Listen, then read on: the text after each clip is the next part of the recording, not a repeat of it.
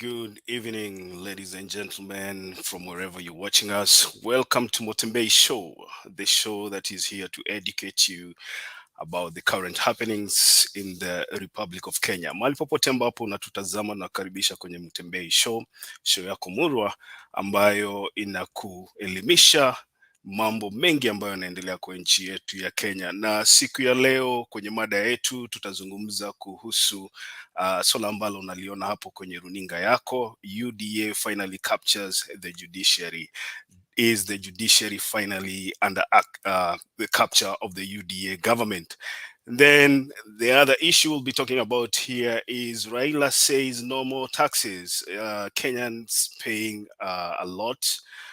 Is Raila justified to say that Kenyans should not have more deductions from their salaries? Then we'll also be talking about the current situation, about the drought that is affecting the country. So welcome from wherever you are watching us. I will be dropping the link shortly in the comment section, na ukaweze kumweleza mwenzako ya kwamba show yetu imeenda live, ili kwamba tukaweze kuingia kwenye studio na kuweza kujadiliana mawasia ambayo yanahusu nchi yetu. So karibu sana kwenye show yetu ya Friday tena.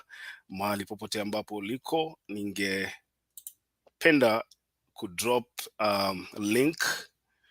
Tazama kwenye comment section, kutakuwa na link pale. Una click kwenye hiyo link na utaweza kuingia kwenye studio uweze kutoa maoni yako. Just let your camera be configured. Let StreamYard configure your camera, and then you'll be able to get into the show and give your opinion. So we are talking about the state of the judiciary. Is the judiciary finally under the capture of the state?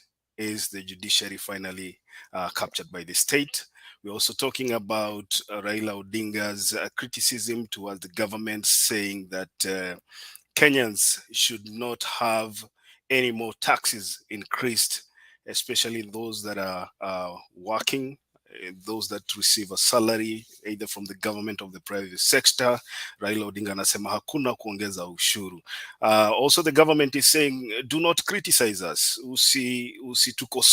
Usitukosoe manake wewe, huyo ni Raila Odinga anaambiwa namna hiyo, wewe ulikuwa sehemu, you are part and parcel of the previous government that watched while our country was being plundered. Do you agree with the UDA government that says Raila Odinga has no rights to criticize them? So karibu sana mahali popote ambapo natutazama mara tena.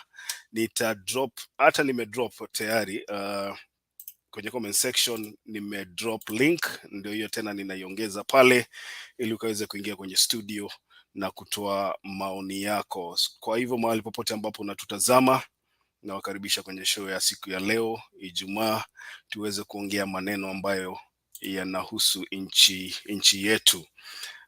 Nitacheza video moja nikingojea watu kuingia kwenye studio. Cheza video moja, tuone kama tunaweza elewa kile kitu ambacho kinaendelea kwenye nchi yetu kwa sasa hivi. Kuna video ambayo nilikuwa nimeandaa. Kwanza wacha nianze na hii ambaye ni ya nitazame kwanza. Okay, nitaanza na hii ya Raila Odinga ambayo anasema kwamba Ruto aweze kuunda jopo kazi ambalo litachunguza maafa ambayo yameendelea kwenye nchi yetu ya Kenya. So Raila Odinga asks Ruto to constitute a commission of inquiry to investigate extrajudicial killings. Is Raila Odinga justified to ask Ruto to do that?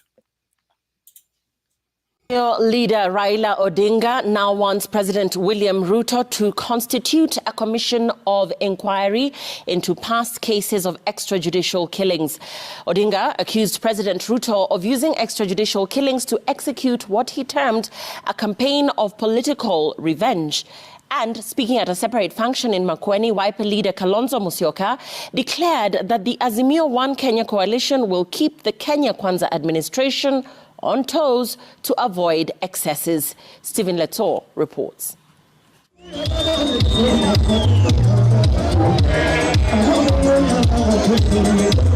The controversy into the probe of the extrajudicial killings in the country rages on. The Azimio leader Raila Odinga now calling on President William Ruto to constitute a commission of inquiry into the matter, saying the manner in which the Ruto administration is handling the matter will not hail the country. Tumesema uchunguzi juu ya uwaji wa kiholela nataka ifanyiwe na tume wastani, sio wale ambao wanafanya hiyo na malengo ya kukosoa watu wengine pande lingine. Speaking in Homa Bay, Odinga accused President William Ruto of running a campaign of political revenge disguised as a probe into cases of extrajudicial killings. Odinga claimed President Ruto is targeting civil servants who served under former President Uhuru Kenyatta's government. Sasa wameanza mambo ati kunafanya uchunguzi juu ya mambo ya mauaji ya kiholela, lakini vile vile wale wanafanya wanabagua. Kuna wale wengine ambayo wanapatia hao msamaha, lakini wale wengine ambayo wanalenga, wanajaribu kuangamiza hao watu. The criminal justice system in Kenya is collapsing. We cannot have a government which, when it comes into place, when a government is put in place, the next thing the government is doing is to victimize the former officers. People will be scared. They will not work for government. Tomorrow Ruto will be out. We don't want to victimize these officers. Let him not victimize Kinoti. Let him not victimize Matiang'i, because I know the target is not those young men who have been arrested. The target is Kinoti and the target is Matiang'i, and we know it, we hear it from them. Odinga also called on the Ruto government to ensure equal distribution of job opportunities in government for all communities in the country. Tumeona kama kuna ubaguzi kwa upande ya ajira. Serikali inabagua eneo zingine ya taifa letu ati kwa sababu ya kisiasa, na hiyo si mzuri. Manake ushuru inatolewa na Wakenya wote katika pembe zote za Kenya. Kuna wale wengine ambao wanatoa ushuru na wengine hawatoi ushuru. Kama wewe una shida na Raila Odinga, angalia Raila ana kwa ana, lakini hapana dhuru wengine kwa sababu ya Raila. Elsewhere, Wiper leader Kalonzo Musyoka spoke in Makueni County, saying the opposition was united in keeping the government in check. Tumesema tumekubali utafanya kazi kama wapinzani, loyal opposition and serious opposition. Hatuna ubaya na ndugu yetu William Samoei Arap Ruto is my younger brother and he knows it. And he knows mambo ikifika kikiumana haondoki. Musyoka was among Wiper party leaders that attended the burial of Miriam Munini, mother to Makueni Senator Dan Manzo in Makueni County. Stephen.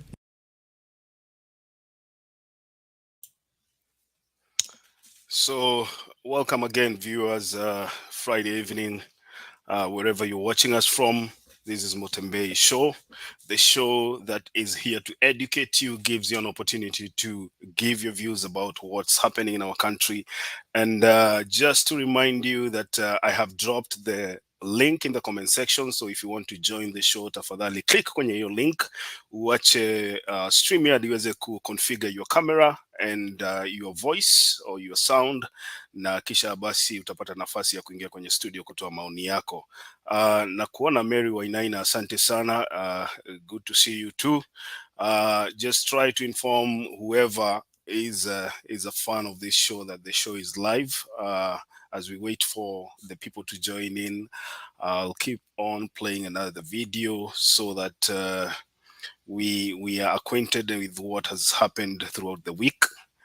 Jay Obesa, asante sana, good evening to you. Thank you for tuning in. Jaribu kumweleza mwenzako ya kwamba show iko live leo. Na kuona nani mwingine hapo, naona natuma salamu hapo. Karibuni sana kwenye show. So mada yetu ya leo ni kwamba UDA is UDA finally succeeding in capturing the judiciary, or the UDA government has the UDA government already captured the judiciary? Then William Ruto tells Raila Odinga, do not criticize our government. Do not criticize our government because you are part and parcel of the previous government that oversaw the plunder of our country, so you have no right to criticize our government. And then the last thing that we'll be talking about today is Raila's call that he says that Kenyans are already highly taxed. So William Ruto has no authority. He has no authority to tax Kenyans even the more, because Kenyans are already suffering with all that is going on in our country. So welcome to our show today. As I also drop the the link in the comment section, so that if you want to join, tafadhali click kwenye hiyo link na utajipata kwenye studio. Nitacheza video nyingine moja. Tafadhali weza kupitisha ujumbe ya kwamba show iko live ili watu waweze kuingia tukajadili mambo ambayo yanaendelea kwa nchi yetu. William Ruto has scoffed at opposition chief Raila Odinga for opposing a proposal by the executive to increase the statutory monthly deduction to the national pension scheme from 200 shillings to 6% of an individual's monthly pay. According to the president, Odinga was out of touch with the reality and opposing a proposal that has been embraced by the Federation of Kenya Employers and Workers umbrella body KOTU. And as Francis Gashuri reports, Odinga's call for international investigative agency, the Scotland Yard, to probe cases of extrajudicial killings and police excesses in the country has sparked a reaction from the head of state. May we now all be upstanding for His Excellency the President of the Republic of Kenya. The President used the launch of State of Judiciary and Administration of Justice annual report for financial year 2021-2022 to fire back at Azimio la Umoja leader Raila Odinga's opposition to a proposed hike in mandatory monthly contributions by Kenyan workers to the National Social Security Fund, NSSF. The hike, ostensibly to expand the pool of national savings and cut back on external borrowing while managing the debt burden that has hit the 9 trillion shillings mark. We are between 10 and 12% of GDP in terms of savings. We can scale that up to between 30 and 40% of our GDP. That is the surest foundation of running our development program, not merely thinking that you can go on a borrowing spree. In any case, the money you go to borrow is the savings of others, and you have to pay through the nose if you have to borrow. That proposal sparking outrage from Odinga and the opposition brigade. It remains our position that Kenyans cannot afford and should not be asked to pay extra taxes for the order regime to realize the outlandish and unrealistic promises it is pursuing. We will resist any attempt by the government to unilaterally raise taxes to finance corruption. Already, we have had conversations with the Central Organization of Trade Unions. We have consultations with the Federation of Kenya Employers, and we have all agreed, except the people in the opposition, that it is necessary to increase our contributions on savings from 200 shillings to 6% of our salaries. Our brothers and sisters in the opposition should wake up to this reality and smell the coffee. The workers' umbrella body KOTU has backed the president's proposal on increased deductions to NSSF, terming it long overdue, citing the 200 shillings monthly remittance by workers in Kenya as the lowest in East African region. KOTU Secretary General Francis Atwoli tabulating a workers' retirement kitty at 144,000 shillings after 30 years of contribution. The government is also pushing for contributions to the National Health Insurance Fund NHIF at 1.7% for persons earning more than 100,000 shillings per month. the president seeking judiciary's backing in revenue collection. I want to ask the judiciary to work with us and not to provide any safe haven for the people running away from paying tax. They should not find refuge in the judiciary. They should not find refuge in judicial orders. We want every citizen to carry their portion of the burden of running the affairs of our country. 52 days into his presidency, Ruto has initiated a purge at the Directorate of Criminal Investigations, complete with a change of guard at the helm of the Kiambu Road-based agency after an uproar over activities of a special security unit established by former DCI George Kinoti, the president dismissing Odinga's call for the engagement of Britain-based Scotland Yard to unravel claims of extrajudicial killings leveled against the police. We do not need the advice from the Scotland Yard to be able to remove and disband the murderous units in our police force. Supporting our professional police force will guarantee the lives of every Kenyan and the security of our property, and we will get rid of the menace of extrajudicial killings. And we want to advise officers that you shouldn't, under any circumstances, obey unlawful orders. And if you decide to obey them, you are on your own. The Ruto administration promising to increase the judiciary budget by 3 billion shillings every financial year to fund efforts aimed at boosting the administration of justice. Francis Gashuris. Okay. So the president is asking the judiciary not to be a safe haven for tax evaders. So that brings us to our topic today. Is the president out of order commanding the judiciary, or is he still in his limits? Is the UDA administration successfully capturing the judiciary? As we can see right now, we've been talking about this issue for a long time.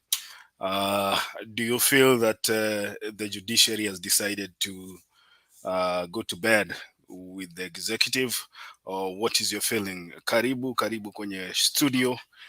Drop link again kwenye comment section, uweze kuingia kwenye studio tukaweze kuongea maneno haya. Mada yetu ya leo ya kwanza ni kwamba UDA finally captures the judiciary. That's a question that we'll be asking ourselves today.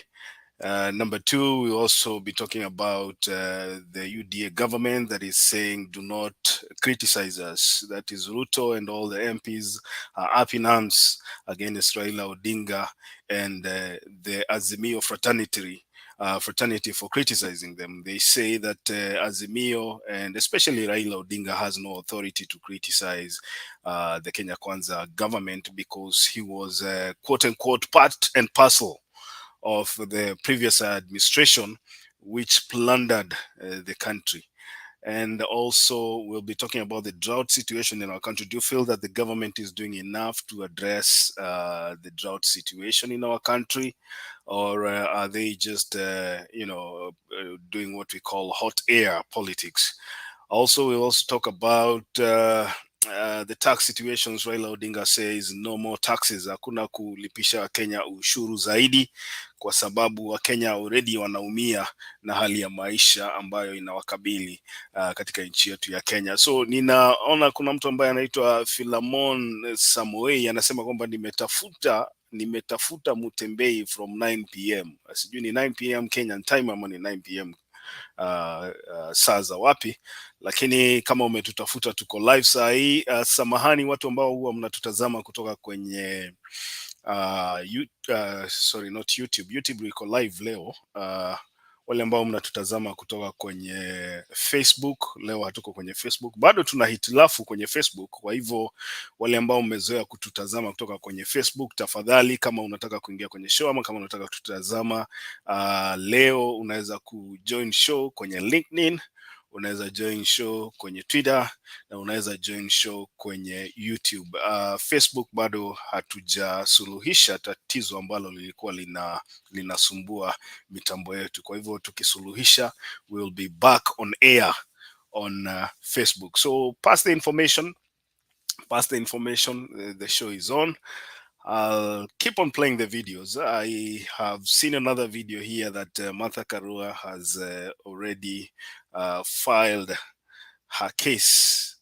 Vile alikuwa anasema atapeleka kesi yake kule ni Arusha ama ni wapi, kwenye mahakama kule.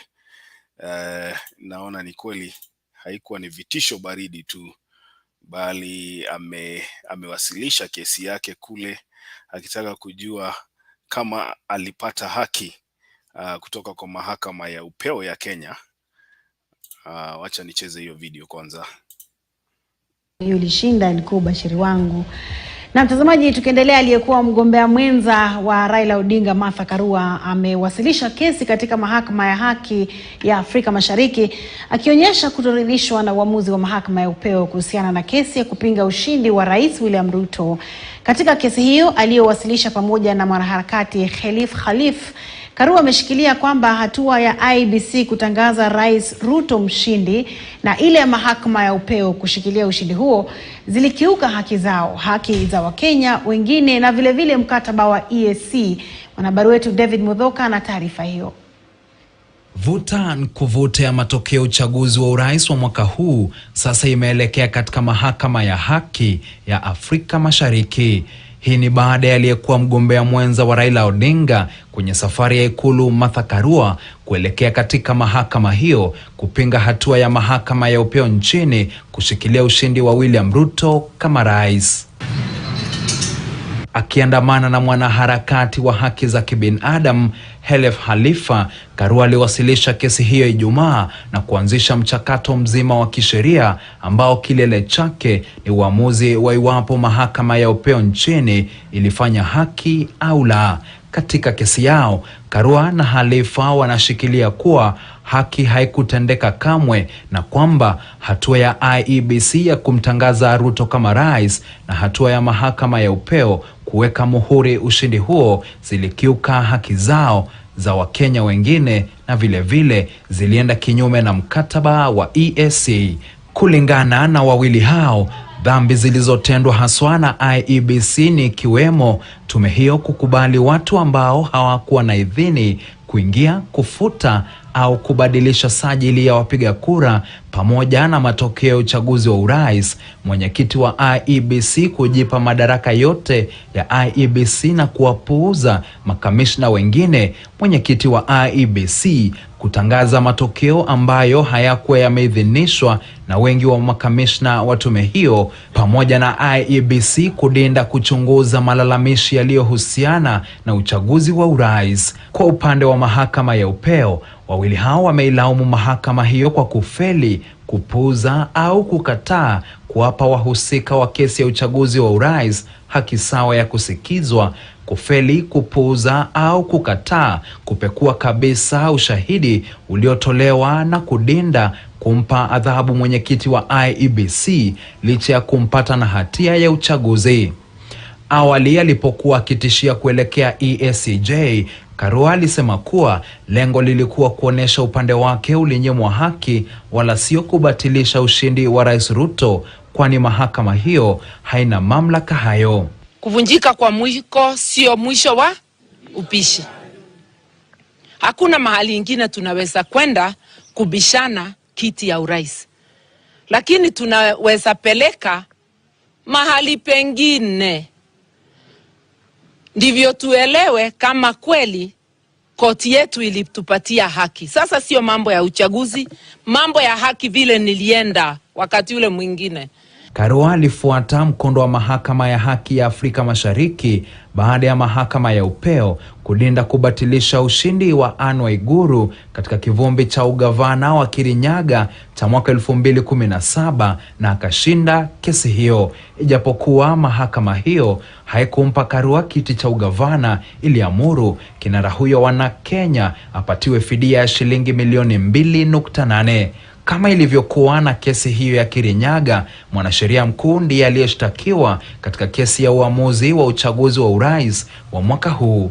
Justin Muturi aliyeapishwa majuzi ana siku 45 za kujibu malalamishi dhidi ya IEBC na mahakama ya upeo. David Muthoka, KTN News.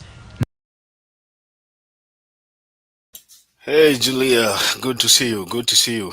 You've finally come to save me from talking peke yangu hapa. How are you lakini?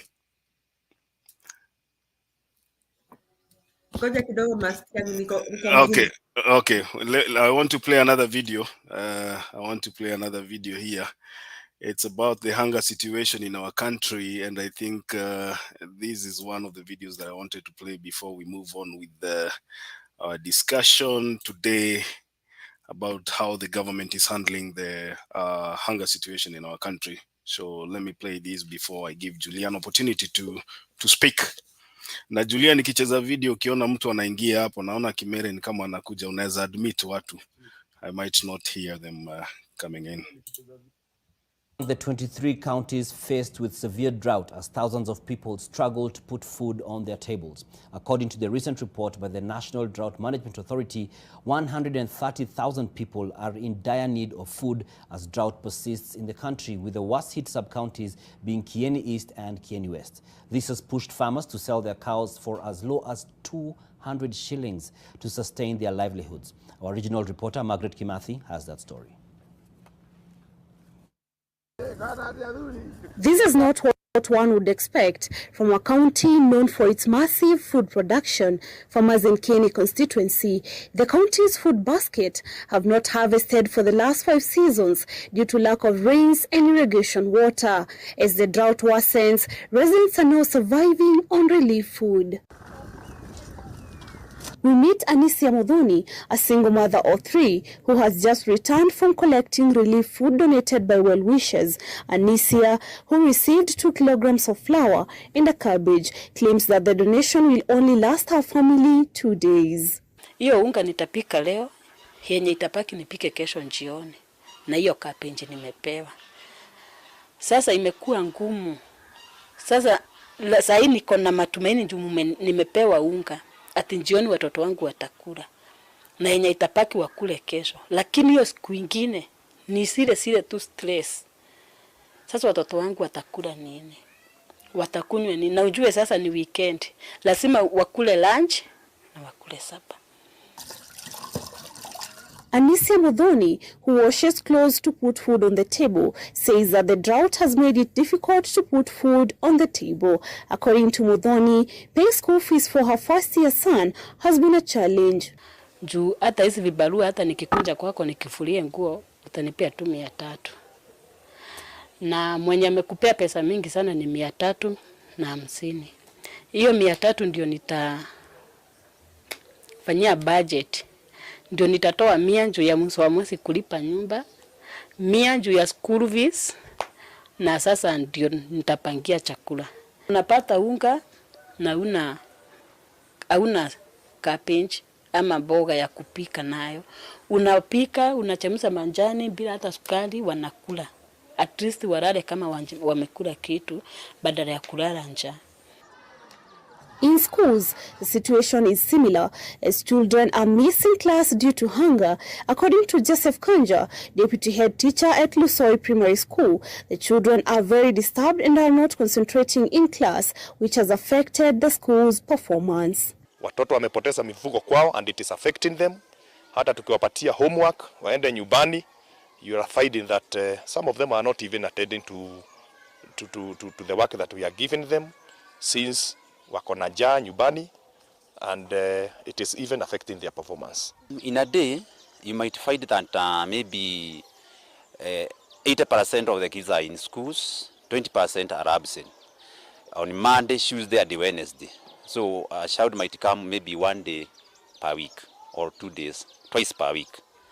And that one, if it is not well checked, it might affect the performance, especially for the candidate grade 6 and grade 8. The situation is worsening in Kieni constituency as over 70,000 residents are in dire need of food. They are now calling upon the government to come up with effective measures to mitigate drought. This is the situation we have in Kieni. Like more than half of our Kieni arable land is in this kind of situation. And you can imagine if it is like this, people are suffering, animals are suffering, animals have succumbed to this drought. We are expecting that through the National Drought Management Authority, our estimation is that we have lost about 1/3 of our livestock. Farmers says they prepared their lands 3 months ago in anticipation for the October and November short rains, which have yet to arrive. Kieni residents who primarily practice horticulture and dairy farming have turned to selling their cows for as little as 200 shillings to supplement their income. Hii ng'ombe inakufa ni njaa. Mtu akakuja na 200 akapeleka. Akaenda akaweka kwa bushari akauza. Hii ng'ombe yetu ile kitu baya ni njaa, na njaa ikiingia na lazima ikaanguka, na kianguka na wajua hakuna mtu wa kununua, huyu kununua na kununua bei baya. Wananunua kama pesa ngapi? 1,000 tu. We can't even imagine how we'll be in the next 2 weeks if it doesn't rain. And already we are seeing dangers that we are in 1st of November. By 1st of November, we should be having a lot of rains. People should be very busy tilling their land. But now we are in the first week of November. We are really very worried. Residents are now urging county and national governments to intervene and build more dams to improve food security. Margaret Kimathi. Okay, so that is the drought situation in our country. Unaona ng'ombe ya maziwa inauzwa shilingi 200, ingine inauzwa 1,000. And the government the other day sent relief food to Somalia. I'm not against, our brothers in Somalia being helped, but I'm still questioning the priorities of our government. So karibuni sana nyote. I can see people in the comment section. Karibuni nyote, Yufin Adams, asante sana, Roda Njenga na wengine wote. Nime drop link kwenye comment section, kwa hivyo kama uko tayari click kwenye link na utajipata hapa, na tutaendelea na mjadala wa siku ya leo. Asante sana Kimere, Mary Wanaina na Julia kwa kuungana pamoja nasi. So I'll pass the microphone to Julia. Karibu sana Julia. Asante Makedi, thank you so much for starting the show. Good to see you, good to see Kemere, Mary Wainaina, na wasalimia nyote. And I am saying hi to Kenyans, fellow Kenyans watching the Mtembei TV. Na wakaribisha pia kama Makedi vile amesema, akaribisha mwenzako, watumie link, send them this link, tell them we are live. Maybe we should have been live earlier, but I'm sure better late than never. Na Makedi has ameingia kuokoa jahazi. Nafikiri wanasema kuokoa jahazi. So I'm asking myself, Makedi, I'm asking myself 2 questions. Have we ever had this kind of situation in Kenya, especially in the reign of Uhuru and Kibaki? Tumekuwa kweli na hizi, this kind of njaa ama this kind of drought? Did we? I can't remember such a situation. Najaribu kukumbuka, but it seems the situation is worse. Kieni is in Laikipia or Nyeri? Kimera iko wapi? Laikipia? Kieni is Kanini Kegas, Nyeri. It's yeah. Or it's bordering Laikipia. It's borderline, yeah, but it's bordering Laikipia. So I'm asking myself that if you see a situation in Nyeri County, how worse is the situation in the rest of the counties, like some in Rift Valley and Northeastern? I don't know how people are, and in Kambani, you might hear people eating dogs and all that. Unajua inafikanga hapo, mnakula mpaka mbwa na paka zenyu. So there are no dogs. Dogs zilisha kitambo. The dogs died. Or eaten. Hakuna dogs, hata kama ndovu anakufa. I will play a video here uone, even in the porini kule ndovu wanakufa, zebras and all that. So hakuna kitu ya kukula huko nje. And now my question is, before I got the question of Ruto, I think him sending food to Somalia is a lack of having the right priorities. Ama is a show off. You know, he's a guy of show off. But you know, I was very embarrassed. Somebody was texting me the other day. I mean, I have a friend of mine in a prayer group. She wanted us to pray for Kenya because she's here. She's an American. Because she came across news that Kenyans are very hungry. Okay, siku entertain your talk, Makiadi, I was embarrassed. Yeah, I just say like, yeah, I think there's drought in some parts of Kenya, but she was very sad herself. So Ruto should know that this drought in Kenya is a talk in the rest of the world. It's a talk. Ama Makedu just hear Americans people talking about the drought in Kenya and the hunger in Kenya is a talk. So Ruto going around to pose in kupatiana chakula is a shame. And because these people, you people, nyinyi mlipigia Ruto kura, mnasema mnapenda Mungu na nyinyi ni wacha Mungu sana, which is okay. Do you think this is a blessing now to Kenya? What do you think is happening in the spiritual realms in Kenya? I mean, why we have this drought in this time? Why people are going hungry in this time? Okay, that is just a by the way, because I don't want to reason like that. However, what is the government doing? It won't cope, man. You know, these hard times needs Kebaki kind of policies. It doesn't need people pleasing, politicking. At I come to your church and give your pastor 6 million, and then you like 6 million shillings, and you like me, you know, I can't want 6 million. It doesn't need that kind of politics. And Ruto has not woken up from his sleep. He's thinking he's going to handle the country like this and get away with this. He ain't gonna get away with it, man. He will not get away with this because he needs to sit down. Me, I don't know whether to say grow up because you may think I'm being disrespectful. Ni kama mtu ameoa bibi na hajui bibi na watoto wanataka chakula and the child needs diapers. I mean, the person is yet to come out of his honeymoon to realize that he has a family. That is how Ruto is behaving. Or maybe he was not prepared for this thing. I don't know how he's going to handle this.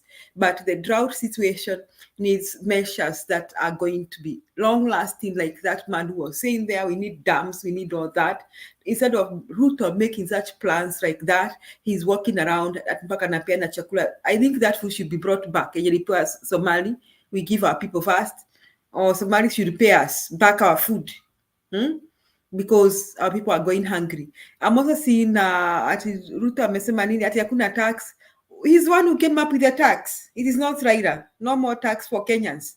Si baba alileta hiyo maneno ya tax. Yeye amesema maneno ya tax. Yeye anataka kunyanyasa wa Kenya, lakini Wakenya mimi nawauliza nyinyi, some of you here were very mad with some of us when we asked you not to vote for this government.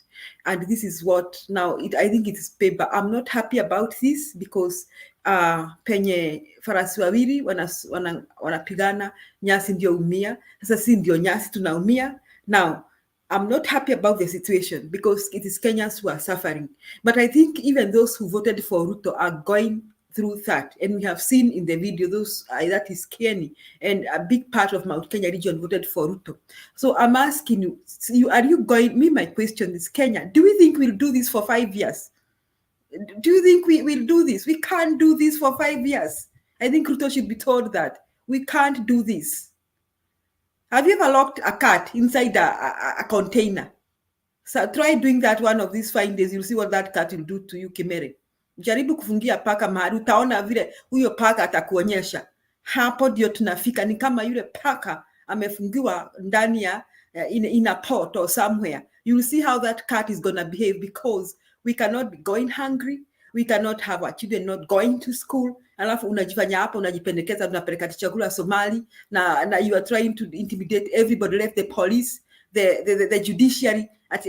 You are trying to fight to look at extrajudicial killings. I even asked you yesterday, yes, look at the extrajudicial killings and tell us who killed Akina Yebeye, who killed how did Paul Gishore die? You tell us all how they died. Yeah, we are not afraid of asking you because drama ishe. My question is, Kenyans, shall we do this for 5 years? Is Ruto and his henchmen thinking that we're gonna sit pretty? sit pretty 5 years and look, watch this high class nonsense ya kupeleka chakula Somalia when people are going hungry, and this intimidation and witch hunting going around for 5 years. Is he trying to think we're gonna sit pretty and then he calls another Chebukati to conduct another sham election and another Mother Koome to uphold the impunity? Is he thinking in his noble senses that we are gonna doing that? Is he thinking that? I don't think so. Sababu penye Wakenya wamewekwa ni kama yule paka amefungiwa ndani ya in a pot, and that cat has to find a way out. Asante Makiadi. Okay, thank you so much, Julia, for your opening remarks. I want to give it now to who? Kimere. Kimere, habari ya masiku mingi sana. Last time I checked, I think I saw you was August or something. I've never seen you since the election. Karibu. Tuambie ulipotelea wapi? Mani wewe ulienda kupitisha zile kura za Venezuela. I'm Jambo. Yeah, it's my pleasure actually. Kurudi, Richie, it's good to see you again. Long time. Julia, Mary alinifurahisha jana juzi. I want to encourage them to be coming more often because we need people like Mary and everyone else. Sijapotea sana Richie, niko tu. Unajua ile disappointment ilikuwa kubwa, we just took the backstage kidogo kureflect na calm down kidogo, but now we are regenerated. Tunaweza kuja sasa tuongee and we talk what's going on. Though it's always painful sometimes to think what happened. Mi sijaelewa bado. I'm still like trying to figure out how did that happen and why did we permit that to happen. Lakini we know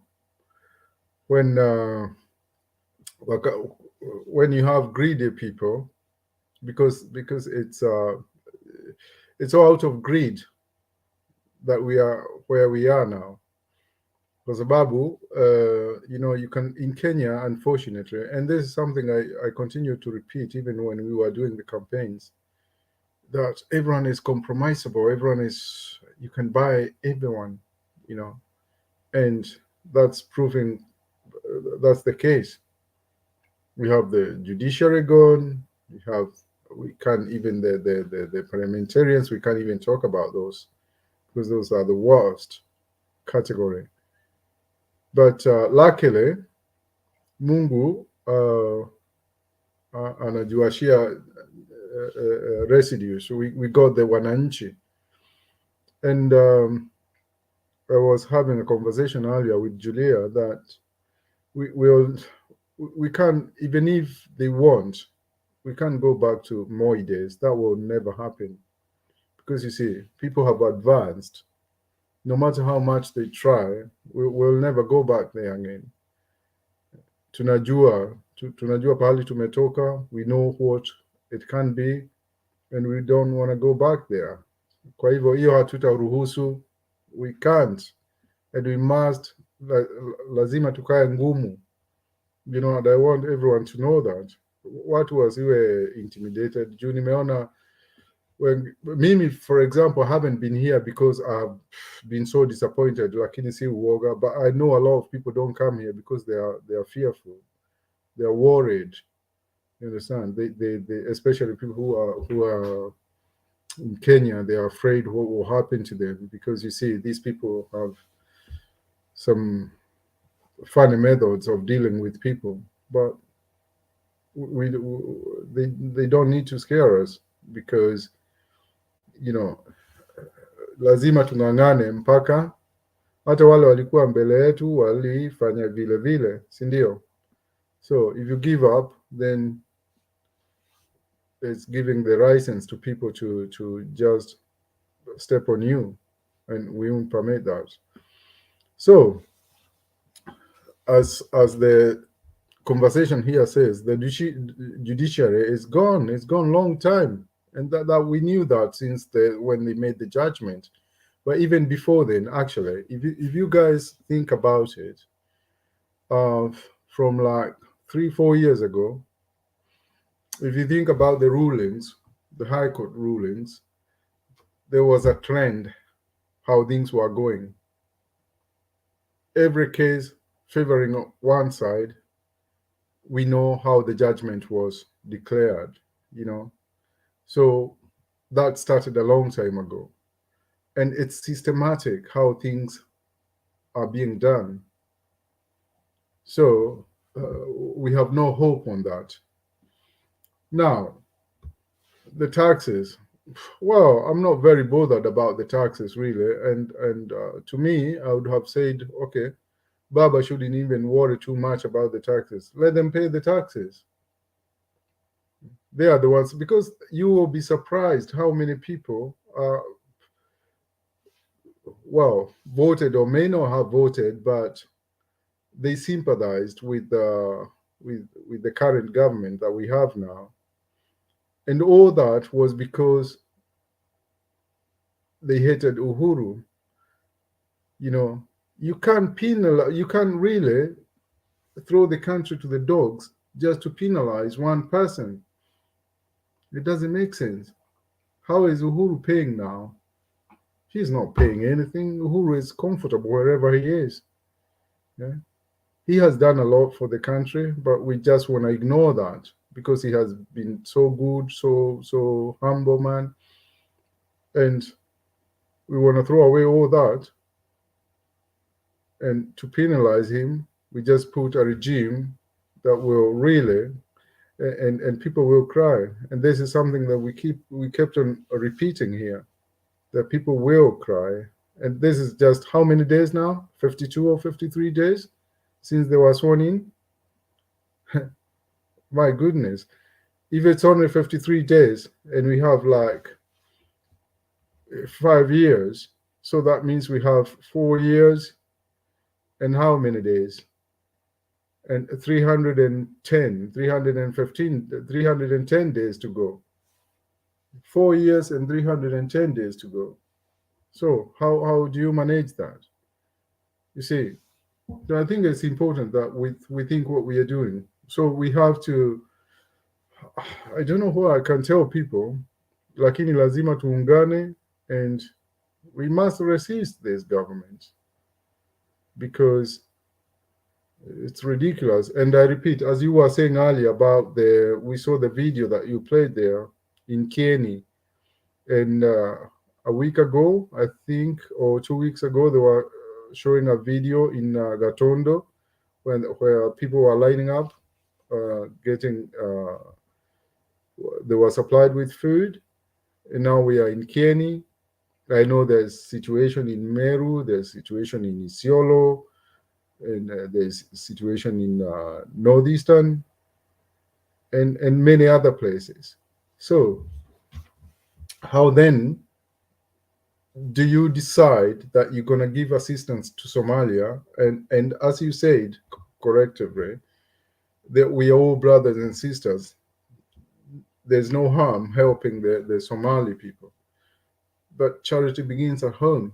You first feed your people before extending your hand to others. So that's something that people, I don't know, it's just so annoying and confusing and annoying if you think about it. So where are we going to end up? And then again, there's, you see, when I saw that about the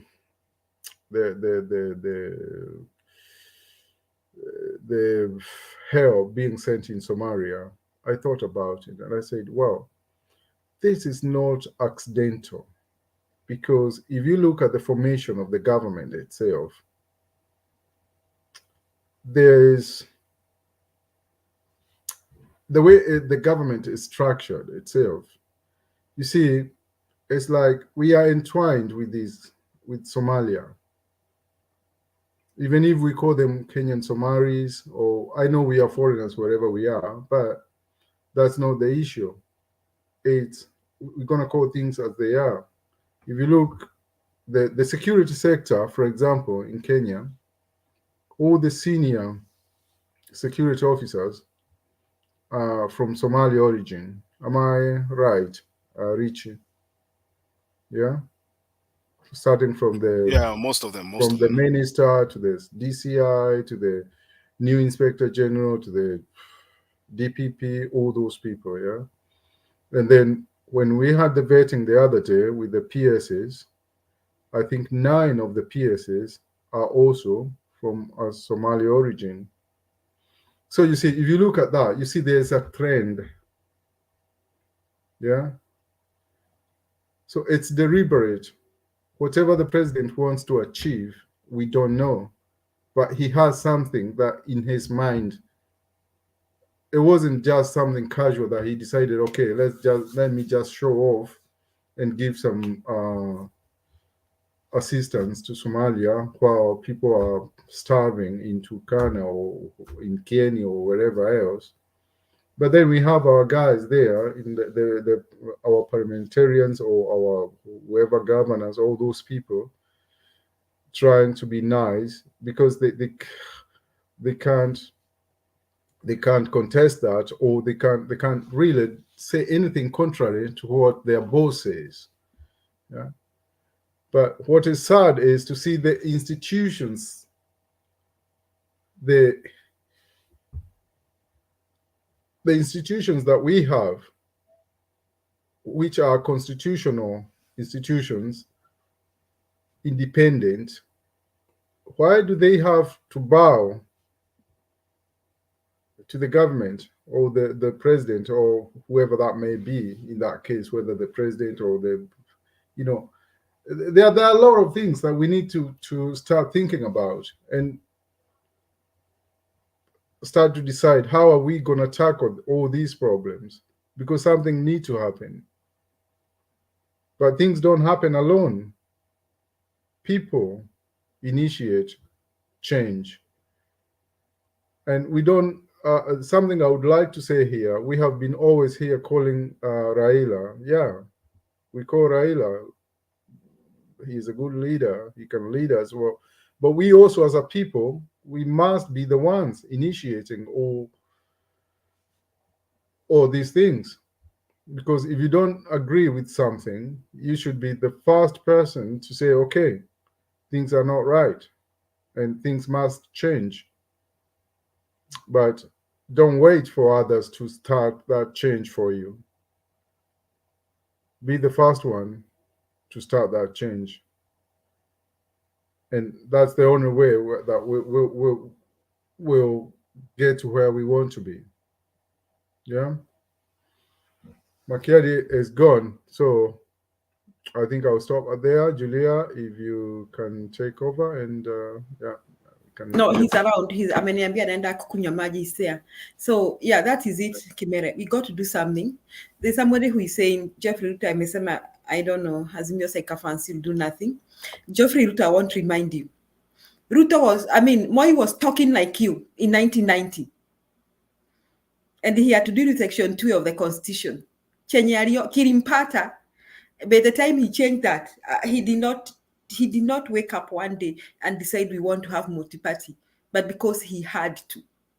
Now, so we had to tumetoka mbali, Geoffrey Ruto. So we're not going to go back to the Moi days. That one, your boss must write that in his heart, in his head, in his soul, in his blood, in his veins. That is one. So I don't know what will happen, Geoffrey Ruto, but I can assure you, Kenyans will not go back to Moi days. I can promise you that. We will not go back there. Hizo intimidation mmeleta ati mnasumbua Kinoti. Nimeona somewhere Kimere and Mary and Makiadi that the policemen who are arrested were being forced to implicate Kinoti. So he thinks he can punish the likes of Kinoti on behalf of Uhuru and the others. I'm not saying kama mtu amefanya makosa awachiliwe huru. No. If anybody participated in extrajudicial killing, then I think they should be taken to court. But we want to see uniformity. We want to see the same thing happening to everybody. For example, Geoffrey Ruto, we are asking ourselves, who killed the witnesses that had been summoned by Hague because of Ruto's case? Who killed them? Who paid people to kill our people in Rift Valley? Who paid people to kill the people in Kiambaa Church? Who did that? And those youths who did that, can they be arrested? And then they can tell us nani aliwatuma. Tuanzie huko, tuende mbali. Kama mnataka justice, if we also know what justice is. Secondly, you are telling Geoffrey also say there is a lot of maize in Rift Valley. Na anasema ati Uhuru made farm inputs. That's why expensive. So one sack is going at 6. Let me tell you, Kenyans, Kimera, you have asked something. I've come up with a solution. I know the solution. Let me tell you. Today I watched Baba commissioning a maize mill.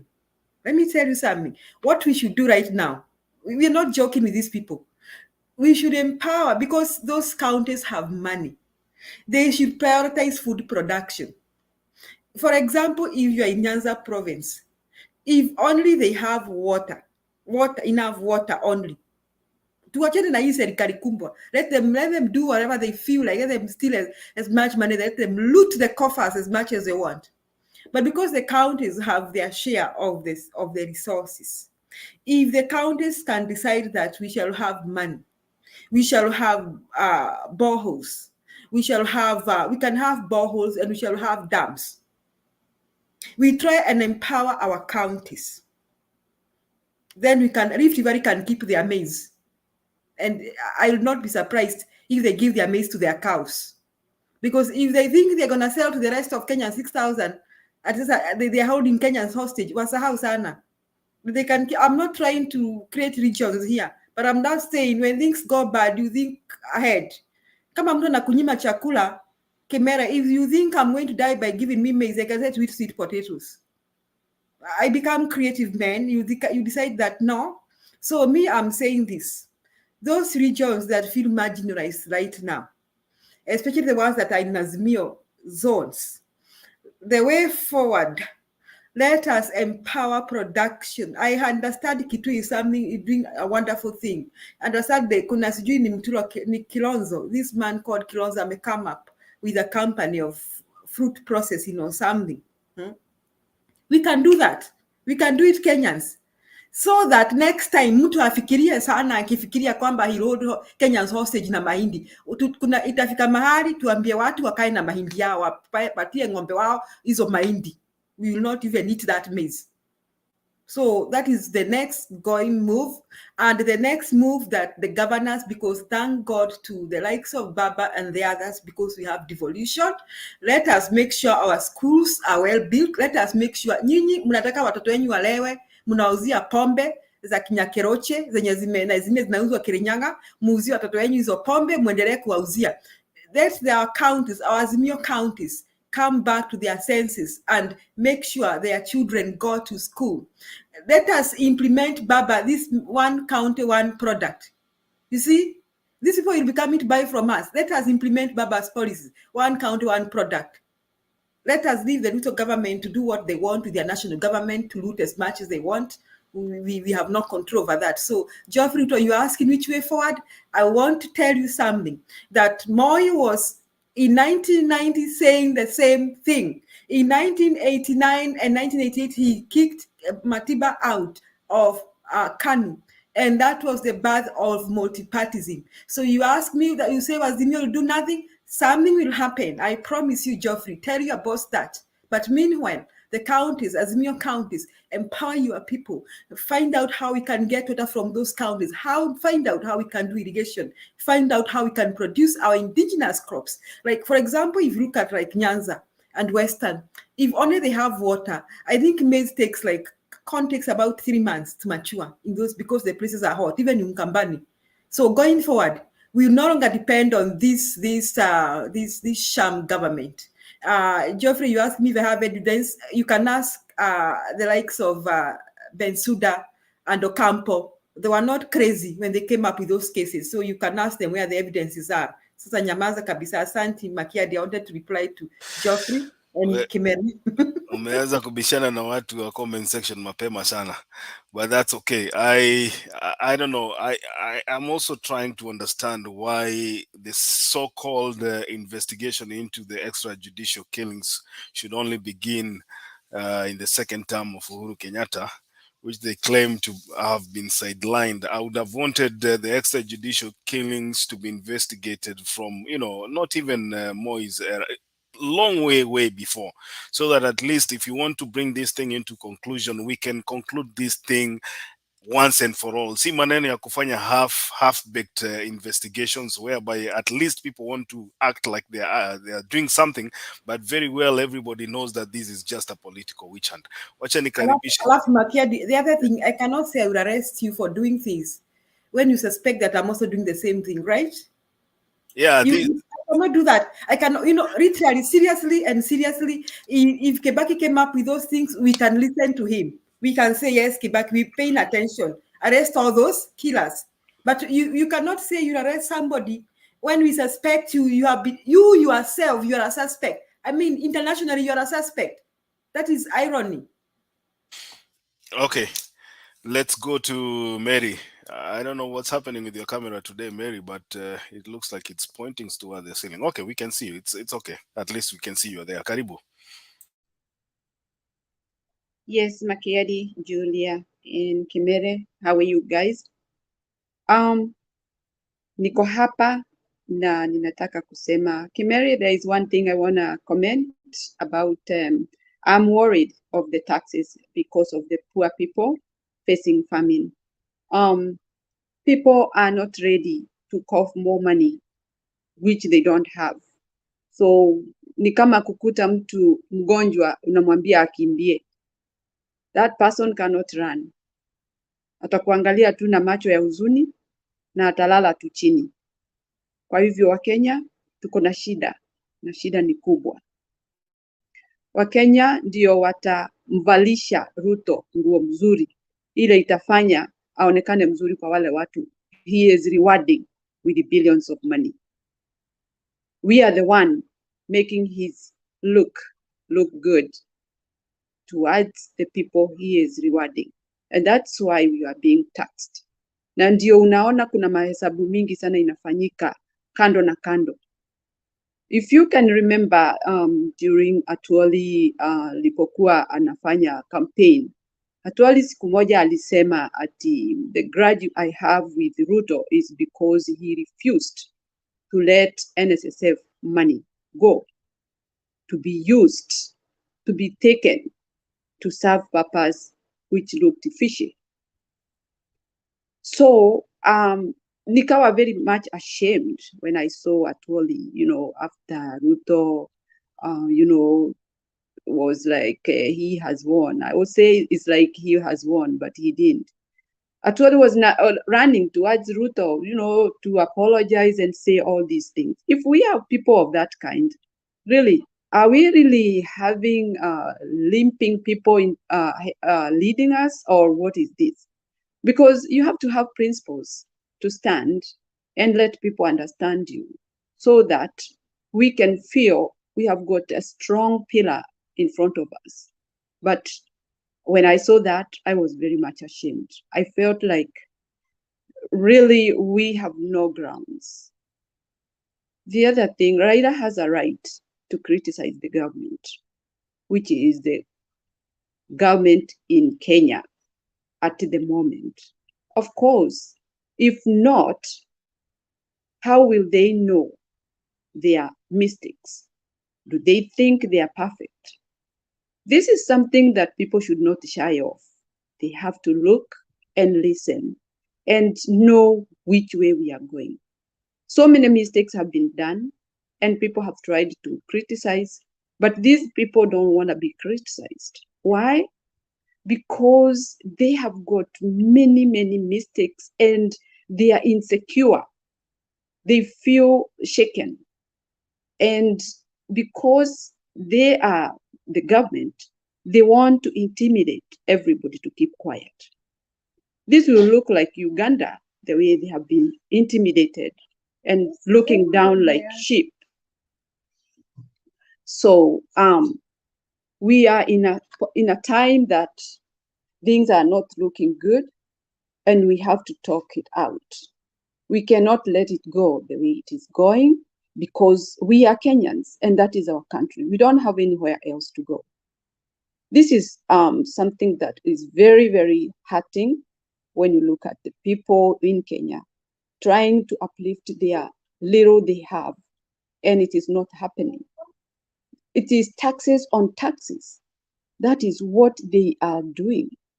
You will be taxed when you have no food to feed your family. Instead of giving people support, it's time to charge money from poor, hungry people. Or is it time, or is it some parts of the country? Taxes started the very time unga fuel went up, because everything that we consume uses fuel. And when fuel goes up, everything is up. So Kenyans, they are really facing the problem because there is one thing that is not considered: humanity. Humanity is not considered in Kenya. It's survival for the fittest. And there is no survival for the fittest in Kenya right now, because even food, there is no food that you can run for so that you can survive. We are in a very, very serious situation that the government needs to sit down instead of talking or doing all these movements around. It's serious. And when I look the people who are being rewarded with this money, it's people who has it. They have it all. But the poor people are the one snatched and then given to the people who have. How would that look like? I am not begging to have anything from the government, but I'm working hard to see that my children and my people have something to eat. But the government who would come for my defense are the ones snatching what I have. Because if you are taxed and you have no job, what are you paying? Where will you go to get these taxes? And especially now that they were told people of 18 years should be having PIN and KRA should be after your neck. How would that be? If there is a young boy or a young man on the street selling eggs or selling mahindi, will be taxed. How would he survive with the people he left home? It's very saddening. And when I look at what is going on, it's like killing people slowly. They are going to die. Because even if the rain rains now, what is growing? There'll be flood. Because even the grass, the ground itself, there's nothing to hold that water. They might even be swept by the floods. The weak people who have no food to eat. The animals are gone, where maybe they could have been getting some milk. They have nothing. Can you imagine, as I understand, there is food crossing over my head, going to another country, while I'm lying down there helpless. I have nothing to eat. And the food is taken from my country to another country. Why can't we even be told to line up for something that really can put me to stand up so that I can have tomorrow? I can be hopeful of tomorrow.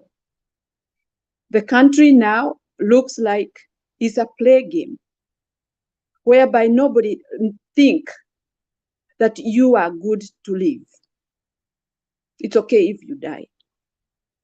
If we die, all of us, what will be the president be heading, will be standing to talk to who? If you are left to a land by yourself and all people die, what will you be feeling? Are you going to be happy? Are you going to sing? How will you feel? If you put yourself in the shoe of somebody who is hungry, I would like you to tell us how one day you have been hungry, what you felt. These are people who have been hungry for many days, not having hope of getting something to eat. And the government is just talking about taxes. Where will taxes come from the people who are already dead? People who cannot even lift their leg to walk? How can you get taxes from such people? I don't even understand. And those are old people. They are not even 18 years. They could be 40, 50, or okay, even 30 years. But they have got nothing they have in their hands. How can they pay taxes? It's impossible. That's true. It's logic. They cannot pay taxes. Who are the people to pay taxes? Those people, yes, they own land, but they don't have money. Everything is gone. How are you going to tax them? This is not something to laugh at, because it looks like this government is a joke, joking and playing around with people's lives. I see many people when they come to this forum, or some behind in the comment. You see people are just playing. They are not serious of what they are talking about. There are people who are dying. Right now, they have got nothing to eat. Even those animals they could have eaten, they are gone. Where are they going? How can they get help? It's very saddening. And the government needs to sit down. Let them not show us when they are wearing suits, driving big cars. Is it worthy somebody's soul? We need to think this seriously. It's very sad. When you see old people walking with sticks, not able even to lift their leg because of hunger. It's not that they are sick. They are hungry. What do you think they are feeling? What do you think their mind is thinking? God help our country. It's very sad. And I hope many people come up and try to help these poor people. Some have food within the same country. But we cannot live like this.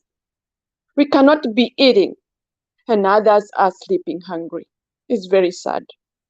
Thank you, guys. Okay, thank you, Mary, for your passionate plea to Kenyans. I know the government is always listening to us. And the only thing that I will argue is, are they doing what we are telling them to do, or what we are actually proposing? But that's a discussion we'll have here tonight. I just want to play a video here before we move on. Part of the taxpayers who have now no need to worry over the Kenya Ports Authority's 33.5 billion shillings worth of guaranteed debt following the KENYANS' move to reinstate sanctions back to the port of Mombasa. This is according to the Deputy President, that's Rigathi Gachagua, who has yet again accused the previous administration of what he claims was a plot to privatize the facility. Kevin Tai gives us more. Out of 135 billion shillings worth of debt sourced by the state-owned enterprises and guaranteed by the taxpayer, 33.5 billion shillings is attributable to the Kenya Ports Authority. The ability to service the debt as scheduled had become a matter of concern in the wake of widespread claims of a plan to privatize the port of Mombasa. The Kenya Kwanza government now says that the Ministry of Transport and Infrastructure has commenced investigations into the alleged plot to privatize the facility. The Ruto administration has thwarted the attempts to steal the port of Mombasa by the lords of impunity, state capture and conflict of interest. Hii bandari yenu karibu iende.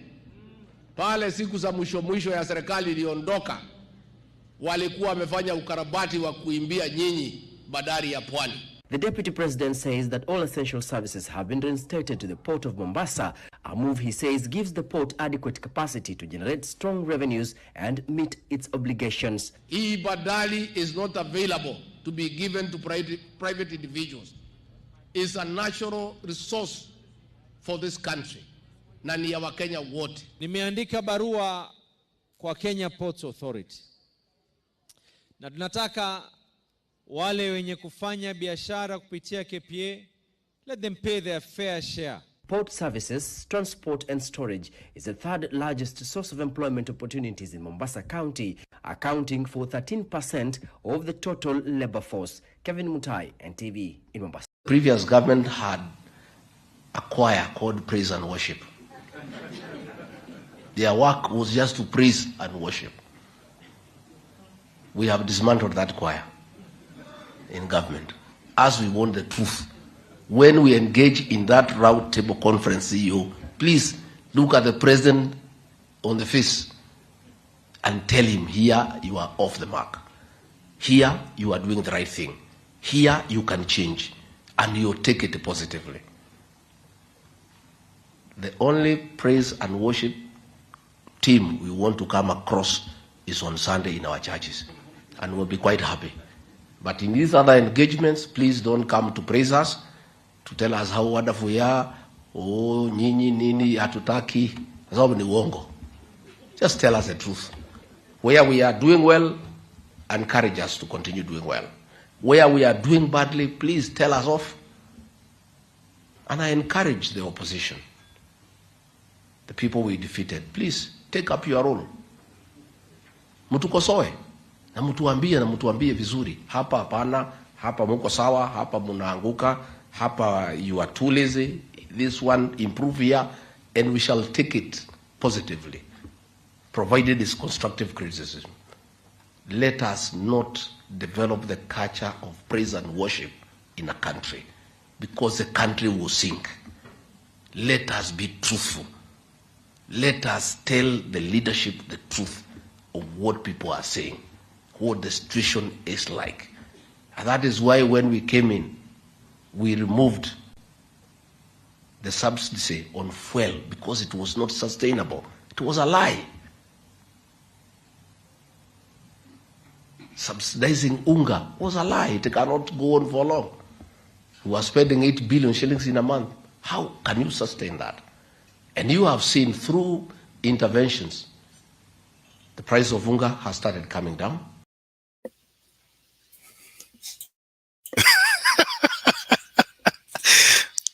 Unataka kuongea? Has the price of unga come down? Somebody come and tell me what's happening in Kenya. That is what Gachagua is saying. Sijui ananunuanga unga wapi. Kwa debate aliulizwa mahali ananunuaga mafuta ya taa. Sijui kama ulisikia akisema ananunuanga mafuta ya taa kwa supermarket. I mean, Richie, umeuliza Julia ama umeuliza mimi kama nataka kuongea? Anyone can jump in. Anyone. Because probably that's why I actually been struggling to come in, because listening those voices really it irritates me so much. You know? Oh my goodness. Who is doing praise and worship, Kimere? That's what I'm wondering. Why did tunaona praise and worship? Hatukuwa tunaona hiyo kitu wakati wa Uhuru. We were not seeing those things. What is wrong with these people? Yeah, they're praise and worship people, and now they're brave. And you see what annoys me most. These guys are still in, like, they're doing as if they're still doing the campaign. You are in the government. Just do whatever you need to do. Don't start talking about what Uhuru did or didn't do. And then, by the way, there's something that we need to realize. Those ports they are talking about, yeah, Uhuru has all that is his work, all right? So all what they're praising now, the ports or whatever they're, even what Ruto is launching, he has been launching the what do we call it, the housing, is all work of Uhuru. They haven't done anything, have they? They're living on what Uhuru has left so far. And then you hear a bloody guy, oh my days, I can't, it's just so annoying. So annoying. And they're so courageous that they can, and I wonder how people manage to listen to them, really, because it's, oh my goodness. You know, when you listen to them, you just say, oh, I don't belong here. You know what, you like, God help them anyway, because But we have been saying this thing from day one. These people had no agenda. I told you here, and They don't. I'll repeat again. These guys ni kama walikuwa wanafanya bahati ya inaitwa bahati nasibu. Yeah, exactly. Hoping to get there. You people tell me, Kemen and Market, what were they thinking? The government is managed. How are we thinking? You know, I tell Kenyans here, baba alikuwa na mpango. Baba alikuwa anajua shida yetu ni kwenda hospitali. Alikuwa anajua shida yetu ni kupeleka watoto shule. Alikuwa anajua kuna about 2 million people who are going hungry, right? Baba knew all those things. And he had plans. When I get in, I need to feed these people who are desperate. Step number 1, feed them. That month I feed them. At least I may not grow crops for them. At least I'll give them 6,000 watanunua unga watakula. He knew that. And he knew that next few months I will take my children to school. You see that Julia and Akina Kimere will wake up and just send our kids to school without thinking talipa fee aje. Baba alikuwa anajua shida ya Kenyans is going to the hospital. This guy, do they really know what I think these people have a problem with their mental capacities. Sijui nyinyi mnaonaje? Yeah, can I Richie, go ahead. Can you allow me to respond to Pen Nyagaka? Pen Nyagaka, now I know he's gonna be here forever, because before we used to attack him and he but he never left though. And he said, wow, when they will win, which they did, wow, they stole. They didn't win, they stole. That one I won't stop saying. Now he's saying that I really hate, personally, I speak for myself, Pen Nyagaka. You said that we hate Ruto. Yeah. Personally, I hate him passionately. But I can't deny that. Not him as a man, but his character, really. I don't deny that. I really do, passionately. Let that go on record. I just wanted to let Penny know that. So you have given him the answer he has been looking for. And Penny, jana ulikuwa unalalamika kwamba ati hamkupewa cabinet ama sijui hamkupewa principal secretary. Penny, kwa nini? Why are you complaining that kisses were not given? Penny was here yesterday complaining that kisses were not given, jana, were not given principal secretaries ati wa kisisi sijui hakupewa nini. Penny, why were you complaining? Si ni serikali yenu. Yeah, so I like I said here, these people had no plan at all, and you can see day by day as they continue to try and govern the country, it is now clear that they have even no plan to address the issue of hunger. You know, at one time you can see a plane that is flying to Mogadishu or whatever to go and give our donation as Kenyans to the people who are affected by the bombings, and then back in the country, the same deputy president who is complaining about state capture is begging for money from the private sector. Now, the government, which is saying does not have money, is begging Kenyans to come up with only 2 billion shillings, 2 billion shillings, so that they can provide food. And I've seen so many trucks trucks are being flagged off from Nyeri, from Laikipia, from wherever. And then you go to the ground and ask people if they have received the relief food. The food is not there. So you wonder, are these guys flagging off empty lorries? Is it just that they are playing to the gallery just to show Kenyans that they are doing a job, and then behind the scenes there's nothing that is happening? It is a dire situation, and I really feel for those people who are, it is a sad thing that at this moment in time you can see those areas that used to feed our country, and specifically have to talk about the Mount Kenya region, which has been a bread basket for Nairobi region. Kimere, nilikuwa naambia kina Julia hapa, mimi ninajua hiyo area ya Kimende, kuna lori mingi sana kanta, zinaitwa kanta, zilikuwa zinakwama kwa hiyo area zikipeleka chakula Marikiti. Inaitwa Marikiti ama inaitwa wapi hapa? Okay, those lorries come from Marikiti, yeah. Makiadi zinatoka Nyandarua. Na wacha niwaambie, you people from Mount Kenya, I understand Ruto amefunga hii barabara, the one that was to open up Nyandarua and Nyeri. He stopped he has stopped the construction, so you'll not get the food fast. So you people celebrate your hero. He has stopped the construction of the roads in Mount Kenya region. So hizo chakula, those food used to come from coming from Nyandarua County and part of I think some places in Kiambu. Even Kenny actually, Kenny now because there's drought, but Kenny used to distribute a lot of carrots, cabbages, all those stuff. Yeah, coming from there. So they're gonna. Julia, sorry, I was just helping you to remember the we just talk like that. Yeah, it's okay when we are few. We just cross chat. Kama hakuna echo. Yeah, so I was saying those areas that used to feed Nairobi, and you've mentioned Kieni, you've mentioned Nyandarua, all those areas, the areas, is it called Njambini or where? Those areas, there's a lot of food ilikuwa inatoka hapo. You could see cantas and cantas zinashindwa kupanda ile mlima kwa sababu ya kubeba. These areas are no longer producing food. And somebody here came and said that the areas, those areas, even the farmers themselves have to buy food for their families because they cannot produce even to feed themselves.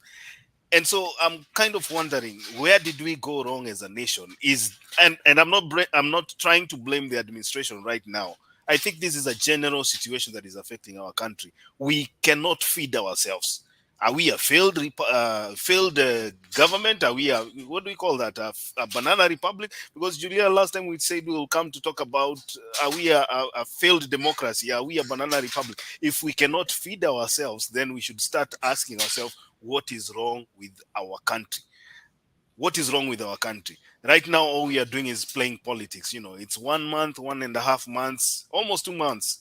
And, since these two guys were sworn in, they have done absolutely nothing. They told us, ngojeni kwanza tupate mawaziri.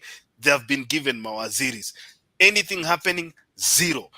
Sema ngoje tupate PS. The PS are going to start being vetted next week but one. And you can see the list right now. From the list, I don't see competence there. I just see loyalists being given jobs. And we are beginning to get to a situation whereby I look at my country and I say, maybe we are not going even to make the 5 years under this situation unless something happens. Let me tell you, Makedi, the situation will be Kenyans are hungry.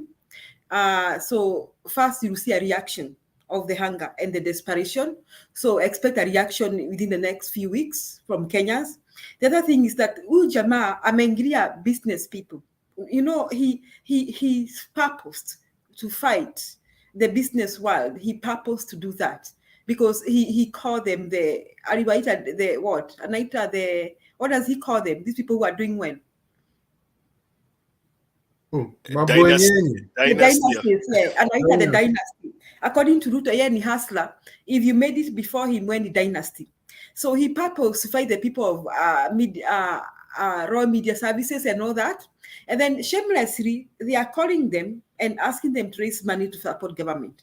So these people, first kuna hiyo baridi mengia, kuna cold feet, unaona kama uko na biashara Kenya wewe utanyamaza, maybe usinyang'anywe license, lakini utanyamazia maneno, utanyamazia. So if these businesses, if Kenyans cannot buy food, it means they cannot spend on other things because the first thing you do is to buy food, okay? So even the profits will go down and the tax will go down. Now, he was talking about the loans paid for Kenya Ports Authority, Mombasa, and even Kenya Railways, SGR and all that. So the next thing, the government will not be able to pay these loans to the Chinese government and the others who have been funding. Now, the other thing we shall see, the government will start paying salaries. First, the people will be affected is doctors, the medics, and the teachers. First, the teachers. One of the things that will happen within the next few weeks or months, 2 months or so, utasikia mshahara ya walimu haijaingia in the right time. Mshahara walimu ingia tarehe 5. Then utasikia ilingia tarehe 10. Then utasikia at this month teachers are yet to be paid. Then you will start hearing the senior government officials not being paid. This is going to be a fallen republic because it's a banana republic. No structures, no order, no organization. These guys did not know what you need to run a government. They should ask the dynasties. At least the dynasties had experiences from their fathers. You see? So they had seen their fathers rule and face problems. So that these dynasties walikuwa, unajua nyinyi watu watu na behave, ushaenda na mtu pahali kula chakula, alafu jamaa akachukua bakuri, akaweka fruit salad, akaweka nyama ndani ya fruit salad, nyama ya kuku, ama kwa sahani moja ameweka nyama ya kuku, nyama ya fish, ugali, wali, chapati. You cannot eat all those things at the same time. You have got to have another. These people are behaving like they were living in the bush, because, and it is good they are telling us, because they are not dynasties. That's why they are behaving like this. That's how you what to do. That is what will happen, Makiadi. That is the flow of the events. You see, first Kenyans are going to be up in arms. I don't know what Kenyans are going to do, because a hungry man is an angry man. A hungry man is a very angry man. Angry. But also we'll see the reaction of the business world. My next question to the two of you, Kemere and Makiadi, what do you think about the foreign investment? How many foreigners are going to come and invest in Kenya in this situation? Already the diaspora are feeling like we don't have a part to play in this government. Tell me how much foreign investment is going to be in Kenya. And this tax that Ruto is talking about, collection, do you think he's going to realize more tax than Kenyatta realized? Or what's going to happen to his tax base? Those are the questions I'm asking myself. Well, he's going to try to force people to pay taxes until people refuse. Because you see, there's a difference between focusing on what needs to be taxed, yeah, and doing it fairly, and trying to force people to do it. And what we're going to do, because that's the only thing he knows. The only thing he knows is to force people to do things that he wants them to do. But then at that point, people will rebel from that, because people won't do things that they don't feel like wanting to do. And that point will come, you see, because that's what he is focusing on.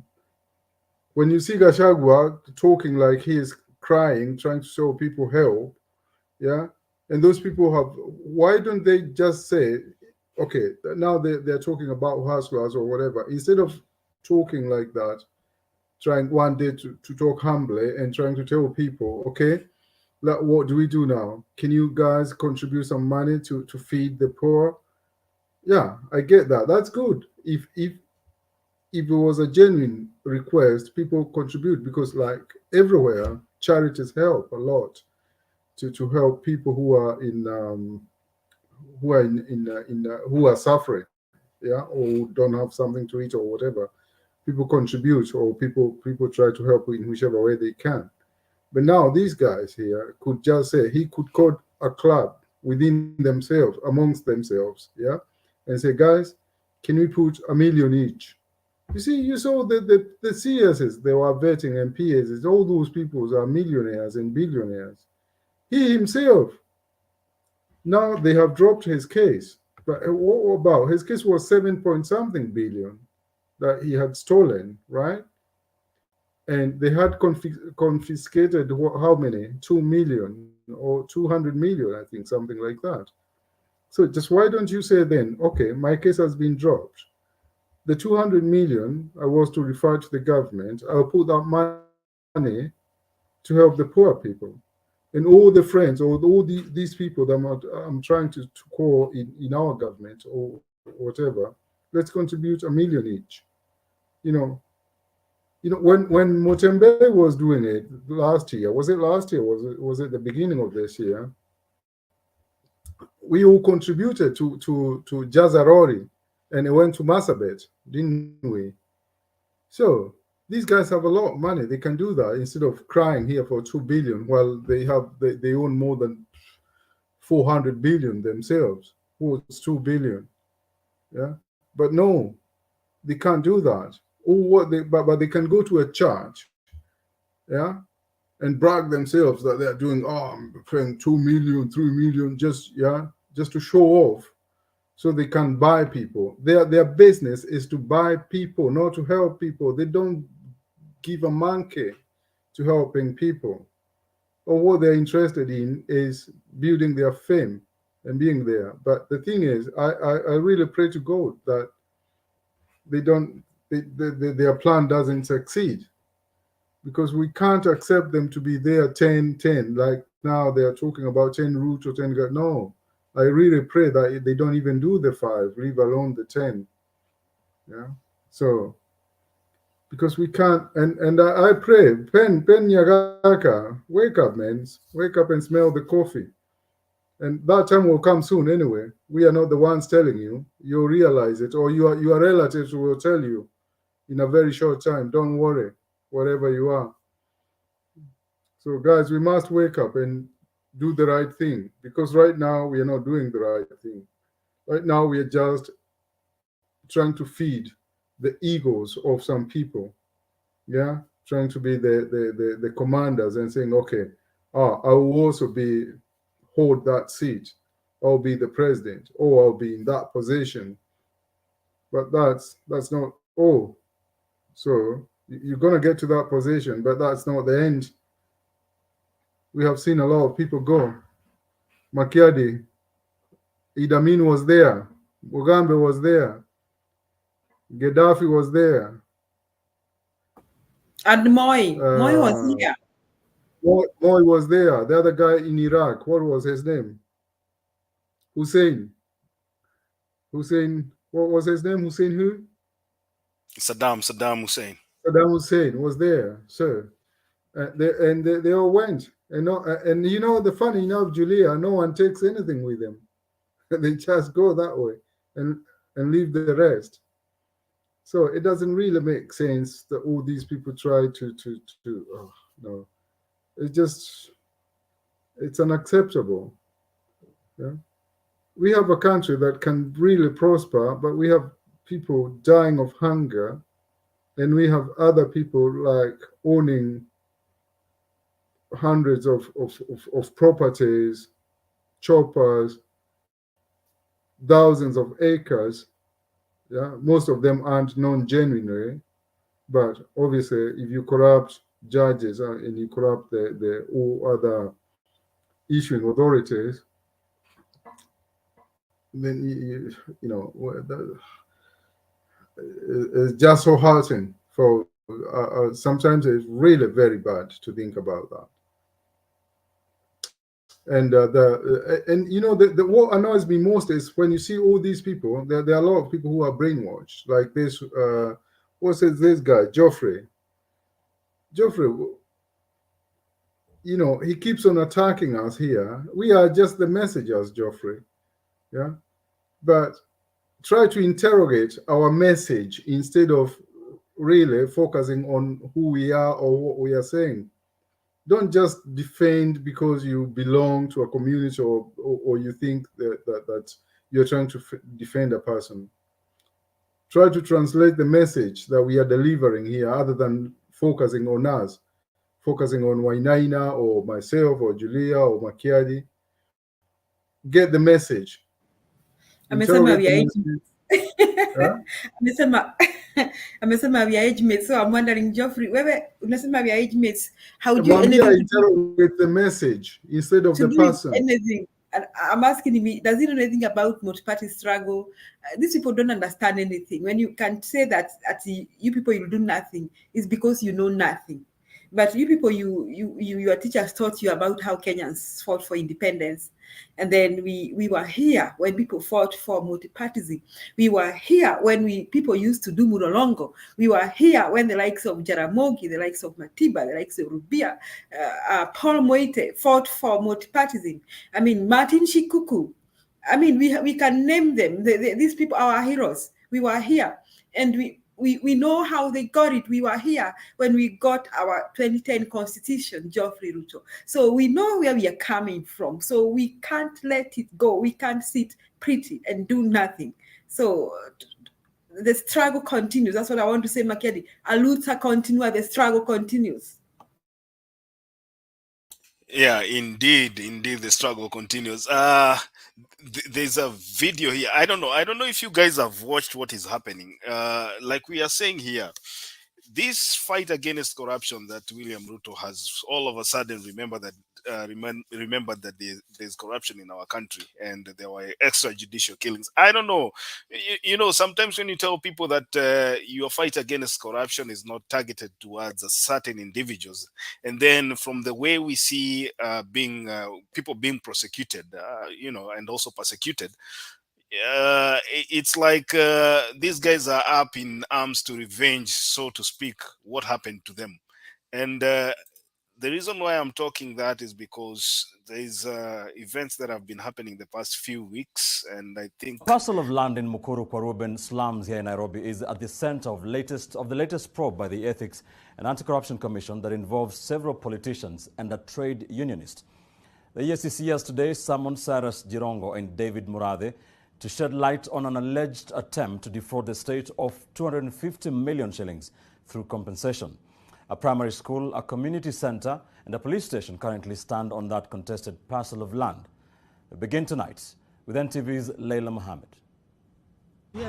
3 p.m. Thursday afternoon, and former Jubilee Party Deputy Party Leader David Murathe arrives at the Integrity Center for questioning.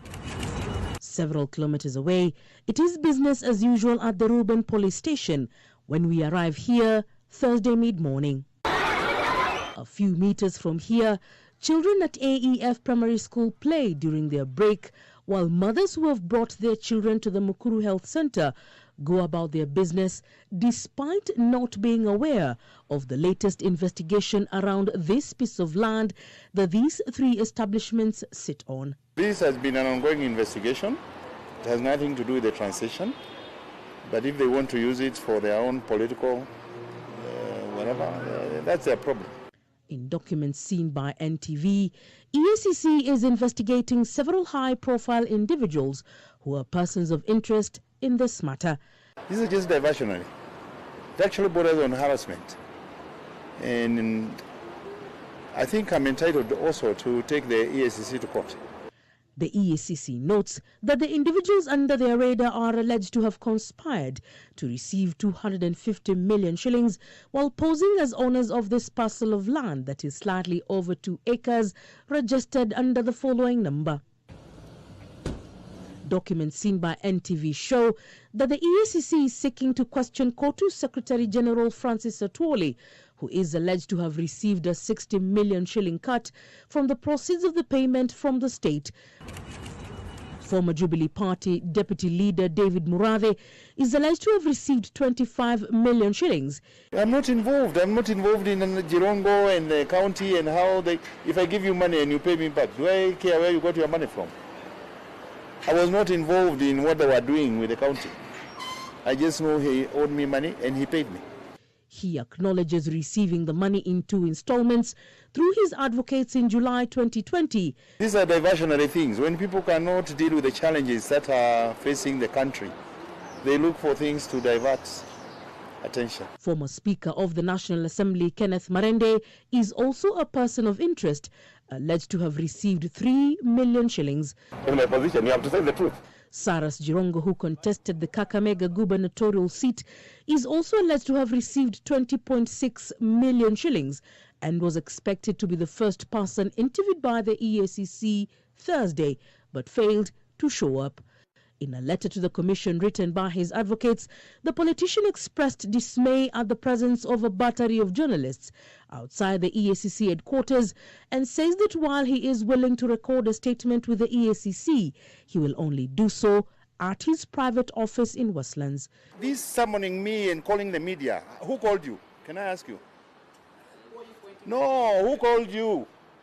So that it becomes news. Former Vihiga Senator George Khaniri is said to have allegedly received 5 million shillings. Politician Albino Abwogi is also reported to have allegedly received 38 million shillings. EACC documents show that the school that began as a nursery in 1986, at the time being run by a private entity, Mukuru Promotion Center, the school and the land it stands on was moved to the Nairobi City Council as a public entity. Investigators at the commission have revealed that a senior military officer then applied for and was allocated the ownership of the land in 1989, after which he transferred to Kuza Farms and Allied Limited a year later. In 1993, the parcel of land was used as security for a facility of 1.6 billion shillings taken out by Sololo Outlets Limited in favor of Post Bank Credit Limited, consequently registering a charge against the title of the subject parcel of land. EACC detectives also found out that the Post Bank retained the original title until it went into liquidation when the Deposit Protection Fund Board, now the Kenya Deposit Insurance Corporation, took over custody of the title. The EACC investigation has established that the facility is still in arrears that stand at 19.8 billion shillings. In 2014, Kuza instituted a suit against the Board of Directors of AEF Ruben Primary School, the Nairobi City County, the Office of the Attorney General and the National Land Commission. Part of the prayers sought from the court were to have the structures on the subject parcel of land demolished. The suit was settled out of court, giving rise to a consent that was ultimately dropped as a decree of the court on the 1st of August 2016. The terms of the consent stipulated that the defendants in the suit were to jointly and severally compensate Kuza Farms and Allied Limited for its land known as LRNO 209 11887 at an all-inclusive sum of Kenya shillings 250 million shillings. In the EACC investigation, it was discovered that in July 2020, the county government of Nairobi compensated Kuza without complying with the terms set out in the decree, as the title is still in the custody of the Kenya Deposit Insurance Company, KDIC, with the encumbrances registered against it as well. EACC states that the 6 persons of interest received and shared amongst themselves the money paid out by the county government. Leila Mohammed, NTV. Julia, unasikia your story. That's a very long story. I don't know where to begin, but it looks like this issue that we are seeing right now, I mean, I don't support corruption, and I would want to see this issue settled. But like Morade says here, is this political witch hunt or what? Because we are investigating things that happened in 1990. Sijui ngapi. Umesikia 90 what ikitajwa hapa. So we have previous 3 regimes, if I'm not wrong, maybe 2 or 3 regimes. I have something about 1980 something, a military man who bought the property in 1980 something. I don't know. I think what's happening is that, okay, Ruto is just jealous that some people stole more than he stole. Me, that is the picture he gives me. And however, me, I'm not for corruption. And if somebody has stolen, they should return what they have stolen. That's my point. Whether it is the Murades and the others. So, but my point is, a thief cannot catch a thief. So mimi hata apigie kelele wapi, ama apande juu ya nyumba, ama juu ya mabati, ama juu ya gorofa, tunasema anashika wezi. Yeye ajishike yeye mwenyewe na ashikia kinyagasha kwa kwanza. And he should surrender what he stole from the government. Then we can start there and say he should behave like Zacchaeus. People, you read the story of Zacchaeus? There's like Jesus visited Zacchaeus, this short man that wanted to see Jesus. That was a tax collector. Zacchaeus began by returning what he had grabbed from people. That is how Zacchaeus started. So if Ruto decides to say that and tell us about Western hotels and tell us about the land in Laikipia and tell Gachagua to return the money that doesn't belong to him, and then if they start there and then they go after Akina Murade, we'll be okay with that. We'll be very okay. We'll be saying, you see, he's leading by example. Lakini sasa hii anakimbilia Akina Murade. In fact, this is a banana republic, and Kenyans should just sack the judiciary. Kenyans, I'm sorry, within the next few months, you have sort out your own cases, you yourself. You've heard today Gachagua saying that nowadays he drinks tea with the Chief Justice. That alone You know, that statement alone, if somebody tells you that when I used to come to your courts here, I used to come as a suspect, but right now I come and we drink two together, that statement alone should tell you that there's nothing, absolutely nothing that the judiciary is going to do that goes against this regime. And that is why I'm saying here, if you expect the CJ, wewe umesikia ile CJ speech amepeana leo, alikuwa anaomba pesa za kujenga gorofa town. I don't know if you've heard the CJ speech today. I'll look for that clip and play it here. The CJ was like begging the executive, Mr. President, Your Excellency, we also need money to build a court here so that we can house the judiciary. I'm looking for that video right now. And you'll tell me here, is this a country right now that we were aspiring to see in the next 5 years? Perhaps we are going back even to the Moi era, inaitangwa before even the Moi era existed. Kenyatta afadhali. I think we are not, we are somewhere in the bush. Maybe we are going to be like Congo or these countries you hear. Unasikianga some countries where there is no law. But you know why we are going to go there, Makeri and Kimere, is because once the judiciary cannot perform, huyu jamaa ameingilia policy, he's reduced them to nothing, to puppet. So what will the policemen do? The policemen will still sit pretty and do nothing about crime. Okay, so Kenyans, what's gonna happen? Your neighbor will come and take your land. Atakwambia utadu. Somebody will attack you during the day, broad daylight. Atakwambia utadu. They'll be behaving like Mungiki, because you see, well, the Mungiki were behaving like that is because the Mungiki were getting away with it. So they'll be asking you utadu what? So that is where Kenyans we are going. We are going to a banana republic because there is no need even to take somebody to court. So, Makedi, what will Kenyans do? If you want to know what will Kenyans do, ask yourself what happened to Kirinyaga County when the Mungiki was too much. What did Kirinyaga County people do? That is what Kenyans do. They will take the law into their hands. I'm sorry, that is what's going to happen. Yes, okay, sorry, Michael. I totally agree with you, Julia, because, and what is even more worrying, actually, is because you see, a lot of people just follow like sheep, yeah, because they have been brainwashed, some kind of. But what is even more worrying to me is when you see even learned people or people who think are really of sound mind, like Black and people like that kind of people, and they're still, you know, at some point, like you see. Anyway, I don't want to go personal now with Black, because I know at some point he shifted, then he went back there, and then he was. It's just ridiculous. Anyway, but if you think like Julia says, you know, if you have to condemn people, you have to interrogate yourself first, right? How is your conscience? If you think that you are clean, then you can start attacking or trying to rectify others. But if you think you are just as dirty as they are, how can you? Because we need, really, if we want to change something, we need to, all of us, we need to start saying, okay, what have I done? Have I done everything right? Have I grabbed anything? Have I stolen from Kenyan people? Then I return first, then I can ask others or accuse others.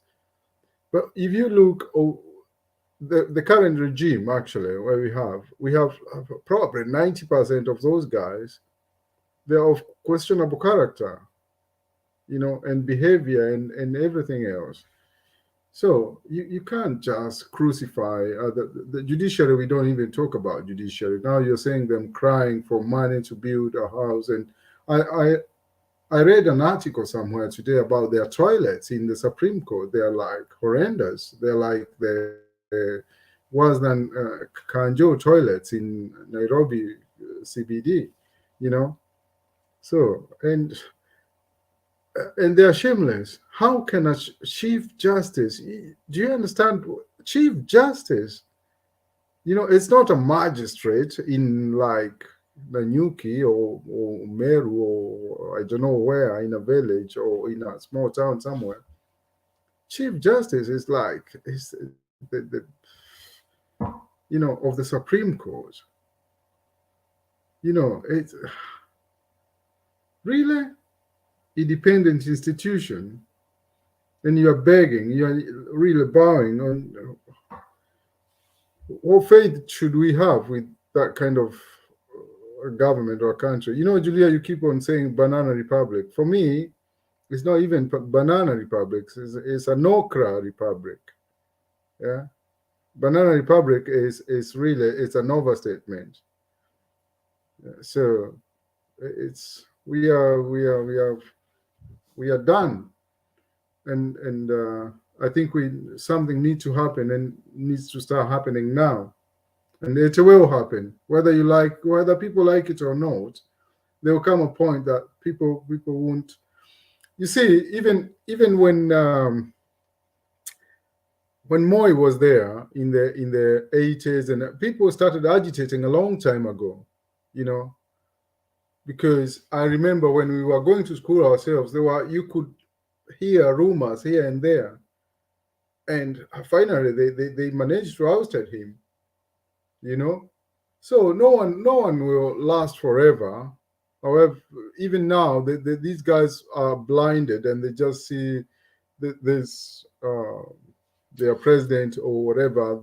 Kimere, let me ask you something. Who is going to Yeah. put this government in check? Because when I hear Raila Odinga speaking, at one time they say, wewe uko opposition, uko kaa uko, kwa opposition, hatuhitaji msaada wako. Now, the next day Raila speaks. And everybody from, you know, hata wale watu ambao hawana hata kitu ya kuambia watu wametokea. It's like all the people come out of their fox houses, wanatoka kwa mashimo zao, fox whatever, and everybody's all of a sudden spewing and telling Raila Odinga, you are not supposed to be speaking, you are part of the government. That's now who is supposed to correct this government? No, Who they is are supposed to correct this terrified. government? They are terrified of what they are terrified of what next Raila might do, and you know they are guilty. The guilty are always afraid, Makiadi. The guilty are always afraid. In fact, they are guilty for stealing the election.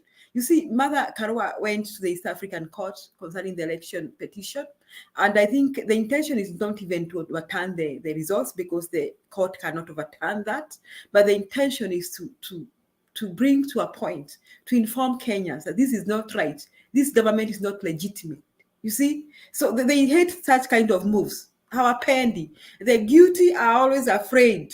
And the Bible says, what Job feared most came to find him. So what they fear most is coming to find them. What they fear most is coming. Kuna kujwa, kina blaka, kina penyagat. Kuna kujwa. Now, full force. We were there in 1992. We know where we are coming from. So the Makiadi, they don't want to hear Baba talks because they are guilty. And me, I was happy to see Baba launching that maize meal. That is first the first direction that Kenyans should go. And there's Mio counties should start producing their own food and trading with each other. And then, so that I began by saying, if Rift Valley people think they can hold Kenyans hostage in your mind, they'll give that maize to their cows. I'm telling you. Once these counties begin producing Kemere, tunaenda mbali. That is the first step. Make our counties independent. Make them be self-reliant. Let them produce their food. That is the first step. Okay? Then produce, come up with projects, and you'll see we'll go places. Then we can think of what. Sorry, Kemere, I cut you. Makidi ask you a question. Endelea. And I think I'll have to ask Makiadi to ask me another question. But anyway, but before he asks me that question, I want to assure people one thing, because now people keep on saying about, yes, people listen to Baba. However, because Baba won't be there forever, people shouldn't think that, okay, it's all done. No, there are many other Babas in Kenya, and many other Babas will come out. They will, you know. It's not a unique way. God always has his reserve. So people are there. So people shouldn't always think, oh, okay, because Raila is getting old, because that's the excuse they keep on getting all the time, or giving all the time now. There are many Babas out there. Makiadi, sorry, can you ask me your question Yeah, again? my question is this: I was wondering who is going to put this government in check. You know, I was checking social media today, and it looks like, I don't know. the story is about 10 people. It says 10 social media users arrested for impersonating First Lady Rachel, Ruto's ADC, CSS Duale, and Kindiki. So I don't know. I don't know how this thing works. I don't know what the law is about impersonation of people on social media. I don't know if we have a law that is against that. But just to bring the point home is this: these people is like they want to be criticized, but they want to choose what words you're going to use to criticize them. They want to tell you what you're going to tell them and in what manner.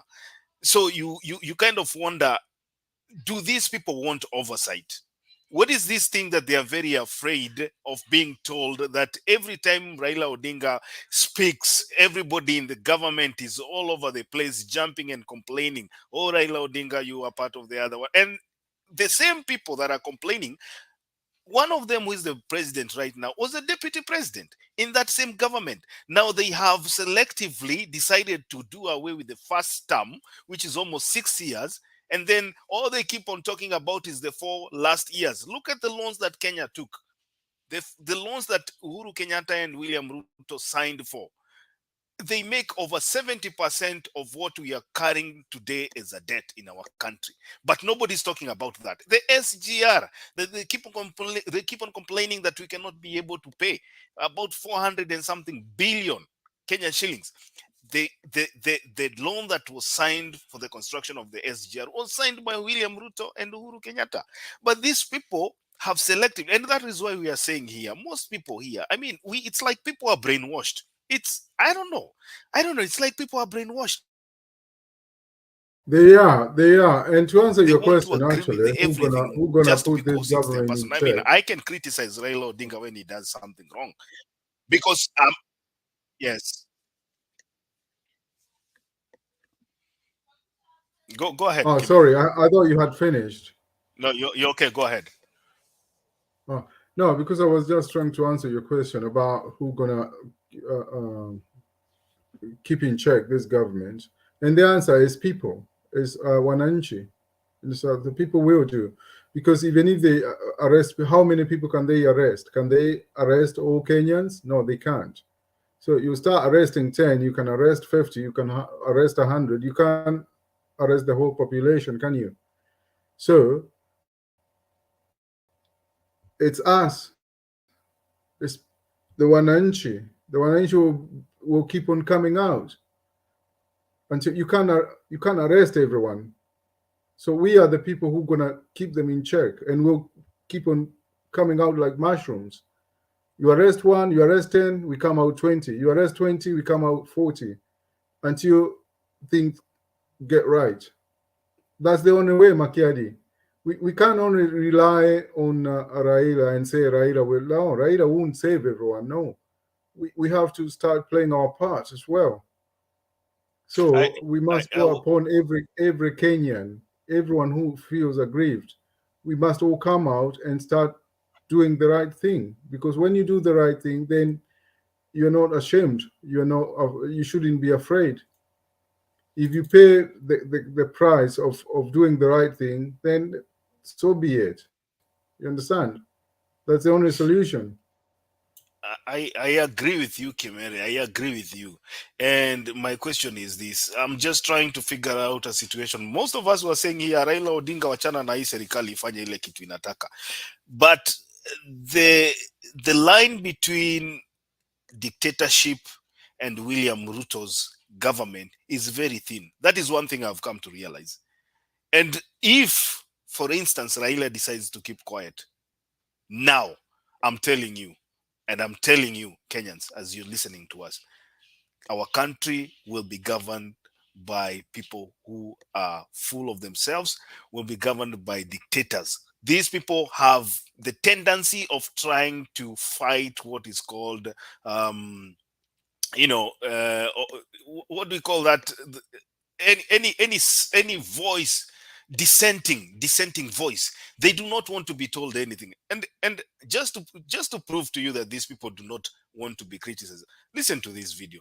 I just want to play this video so that listen to that. Parliament, allied with Kenya Kwanza administration, have dismissed opposition leader Raila Odinga's criticism of the government, claiming Odinga is part of the country's current social and economic problems. The legislators claim Odinga's decision to join the previous government through a handshake has stripped him of the moral high ground needed to call them out on the country's economy. NTV's Vincent Odor has more. A day after Azimio leader Raila Odinga criticized the Kenya Kwanza administration for failing to tackle the current high cost of living and dwindling economy in the country, Kenya Kwanza legislators have come out guns blazing, accusing Odinga of dishonesty. He was at the center of the Jubilee administration, courtesy of the handshake deal of 2018. Therefore, he should be the last person to give us a lecture on how to drive or revive the economy. He abandoned his oversight role as opposition and became part of government. The plunder of public coffers, mismanagement of the economy, and state capture, agents ran amok under Odinga's watch. Siku tu zimepita 50, lakini unaona kidogo mtu washaanza kutoa lawama kwa serikali ambaye yeye mwenyewe alihusika kuharibu.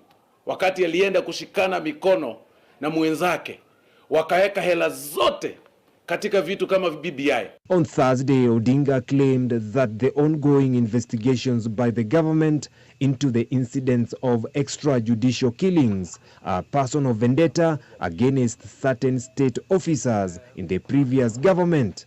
If you are a believer in the rule of law and constitutionality and respect to human life, kindly take a walk to DCI headquarters, name the state officers you referred to when you said they are targeted in the pretext of investigations.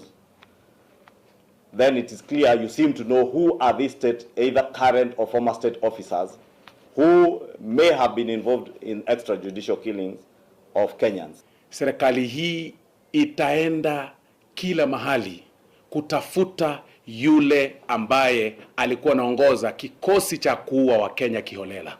And President William Ruto is determined to put an end to extrajudicial killings. We do not need the advice from the Scotland Yard to be able to remove and disband the murderous units in our police force. We didn't need any advice from nowhere. We just needed to respect our constitution and do the right thing. However, the leaders have lauded Odinga for carrying out his mandate as the current opposition. Vincent Odur. Sasa ndugu zangu mniambie na dada yangu mniambie, what do these people want? Wanataka nini? Wanataka wakuwe criticized ama wataki kuwa criticized? What do they want? Either they want to be told what is wrong or what is right, or they don't want at all. They should tell us. Kama wanataka wakuwe kama mfalme, everybody, anything they do, kila mtu anakuja na bend mbele yao naambia ndio baba. They should take us to that era, because people are ready to do that. If that is what it takes for them to start doing what they were elected by their supporters to do. Yes, Julia. No, they should just be prepared for more than criticism. They should be prepared for even action. So, tumetoka mbali. Mimi Makiadi, it is not just criticism. Even action is coming. We got to deal with it. We cannot go back to Moi era. That's a fact. So, I don't know what Kenyans will do, but I can tell you it's coming. And then also, also Richie, you know, if you listen to all three of them, you know, the clip that you have just played, we had Ishongwa, and then we had the other guy, and we had the Mr. Hasler himself, right? Does any of those of the statements they have made make sense? Because for me, none of what they have said there doesn't make any sense. Really? One of them, Kemere, is saying that Raila Odinga came into government by virtue of having a handshake. Just listen to that statement. But the fact that they keep saying those things. They are in government now. They keep saying that Raila came because of the handshake. They spend the money with BBI instead of doing other things. That's utter nonsense, isn't it? So there's nothing that makes sense in all those statements. Even him himself, the president himself. How can he say that we are going to dismantle the murderers on the police? Come on, man. Really, him? You know, I can accept that statement from anyone else, but not from him. Come on. Let me ask you something. And Makiadi, first, 2 questions. How right now there was the handshake, yes. Legally, how was Raila in the government? Someone tell me, was he appointing cabinet secretaries? Was he making budgets? So what did he decide about SGR? I mean, did he start those projects? Someone tell me. Second question, does Ruto has moral authority to talk about assassins and murderers? Does he have any moral authority? That's my question. Haya, wacha kwanza tukaribishe Chaka Mdume. Karibu Filo, karibu Sakawa, karibu Chaka Mdune, sorry. Wacha nikupatie nafasi pia utoe maoni yako. Karibu. Asante sana Makiadi, Julia na wengine. Kwanza nimewapeza kidogo maana nadhani hamjambo. Alafu nikiingia kwa mada ya leo, kwanza nishukuru kwa hii nafasi ulionipa kuweza kuchangia. Na ni vyema zaidi kwa hapa kwa sababu mtakumbuka yale ambayo nilikuwa nikiyazungumza kwamba lengo la hii serikali ni kukapcha vitu vitatu kama nilivyotangulia kuzungumza awali. Kwanza alikimbia kwa parliament, wahakikisha pale wamenunua wabunge wamejipanga kiasi kwamba miswada itakayopita pale watakao kuwa nayo hata mkipinga still bado wakiwa majority, hiyo miswada itakuwa upheld na itaweza kuendelea kama wanavyotaka. So kwa parliament tutakuwa wapinzani watakuwa hawana sauti, maana hata mkikataa mswada utapitishwa. Then nikasema ni lazima watakapcha na judiciary, na nafikiri dalili hii mshaiona sasa hivi kwamba kwa nini waliweza kukapcha ile judiciary. Then watarudi upande wa security. After wakishamalizana hii, watahakikisha kwamba wamebadilisha mfumo mzima katika masuala na usalama, kuanzia hata kwa jeshi, kiasi kwamba mwananchi utakuwa hauna mbavu. Zungumza utakavyozungumza, lakini swali litabaki tu, utafanya nini, utadu nini. So ni kitu ambacho mimi nilikizungumza hapa na kishaanza kujitokeza sasa hivi. Kwa hiyo kama hawa wanasema kwamba Kenya hii iliharibiwa na handshake brothers, I'm gonna so many question marks on my mental picture. Nafikiria if handshake brothers waliweza kupromosha uchumi kwa sababu ya pesa iliingizwa kwa BBI, my question is, wao walipeza kupinga BBI wakisema ni ya kugawana vyeo na mamlaka. So now what are we witnessing here? Who are those wanagawanya vyeo na mamlaka? Makiadi, Julia, Andres, ni akina nani wanagawana? Ikiwa tu Gachagua mwenyewe haswa kwa kauli yake na sauti yake alisema hii keki ya wana Kenya kwanza bado ni kubwa, na atahakikisha kwanza wamegawana wao, kama kutabaki hata kama ni kafinyu kakeki ndio watatazama nani wa kumpa. Hali hilo limejitokeza ni juzi tu wakati wa nominate ma PS. So hawa wenye kugawana vyote ndio hawa wale oppose BBI wanaosema kwamba hiyo ndio promotion uchumi. What are they doing now? So for real, vitu vingine ni kama nilivyotangulia kusema Makiadi, there's no time, usiwape time, kwa sababu by the time hawa watu wanaanza kukita mizizi, mpaka wakishamikita mizizi vizuri, kama hatujaregeshwa Uganda, basi tumeregeshwa katika moyo era, na hii ndio plani wako nayo. So Kenyans lazima tushikane hapa, tutoe Kenya kwanza, tutoe Azimio hapa tuangalie watoto wetu tutawafanyia nini kesho, kwa sababu ni wakati wetu kutengeneza Kenya ya kesho, na Kenya hii haitengenezwi na watu kutoka nje Makiadi, ni sisi kama Wakenya. Sisi wa Kenya wote, kabila zote, sisi kama wananchi wenye nguvu kikatiba, tushindana na watu tumewaajiri bwana. But ikiwa tutakuwa hatuna kauli moja na hatushikani, jamani, tutakuwa kama nyoka tu sisi. Wakali kweli akikuma unakufa, lakini sasa unampata leo mmoja hapa, rahisi kumuua tu.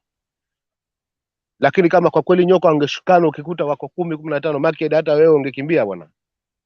Unajua hapa hapana, hapa hakuna uzima hapa. So lazima tata ni tushikane, tusiachane kabisa, kwa sababu hii clip play sasa hivi ni ishara wazi, tunajua hii serikali inaenda wapi, inaelekea wapi. So watagawana mavyeo, na wewe maskini, mtu wa Kenya Kwanza, mtu wa Azimio, sisi ndio tutakaowalipa mshahara na ndio tunaowalipa mshahara. Sasa utazame tumekandamizwa. Pili, kama ni masuala ya mauaji, haya mambo kwanza yanauma, kwa sababu ukitazama zile familia ambazo tumewapoteza watu wao mpaka sasa hivi hawajapata picha. Ni kwa nini imepelekea kuuawa kwa wapenzi wao ambao walikuwa ni tegemezi katika familia? Leo ukiwa Kenya Kwanza, you are total safe in there. Wewe hata kama una kesi ni ya kuwekelewa kisiasa. But ukienda against Kenya Kwanza, you are in for it. You are total top the bottle, top of trouble. Na ni ishara wazi, hakuna mtu anaweza pinga hapa kwamba hii serikali sasa hivi ni ya kulipiza kisasi. Wana undermine Kinoti.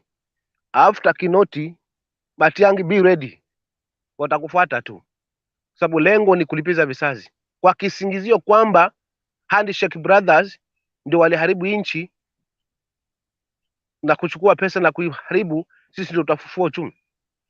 So dalili ya mvua makiali huwa ni mawingu, na siku njema huonekana usubuhi. Hii sasa si siku njema tena, ni siku mbovu tunaiona kila usubuhi, kwa sababu 100 days zinaelekea kuisha na tayari makucha shanza kutolewa hayo, kwamba hawa watu wana mkakati wao kwamba watarudi hii Kenya the way wanataka. Na after all those wataingia sasa kwa katiba wakakianza kuamend. Hakuna kitu ambacho tutaweza kufanya, kwa sababu ikiwa makiadi wewe ulinunua for your benefit, nifanye kile unachotaka, sina sauti. So hata kama katika hiyo administration yote kuna wengine wako wazuri, lakini walishafungwa. Ndio pale nikazungumzia hii ni serikali ya sawa mzee. Na baba akijaribu kuzungumza ndio hayo mambo anayozungumza kwamba we don't need Scotland Yard kuja kutuchunguza hapa. Wenyewe tunaweza kufanya, kwa sababu their plan ni kuhakikisha wale waliwaoppose ni kuwalipiza visasi na kuriwadi wale ambao wapongeza na kusaidia. So Kenyans, let's wake up, tuamke, tufanye maneno hapa. Hii kitu tusiweke muda mrefu tuharibie vizazi vyetu, kesho tujue tutitengea wapi. Jambo tujaanza kujenga tena katika hali ambayo Kenya watu tumefikisha, itakuwa kazi. So wakati ni sasa, kwa sababu wakizungumza swala la uchumi, Kibaki alipoingia kwa serikali alipata kwanza ni kubaya zaidi hata kuliko sasa hivi, na akakuza walipoingia katika Grand Coalition. That's where tuliona haswa Kenya ilitoka pale mpaka ikafika katika 7 point something GDP, na hakuna mahali ilikuwa hapa Kenya amefinyiliwa masuala na ushuru. So hawa wanatazama ushuru kwa malengo. So Kenyans, tushikane pamoja, kwa sababu hii ni serikali ya ukabila, na wale ambao waliwa support basi wao ndio wenye wako hapo tena, na pia hizo kabila zingine zilisupport hapo tena, wafanyia kuchupiwa sawa sawa na mbwa tu. Shika huyo, akishashika mnyama baadaye basi atafaa kurushiwa tena, ni mfupa tena atafaa kurushiwa, chukua na uende. So sisi wapani chukua uende, Wakamba hivyo, Waluya hivyo. Wenye hii nyama ni Wakale na Wakikuyu. Na sita walaumu nikasema labda pengine hakuna Wakale wengine walimpigia baba, wapo. Lakini kwa sababu walimpiga pale, walijiingiza katika hatari katika hii kampuni hao ni mahadui. Na simaanishi kwamba hakuna Wakikuyu walimpigia baba, wapo. So kindly, if you would want tutengeneze hii nchi, ni wote tushikane kwa kauli moja, tuitoe hii ad message early as possible. Hakuna haja ya kusubiri hapa, mapema kabisa, kwa sababu nguvu na imani iko kwa sisi wananchi. Endapo tutajitokeza tuseme hatutaki hivi, tunataka tupongezwe hivi, nobody can stop us. Kama ni kupiga, kama ni kuua, kama ni matia gazi, ndiyo, lakini tuhakikishe we are fighting for our country, so as our future children's wawe mahali ambapo atakuwa panaonekana. Mimi nikwambia hapo tu kidogo Maki, then I will make my closing remarks kindly. Sawa Chaka. Nafurahia sana maoni yako. Wacha nicheze video moja dakika moja kabla nisonge kwa Sakawa agencies. Kuna mtu amekuwa akirequest hii video kwa muda mrefu sana. The government of Kenya, under the directive of President William Ruto, has donated emergency relief food to the government of Somalia following the devastating bombings by Al-Shabaab militia in central Mogadishu on Saturday last week, which left 125 people dead and more than 300 others injured. A plane load of the relief food, which was delivered to Mogadishu on Thursday by the Kenya Defence Forces, included assortment of foods items such as corned beef, dry potatoes, onions, bread, carrots, mixed vegetables, among others. Also included in the package were various assorted drugs set for redistribution to hospitals in Somalia, attending to the victims of the terror attack. Somalia's government thanked the Kenyan government and the people of Kenya for the humanitarian support, noting that the spirit of brotherhood showcased is immeasurable and will greatly assist in the recovery of the victims of the twin bomb attack.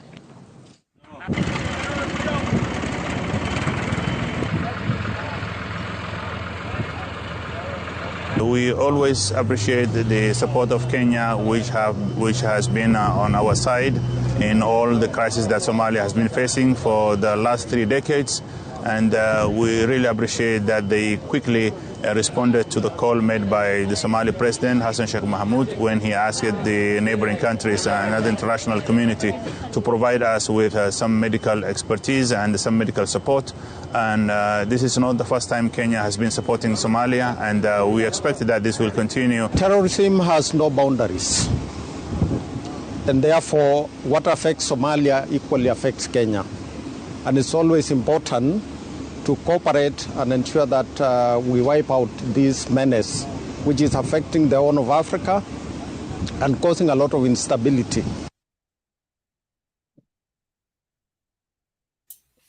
Haya, habari ndio hiyo. Wacha nisonge kwa Sakawa agencies, karibu. Asante. Umezima microphone tena. Okay. Asante ndugu yangu. Mimi nitakuwa mchache wa maneno kwa sababu hii nchi tangu 1963 tumekuwa na successful governments, na pengine sisi tumezaliwa katika vizazi vya hivi karibuni, lakini blame game na counter blames zimekuwa katika serikali ambazo zimepita. Na hii serikali ingawaje imefanya what we call appointments from the CS, appointment to principal secretaries, iko na lawama pia kwa sababu kuna jamii zingine ambazo hazijahusishwa. La msingi sisi kama Wakenya tujiulize, kwa nini tunapoenda uchaguzi huwa tufikiri ama ile tume ya uchaguzi haizingatii maadili ya kulinda, kuhakikisha kwamba haki ya Mkenya iko dhabiti. Tumechagua viongozi mbalimbali kupitia ma MCA, ma senators, governors, women representatives. What are they doing? Because Mkenya huwa anaangalia National Assembly kama sehemu moja kubwa sana kuplay role ya oversight. Tuko na Senate ambayo pia ina play role kuhakikisha magavana wasichukue pesa kiholela. Tuko na takriban magavana ambao wamekuwa katika uongozi from the last 10 years. ambao wako na cases za corruptions, wameiba katika county, hawalipi wale contractors, hawalipi wafanyikazi wao. What are we doing as a government, as a citizen? Kitu ingine ni kwamba tunapoweka lawama kwa kidole kwa the current government, let us also re-examine. The current president was the deputy president in the previous government. What did he do? And then after that, if they claim the handshake brothers, the prime minister Raila Molodi, by that time, which role did he play? Two, tuko na issue ya KEMSA, watu ambao walihusika kwa masuala ya kuibia wananchi pesa zao za madawa. What are they doing? Wameshikwa, hawajashikwa? Tatu, sisi tunaelekea wapi kama nchi? Because mimi, what I feel and I see as a country and as a citizen who is paying taxes, ni kwamba hii nchi mara nyingi wale ambao tunatwika mzigo wa kutuongoza mbele, wengi wanaangalia matumbo yao, wengi wanaangalia jamii zao, wengi wanaenda katika misingi ya kikabila, wana withdraw themselves, they go to tribal cocoons, wanaanza kufanya appointments kupitia jamii zao, ndugu zao na pia kabila yao. Kwa hivyo ni kitu ambayo imekuwa ni kwamba nafika mahali mtu anaanza kusema mimi nichague nikuwe rais. Nikiwa rais nitahakikisha kwamba nimechunga, nitaweka maisha ya Mkenya, lakini akishapata ule uongozi yeye urudi back to his own tribe. I never expected kwamba the president will do the kind of appointment of appointing more than 13 or 14 principal secretary from his own tribe. That one, I don't agree with him. Going back to the deputy president, Rigathi Gachagua, going to his own tribe to appoint more than 13, around 13 principal secretary from his own tribe. Going to the Somali, to appoint more than 8, donating foods stamps when we have people in our country wanakufa njaa, una donate chakula nje ya nchi, na huko Turkana na Mandera and the other parts watu wanakufa na njaa. It shows that kuna watu, there are few people in this government who have already contributed a lot of money directly and indirectly to the current regime, and which you cannot agree on that. I'm a human rights activist personally, but I don't agree with the president, the way he's moving on, he's doing also. There are some pledges that he promised. Once he's elected for 100 days, there are some appointments. He really gave pledges to ensure that food stamps ya chakula itarudi chini, haijarudi chini. We expected mambo ya mafuta irudi chini. There's no way mafuta ikishatoka nje kama imekuwa imported, huku tuko na Changamo oil refinery. We cannot refine our own oil. Mafuta ikitoka nje na kuja iko refined from Dubai, from all over Qatar, wanaleta wanauza ready-made mafuta to us, and then the government puts a lot of taxes. Kuna tax ya pump ya mafuta kupump from kwa meli kwenda kwa tanki za mafuta, Shell and the rest within the Mombasa account, mali zile storage tanks mali ziko. Then from there kupump from that weka kwa gari, then there's another tax.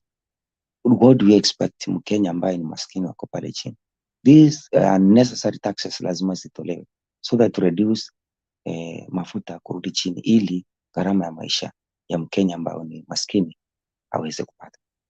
I can tell you Kenyans are suffering, and I don't think that as we enter the Christmas period, Kenyans are going to be able to afford food on their table. We still have problems. Number two, the president has been promising us that he will ensure that the hustler fund is available. You are bringing hustler fund. KRA, you are taking more hustlers, asking them to have a PIN. At the same time, asking them to contribute to NHIF and NSSF, of which you are giving them 50,000. Out of that 50,000, KRA will take around 10,000. NHIF will take around 3,000. And then NHIF will take around 2,000. Then there is what you call pay as you earn.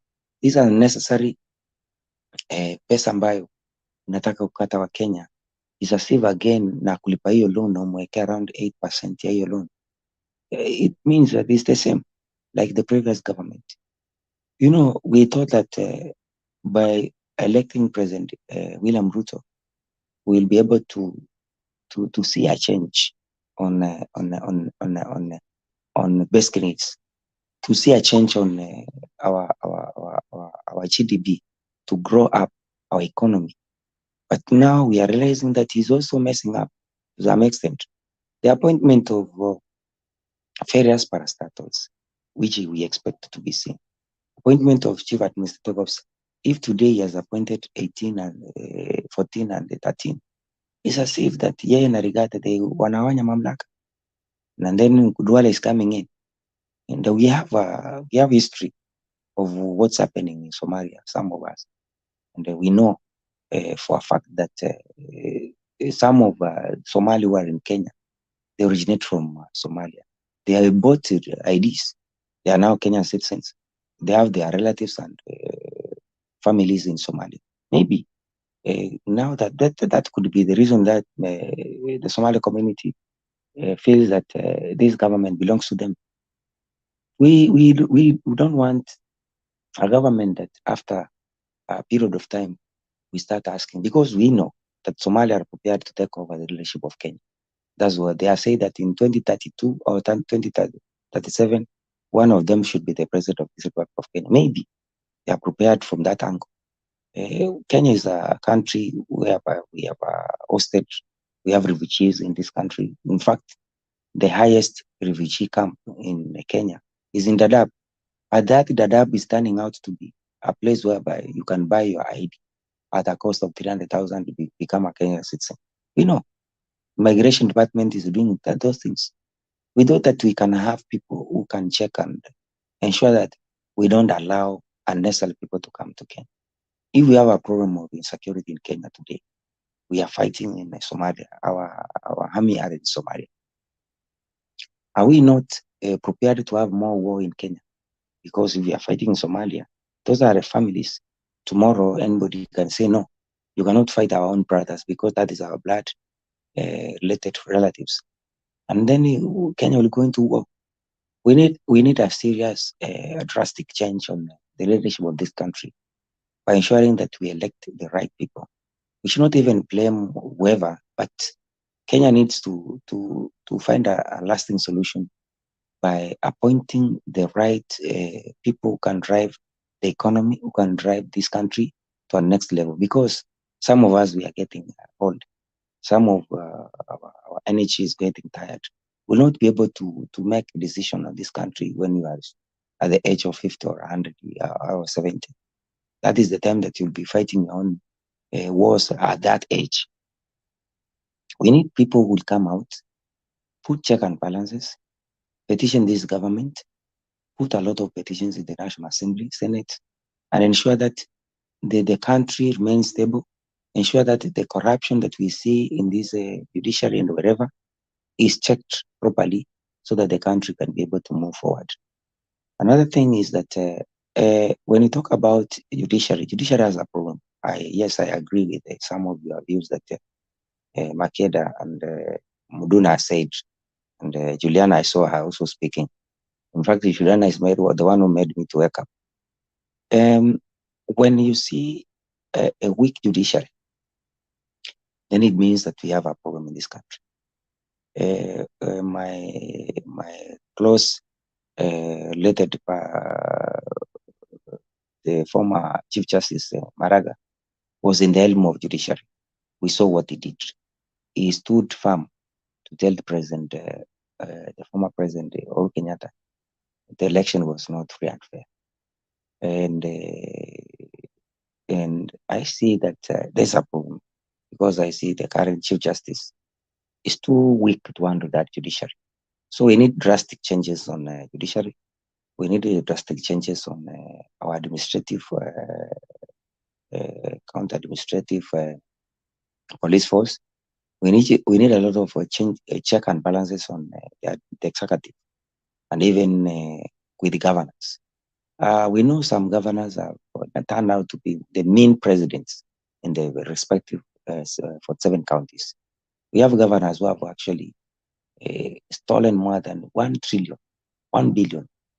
Some of them, the investment is being invested in Nairobi and many other parts of this country. They have bought a mall. They are building a lot of malls in all over the world. Some of them, they are banking their money on investment in various banks. We know these are things that Makianda, you are not new about it. So as a country, we still have a problem.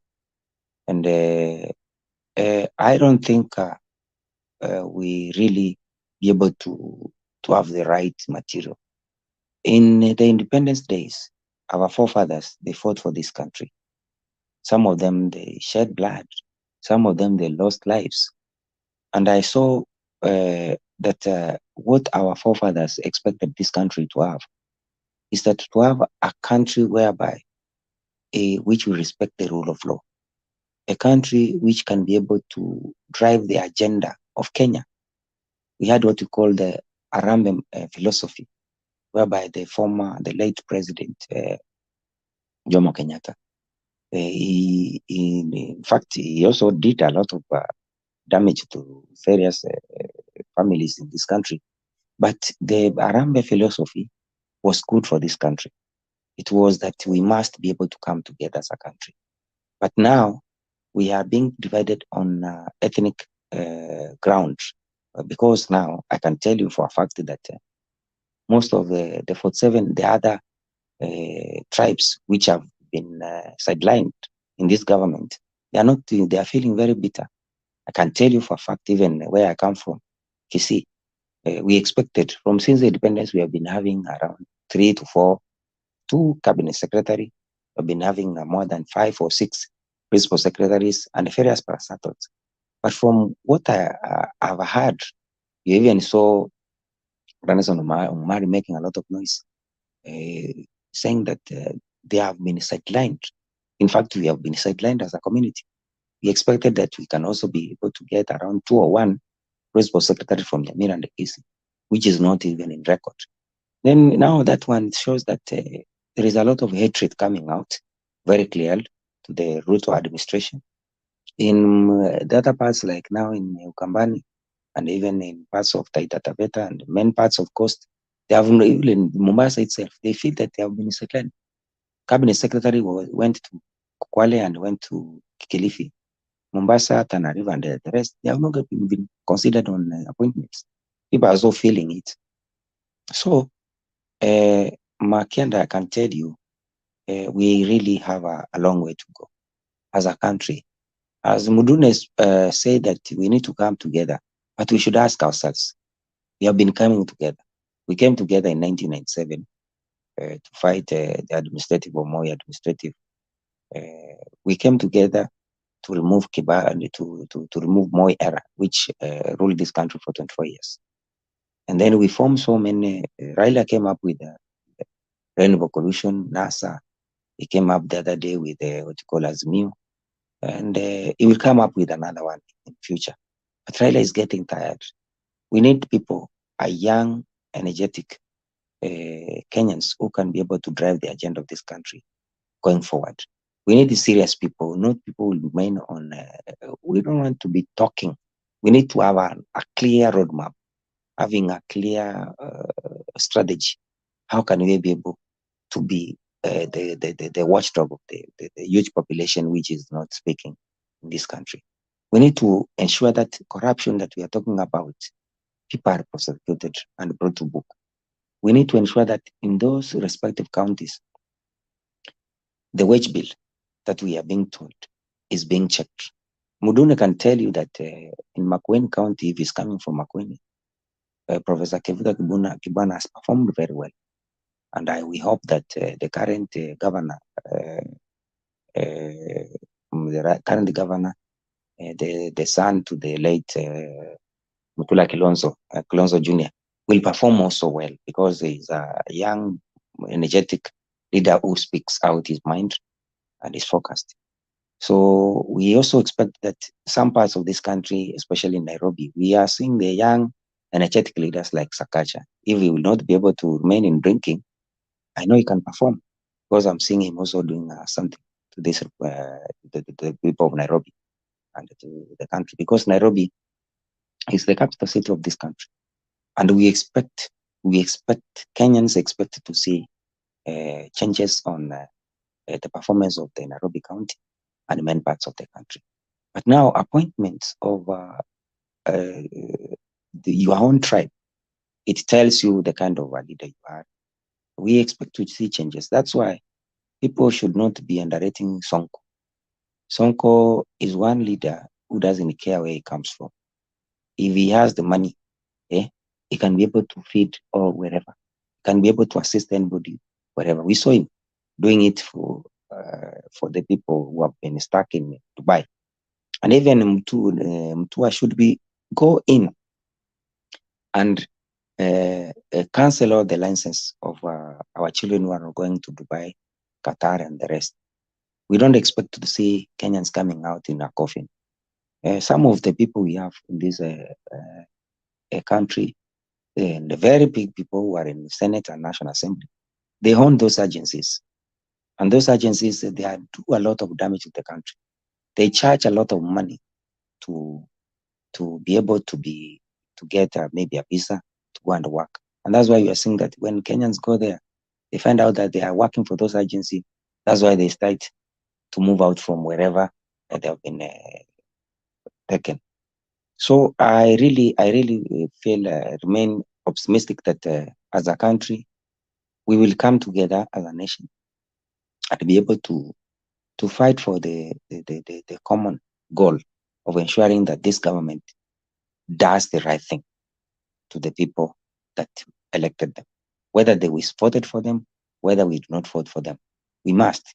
But lining up your own tribe, I feel that as a leader, we are messing up with our country. Thank you very much. Asante, Julia, dakika moja tu, there's something I want to, but there's an overlay I want to show you here. I don't know if you can see this overlay. Somebody send me that picture. Can you see that? Yeah. Yeah, so I don't know. Maybe Is it a high five? I don't know. Maybe people are just having a good time. Maybe sisi ndio tunaona vitu zetu. Perhaps we are reading too much in that picture, but you can go ahead and make your comments, Julia. That's a high five. I was listening to, what is the name? Which are your picture? Sakawa. I like your presentation, and when you were speaking, I began to empathize with Kenyans. I mean, and sympathize with them because I'm a Kenyan, and I think I began thinking, like, maybe we should, I think it's Chaka or somebody said, maybe we should look at ourselves as across party divides, because it seems Kenyans are going through the same problem, whether in Rift Valley or in Nyanza. I mean, njaa imeshika kila mtu. So I wanted to ask Sakawa and Chaka, sijui kama mkona, I think mkona hili jibu. I don't know, what's the price of unga? Chaka or Chaka, what is the price of unga right now?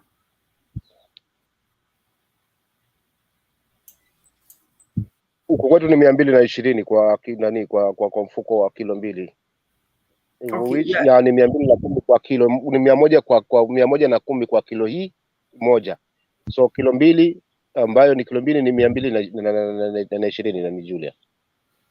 Huku ambako niliko South Coast huku, lakini ukivuka ukianzia Kinango kwenda huko sasa mpaka Makina huko ni 230. Oh. So as you go into the city, the price increases. Why I'm asking this, Makedi, because like earlier I saw Gasha was saying that the price is going down. So I wanted to get the information from the people on the ground. So I'm asking myself how people are affording to buy one packet, 230. And I think one packet, Chaka, if I can remember how much ugali we eat, one packet for a family of 4 people cannot go for 2 meals, beyond 2 meals, can it? Julia, mimi tu pamoja na familia yangu ile meli ya jioni pamoja na familia yangu mimi pamoja na watoto na jamii yenye nimeachiwa, so we are almost karibu watu 14 na ni kilo 3.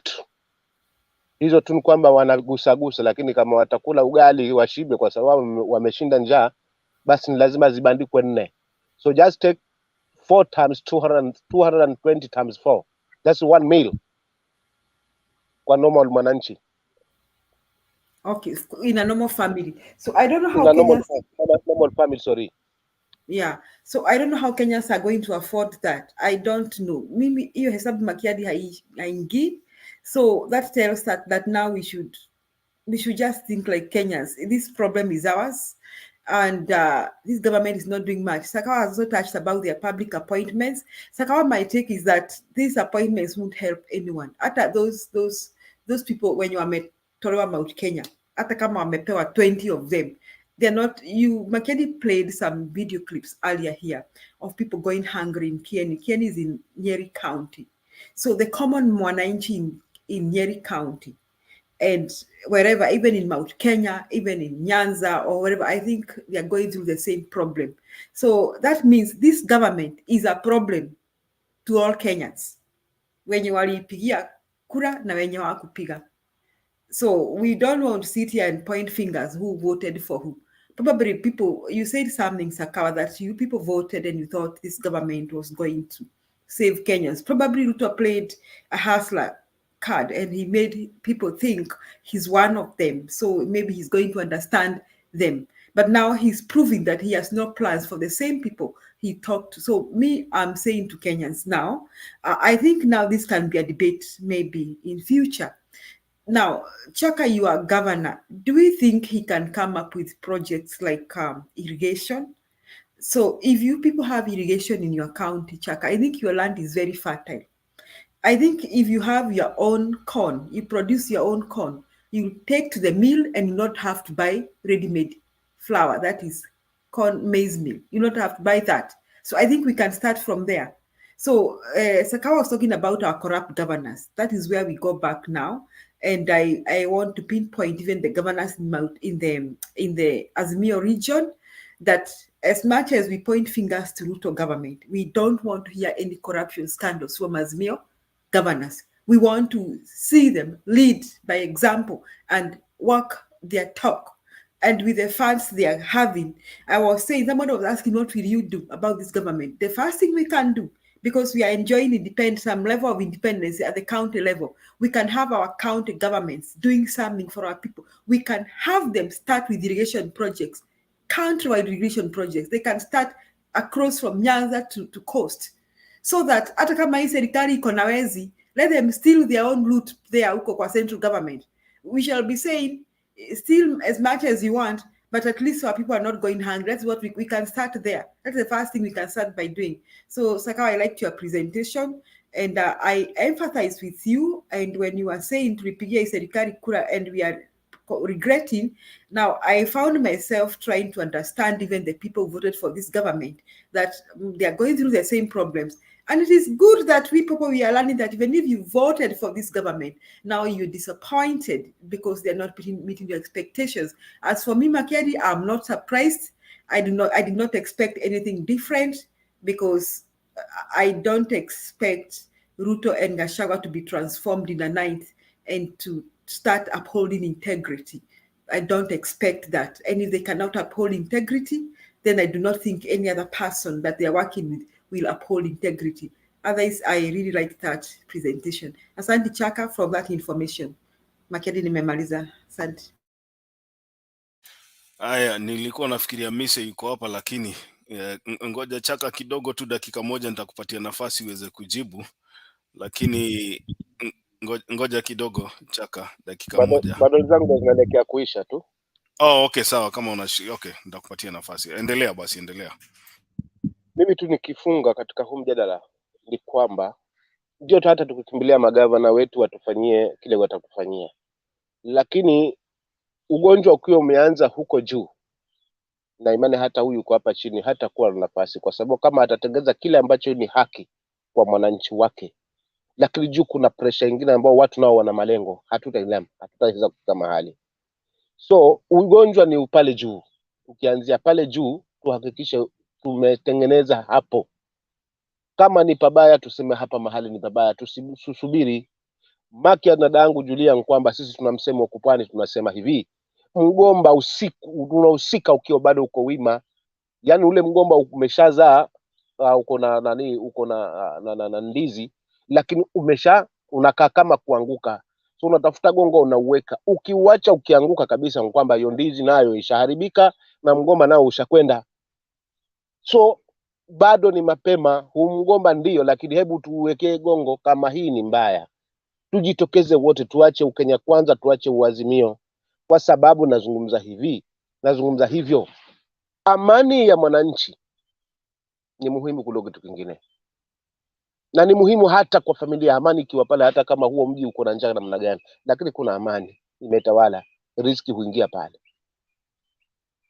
So shida ya hapa ni kwamba tunajadili hii serikali hii, si kwamba tunaiponda wala tunafanya, lakini tunaingiliana ile mfumo na akili zenye ziko pale zinalenga wapi?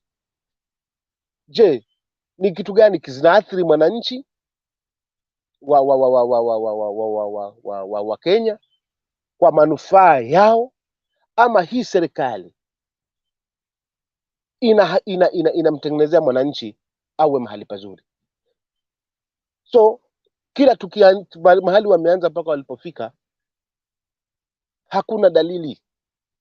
Ni kwamba hawa watu wamekaa pale na mipango yao na malengo, kwamba tumempata hii serikali, sasa tuna uhuru wa kufanya kile ambacho tunakitaka. Na dhahiri na picha hii Uhuru alizungumza, sawa, mimi namaliza naenda, sawa, lakini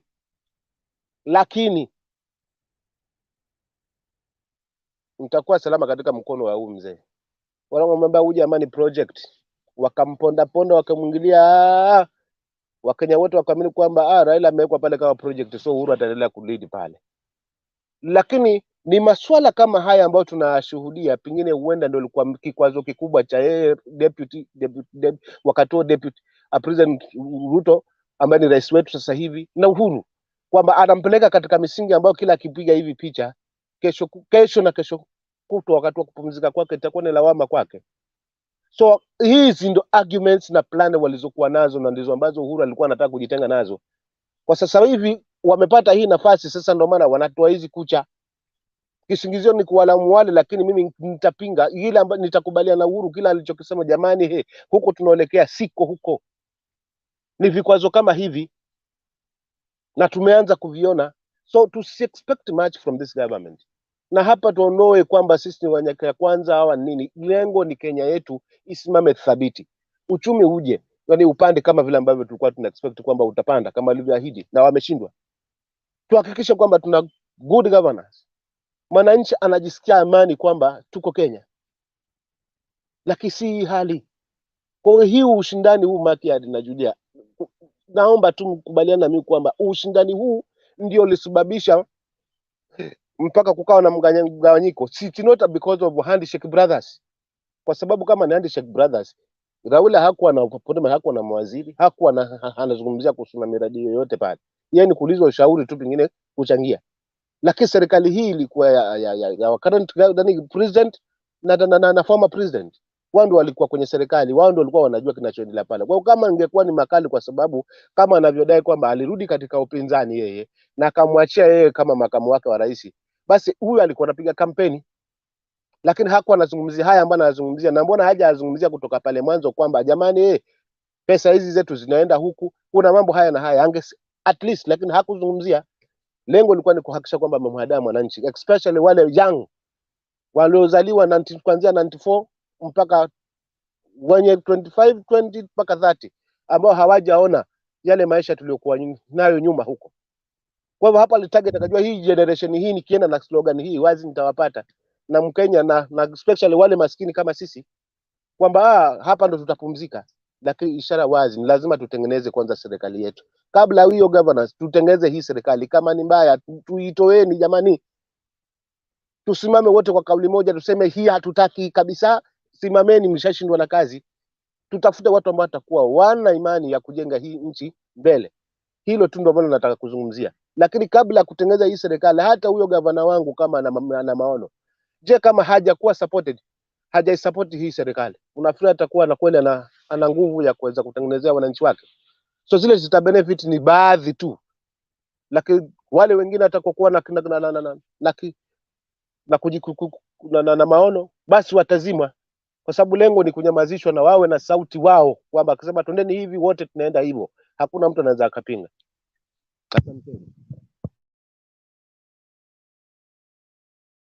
Asante sana ndugu yangu Chaka kwa maoni yako. Kabla nimkaribishe Mise hapa, dakika moja tu nicheze video moja hapa. Former Director of Criminal Investigations George Kinoti is a man under siege. The ghosts of his tenure are backed to haunt him. The latest tirade coming from a man they worked with in the administration of justice, DPP Noordin Haji. Speaking exclusively to KTN News Sunday night, the DPP appeared to blame the former DCI boss of a myriad of mistakes his office made in terms of investigations. Citing the 7.3 billion shillings corruption case against Deputy President Rigathi Gachagua, the Director of Public Prosecutions Noordin Haji alleges undue interferences by Kinoti himself. We were pushed. By whom? By the DCI himself, through the media, to the extent that individuals were trying to say that we did not want to make the decision to charge because we were compromised, or some of us were sympathetic to certain. However, when we looked at the evidence, we felt that there was sufficient evidence to charge, and we made that decision to charge. Only now with the affidavit to discover that some of that evidence itself were not, were documents that were forged. This coming barely days after Kuri Obadia, a senior detective at the Serious Crimes Unit, in an affidavit said he was pushed by Kinoti to recommend charges against Rigathi Gachagua and his 9 co-accused. The person who forced these innocent officers to do this, and if we have the evidence, then that person has to face the law. If somebody broke the law, they will have to face the law. Yes, and we're saying even if it's him. Even if it's him, even if it's me, you have to face the law. There's no two ways about it. Because if we let this go, then it will become a norm in Kenya. The DPP further says they are in the process of reviewing more cases already before court, among them those believed to have been politically instigated.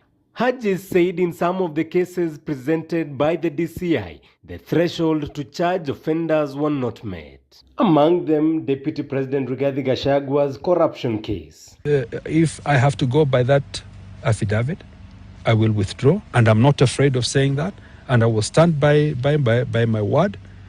And I'm doing it honestly, because there's an affidavit from a very senior police officer saying this. I have to take it seriously, and it's unfortunate. Jeff.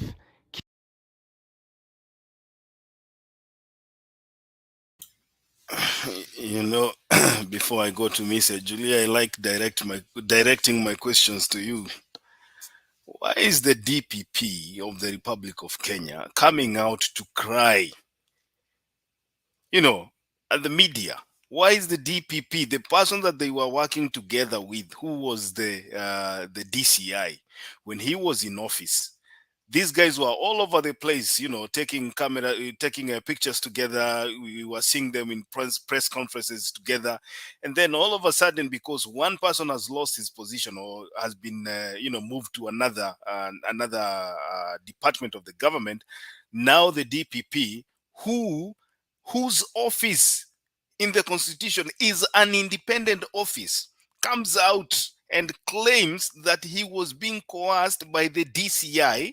And then, anaulizwa who was pushing you, anasema by the DCI himself. They pushed us. I mean, you look at, and then to make matters worse, the issue that they are talking about, the Rigathi Gachagua issue, is an issue Number one, let's talk about the 200 plus million shillings that were found in Rigathi Gachagwa's account. It was very simple. Rigathi Gachagua was asked, where did you get this money from? This is not about the 7-point-something billion. It was just, where did you get this money from? And if today, and Julia, you are aware, Mise, you are aware, if you go to your account today, Mise, wherever you are, and get 100 million Canadian dollars in your account, and then the government raises a red flag and asks you, Mise, hii pesa ulitoa wapi? If you cannot explain where you got that money from, your sources, then you'll be charged with money laundering. It's as simple as that. Rigathi Gachagwa's case is not about political witch hunt or whatever he did. It is about him having something in his account that he could not explain to anybody where he got it from.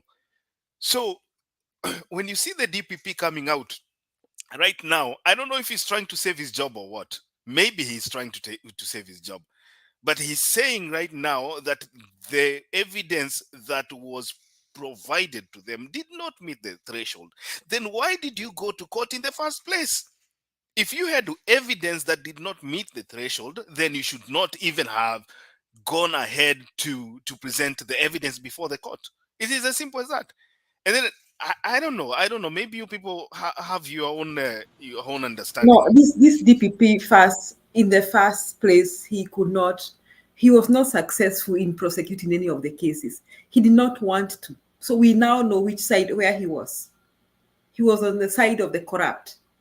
I mean, he's okay with corruption. So coming up saying he was being forced or coerced is just a scapegoat, just trying to tell Kenyans, I cannot do this job. I cannot protect criminals. I cannot fight corruption. That is what he is. Julia, why is he telling us now? Can I answer? Kesi ya Gachagua imeanza jana ama last month. So now akona mabeshte wake. So he's okay. He's in the right group now. He's in the right boat. He was in the wrong boat previously with Kinoti. That's the problem. Ngoja Sakawa tupatie Mise nafasi alafu tutarudi kwako dakika moja. Mise, karibu. Asante sana. Kwanza na wasalimu nyinyi nyote, Chaka Mdune, Julia, Makiadi, Sakagwa, agencies. Bwana Sakagwa, nimesikia Julia amechangamka sana kukuhusu, na hiyo sio mzuri sana kwangu, lakini ni sawa tu, bora uwai. Mimi nilikuwa nataka kukuambia kama ndugu yangu kutoka huko Kisii, usijali, mambo iko njiani, tutakula ng'ombe. Sasa ndio imechinjwa, imewekwa chini, tutapata uongozi kwingine.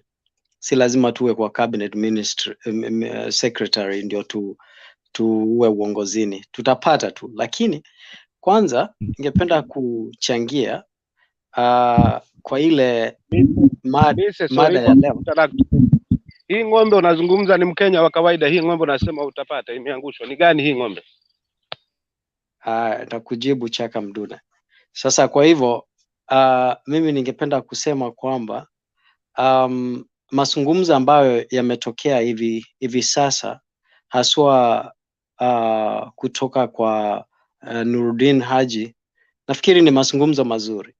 Hayo ni mambo ambayo tunafichuliwa hivi sasa, ambayo hatukuwa tunayajua.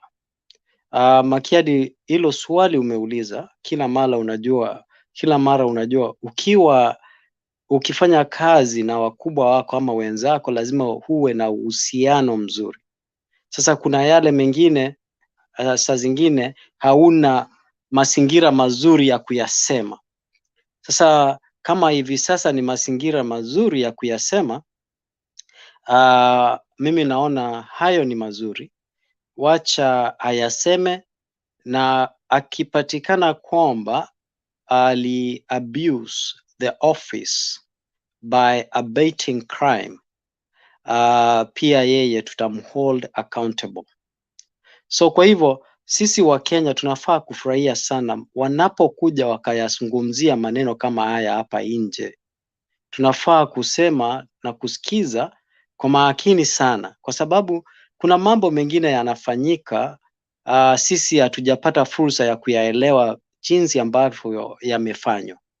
So kwa hivyo mi naona wakati tunaona DPP akija akiyasema, kwa kweli kama umefanya kazi kwa ofisi yoyote ama kwa wizara yoyote ama mahali popote kazini, saa zingine kunaweza kuwa na wakubwa wako na uwezi ukaenda na kinyume na matarajio ya wakubwa wako.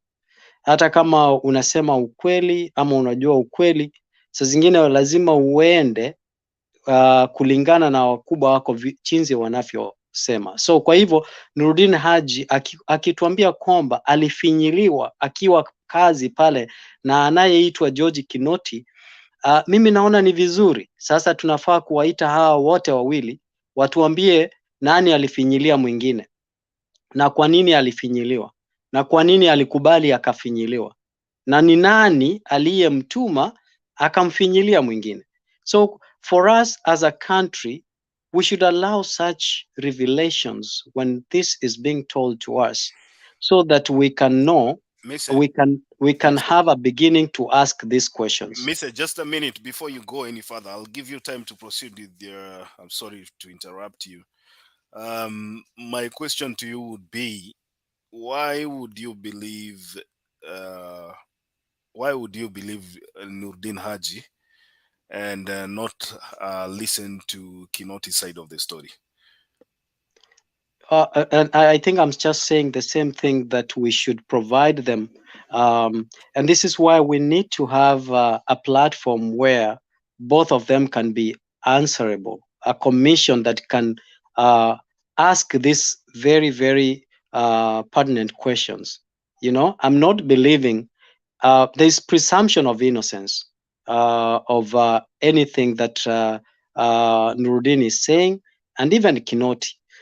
What I am saying is that let us find a platform where we can now ask them these very important questions, the questions that you have, through either commission of inquiry as to whether he had abated crime, or he was forced, he was coerced not to execute his duties as needed, so that he can reveal.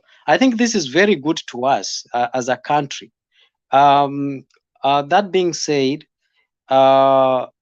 he is saying in the public, which means the whatever information that he's saying can be used against him, because he's saying it in the public domain, that alifinyiliwa, that he worked under duress. We cannot question that. Sorry, we can question that by requesting to be given a platform where we can ask him and hold him accountable. And I like the way he says, kama ni yeye atapatikana akona makosa, let him be held accountable. Kama ni Kinoti anapatikana akona makosa, let him be held accountable. I think that is what I can say in terms of that clip that you played. But let me say, let me go to what you have said according to the subject of discussion today, the judiciary, UDA captures judiciary. I think the discussion of the president is very sober. I think the focus is good. I think I am excited when the president is saying that we need to improve our saving from 12% to 30% of the GDP. I think this is good. I think the president needs to work with all arms of government to bring harmony, knowing that the first responsibility of the president is the symbol of unity. The symbol of unity means he must work in harmony with other arms of government to make sure that there is clear and seamless service to the common mwananchi, without being coerced, just like umesikia DPP amelia, without coercing anybody, so that everyone can have their space to dispense their obligations. And now, in terms of taxes, I think if I look at 11 years ago, the Prime Minister, Raila Amolo Odinga, then, some guys from Mukambani, there was a discussion around paying taxes as member of parliament. And I think they went ahead and paid taxes. And even though people like Mwai Kibaki were reserved in terms of paying taxes, but Raila Amolo Odinga was one among the few people who volunteered to pay their taxes. And I think we need to start seeing legislatures doing the same, volunteering and making sure that they are tax compliant. By so doing, they set a very good example for the rest of the country to pay. Legislatures cannot be asking people to pay taxes when they are not leading from the front. I think if you look 11 years ago, they did. People like William Ruto were for the idea, but had not volunteered at the time to go and pay. The Prime Minister, Raila Amolo Odinga, was number one to go and remit his taxes from the office of the Prime Minister, and as well the time he had served in Parliament. I think he remit about 1 point something million, which was a good collection for us, for our country in terms of revenue collection. So let me stop there. But I think these things that have been happening in darkness, it is good to have them being discussed in the public so that we can have an opportunity to ask questions. The questions that you are asking today, they are as a result of the DPP coming out and confessing or telling us what he went through, or George Kinoti also telling us what he went through. So we want this discussion to start so that people can not abuse their offices. If you are found to have abused your office, you must be held accountable. Thank you. Okay, I know people have questions for you, but let me give Frederick. Ngoja chaka microphone yako ina feedback. Ngoja kidogo. Frederick. Can I answer? Can I answer? No, Sakawa, what do you want to answer? I don't believe anybody posed a question towards you. Sorry? You are muted. You're muted. Speaker is misleading us. So I need to put clarity. You know, you asked a very direct question about DPP. You know, Okay. the director of public. Okay, the director of public. Hold on. Frederick, wacha Sakawa ongea dakika moja alafu nakuja kwako. You see, your question was direct. Why now that the director of public prosecution is coming out to aid back to his colleague? Because you see, these are two offices. They are multi-agency offices working for a common goal. Now, the director of public prosecution, before being elected or being nominated or being appointed to be the director of public prosecution, he was the deputy director of national intelligence. He cannot mislead the public that doesn't understand. You know, NIS has the report. They know that who stole where and what time and where. So he cannot come at this time to wash his hands, to put his hands clean, so that the current government or regime can be able to consider him for future appointment. You see, we have to be very honest ourselves as a country. People have stolen from the public, whether the current regime, the previous regimes, everybody made money from the public. We know that, including very senior people in government, and we are aware. Makenda, I think you know that. Everybody knows that. We start talking about who stole from where. We look at from since independence, even up to now, even up to the current regime, even going forward, people still steal from these public coffers. What is important as a country? The director of public prosecution must be very open to tell us the truth. He should not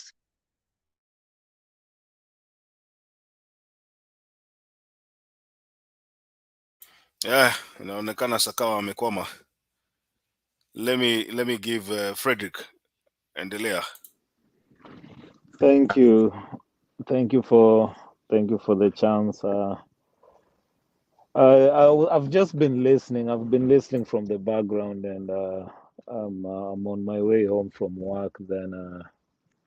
Then something really hit me, and I wanted like to come here for a bit, just to say a point or two before I log out and go home. What the guy who just spoke after me said is really makes sense, because we need to be honest. And what saddens me is like people are informed. Like my brother Misa here is informed, but people are choosing to ignore the facts. When you look at the DPP and the DCI case in point, it's one of those things that just breaks people's hearts, because all these departments or uh, divisions of government are offices, for lack of a better word, are said to be independent. So, how independent are you if you cannot make your own decisions? If you cannot, you know, first use facts in your judgment? Because DCI is not an office above, for the way looking at how they work. DCI is not an office above Kinoti's office. DCI brings the cases to AGI, and AGI prosecutes the cases. AGI is a trained as a law training, for my understanding, and he should know better. So if he wakes up one day now that it's a new government and starts talking like he's talking, then Mr. says that we should encourage that because we are getting to learn what happened. That is what deception really means. That is the real meaning of deception. Frederick, let me add on to what you said here as you go on. I read the Constitution 157 at 157.4. It says very clearly, the Director of Public Prosecution shall have power to direct, listen to that, to direct the Inspector General of the National Police Service to investigate any information or allegation of criminal conduct, and the Inspector General shall comply with any such direction. Now, let me ask you, Frederick, the DCI and the Inspector General, the IG, in the hierarchy of the police service, who is on top of the other? The DCI is below the AGI guy. So AGI is kind of a boss to Kinoti, based on what you just actually read. that is, Frederick, let me correct you. That's not actually true. Both the DCI and the DPP report to the IG. So though independent, both of them they report to the IG. Yes, Mise, you know, there are some things that don't have to be spelled out. Hold on. Are you saying the DPP reports to the IG? Mise? Yes. Okay, in my limited understanding. It's okay. Freddy, endelea. I have no much time. Endelea, it's okay. Go on. Pole kukukatisia. Enyewe, it's so disappointing. It is so disappointing when informed guys like Mise mazee, weni mse umechop. Makiadi kitu wamesoma is so clear. Bro, I always say, and I'll say it again, it's about Kenya, bro. The day the informed, will face facts and realities, Kenya will start moving.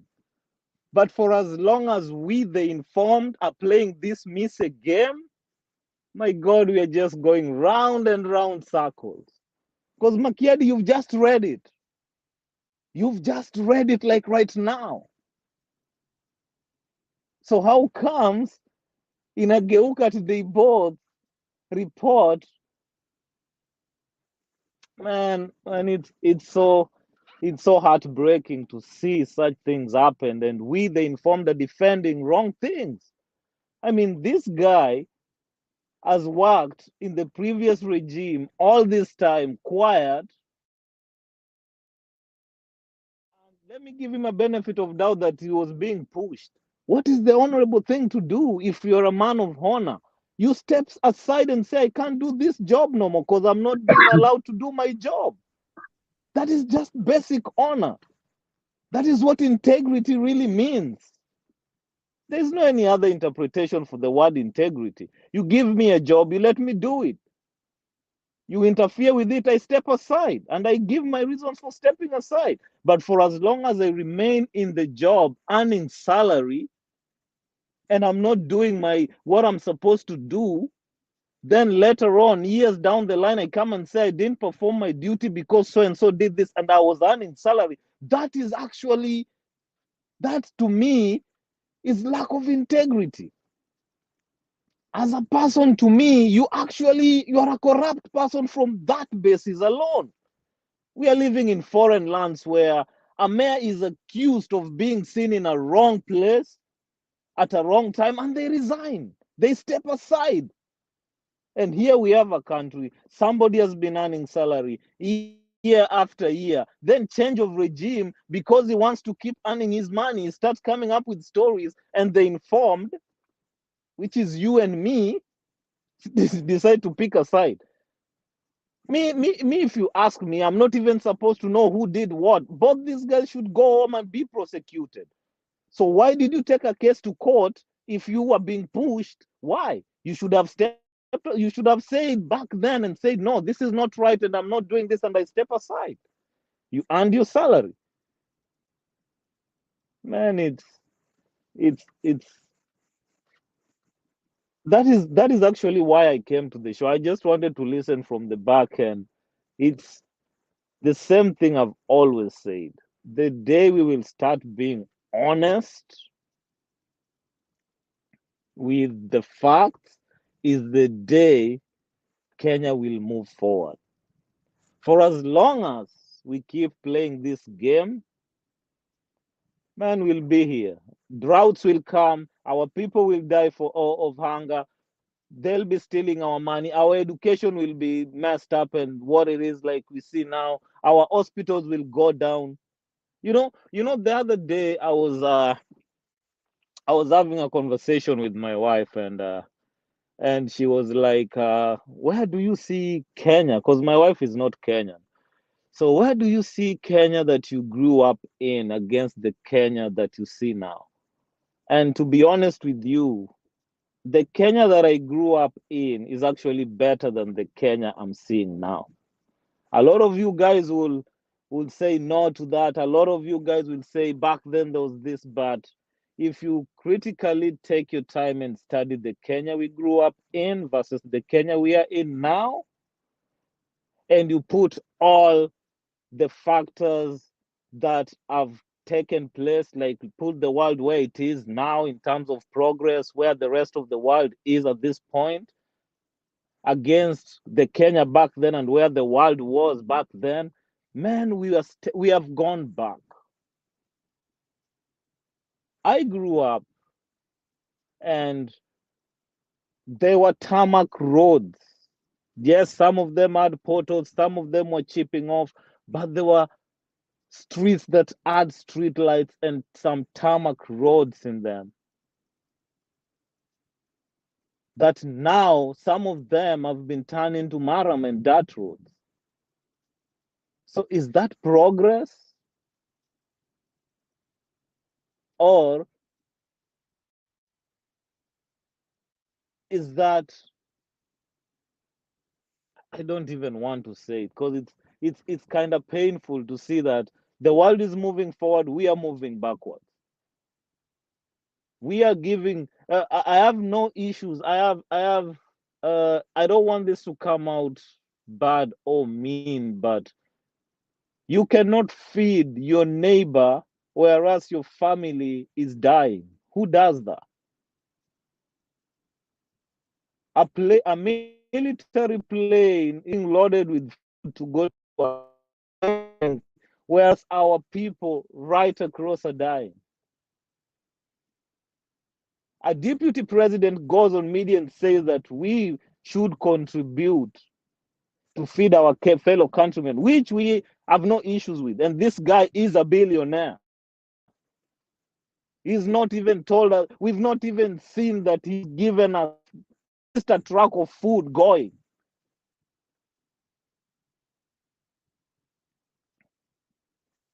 I'll keep saying it. I don't know how many times I'll say it in this show, but I'll keep saying it. And this one I'm telling to you, Miss, directly. Bro, change the way you're protecting these guys. Let's be honest, bro. Let's be honest. It's good for our people. You and me are living in foreign countries. It could be because of our expertise. It could be because of luck. It could be because God was good to us. But we have a country back there that is starving. I'm sure you have a family member, a friend, a relative that you know that is going through tough times. Because I have more than one. The fact that I'm living in someone else's land, I'm enjoying the good, the work that the people made to make these economies be what they are. It could be a bit of my expertise. It could be luck, like I said. But there are some things that don't require expertise or luck. There are some things that just requires, goodwill and honesty and reality and facing facts and being human, for lack of a better word. If I'm wrong, tell me I'm wrong. If you're wrong, I'll tell you wrong like I'm telling you now. Haji is lying to us. If Haji was honest, he would have told us this from day one, because that is what integrity is. Whether he's saying the truth now, I don't care. He should have said it when it was happening. That is what integrity is.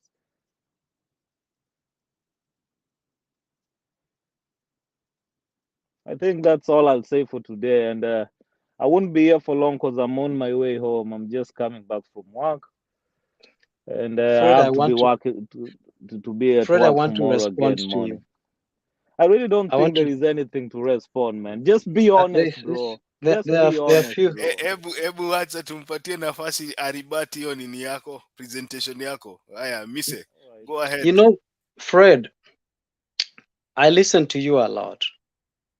I think there's a misconception of being a motivational speaker, talking about how we should impress our country, how we should be patriotic, and how we should be honest about our country, vis-a-vis the reality of what you're saying. What you just said is not very different from what I was saying. Maybe you called it black and white in your presentation, but I did say the same thing. You cannot just come and say you are wrong and you have to face jail time without due process. Whether people lie, whether people do wrong things, they have a privilege of being taken through due process. And that's why I said it is good when people start revealing the secrets, let us listen to them. And then let us now hold them accountable. The DPP is not saying that he doesn't want to be held accountable. Matter of fact, he says, even if it's me, let me be held accountable. But tunajua, let me tell you one thing. There lived a man called Miguna Miguna. Miguna Miguna alikuwa na mdomo sana. and we saw what happened to him. Sometimes, Fred, a country where you live is not a country like Kenya. We have even seen in the past where the person or the bodyguards of bodyguards versus the presidential escort team wana disagree, na saa zingine unapata hata kama ni askari na anachapwa, and yet they are on the same mission. So let us not forget that the country we come from, you have, when you're in certain positions of power, you have to tread carefully. They are very sensitive government offices that sometimes your actions will determine whether you're living or you will be killed. Let us not, where you live, you are probably protected. You probably can speak your mind. But we have seen many people dying in Kenya for speaking or trying to challenge certain people who are powerful. So to me, what I'm saying, if Nuruddin Haji feels it is okay now, he's safe now to speak publicly that which he's speaking, to me, I'm saying let him speak. But also, don't forget that in Kenya, kumbuka, let us go back. Unakumbuka, there's a guy wa IBC alikufa na tumekuwa tukilia, probably because alikuwa anajua ukweli fulani, labda ikaonekana kwamba atafichua ukweli fulani. So if someone feels and knows that if under this regime I am going to say certain things that will compromise or will inaweza hatarisha maisha yangu, bro, tusifungie hayo macho. Tunajua vizuri sana in Kenya, you can be killed anytime if someone feels that you are revealed. You've been crying here about Msando. We have been crying here about the guy that William Ruto mulisema aliua. We've been crying of people wenye wamekufa wakijua, hata Kivuitu died akijua ajui ni nani alishinda. So tusisahau kwamba nchi yetu ambayo tunatoka, unaweza kuwa frustrated. So mimi hiyo ndio nilikuwa nasema kwamba mimi sikatai tusiseme ukweli. Alright?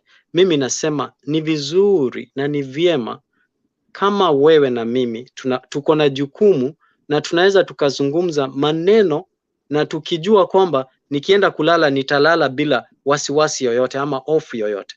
Lakini kule nyumbani, ndugu yangu, tulinaona Patrick Lumumba, he was appointed in ethics and anti-corruption. Akakaa huko siku kidogo, na tunajua is very vocal, akatoka. So kuna offices that people get appointed, they're very sensitive, and it depends what their actions are and if they can live or they can be killed. That's all I was trying to say. If they are speaking now, let him speak. And the article you read, Makiadi, let us not read an article selectively. Read also Article 156. And when you have read Article 156, it will tell you that if Nuruddin Haji failed and did not execute his duties and responsibilities as needed or as been as it is in Article 157, then equally we as Kenyans failed, because there are mechanisms that have been put in Article 156 on how to remove a person who has been appointed in that same capacity. Thank you. Okay, let me do some housekeeping. Sakawa na kuona ni kama uko hapa na sikuoni kwa screen. I don't know what's wrong with your camera, but I can add you to the screen. Unfortunately, uko kwa giza, sijui kama tutaelewana. But wacha nipatie Chaka dakika moja kwanza, alafu nikuje kwako. Sakawa. Yes. Okay, sana Makiadi. Ukweli lise usiume na kuvia kuwa mwazi tu, kwa sababu haimaanishi kwamba ni sawa kwamba heri kusema ukweli, lakini kutokana na matamshi ya huyu jamaa ya Nurdin Haji si ukweli. Huwezi amini kwamba anachokizungumza ni ukweli wala ni sahihi. Sio kusema ni muhimu mtu azungumze ukweli aepukana si akauawa. Nashangaa sana, napata maswali hapa sana tu. Huyu amezungumza yake. Sasa mimi na wewe tusiseme ni ukweli, kwa sababu ofisi ya DPP iko juu kuliko ya DCI, na tukiangalia tangia ingia katika ofisi hii ni kesi gani ya corruption yenye aliweza akaiweka wazi ama ikawa na mashiko au ikafikia hatua judgment watu wakaingizwa ndani. So DPP anataka kusakiwa kazi yake asiluza. Hapo anajua nikiungana nitasakiwa kazi yangu. So yupo kimshahara, kwa sababu lipo na Wakenya na seksi za Wakenya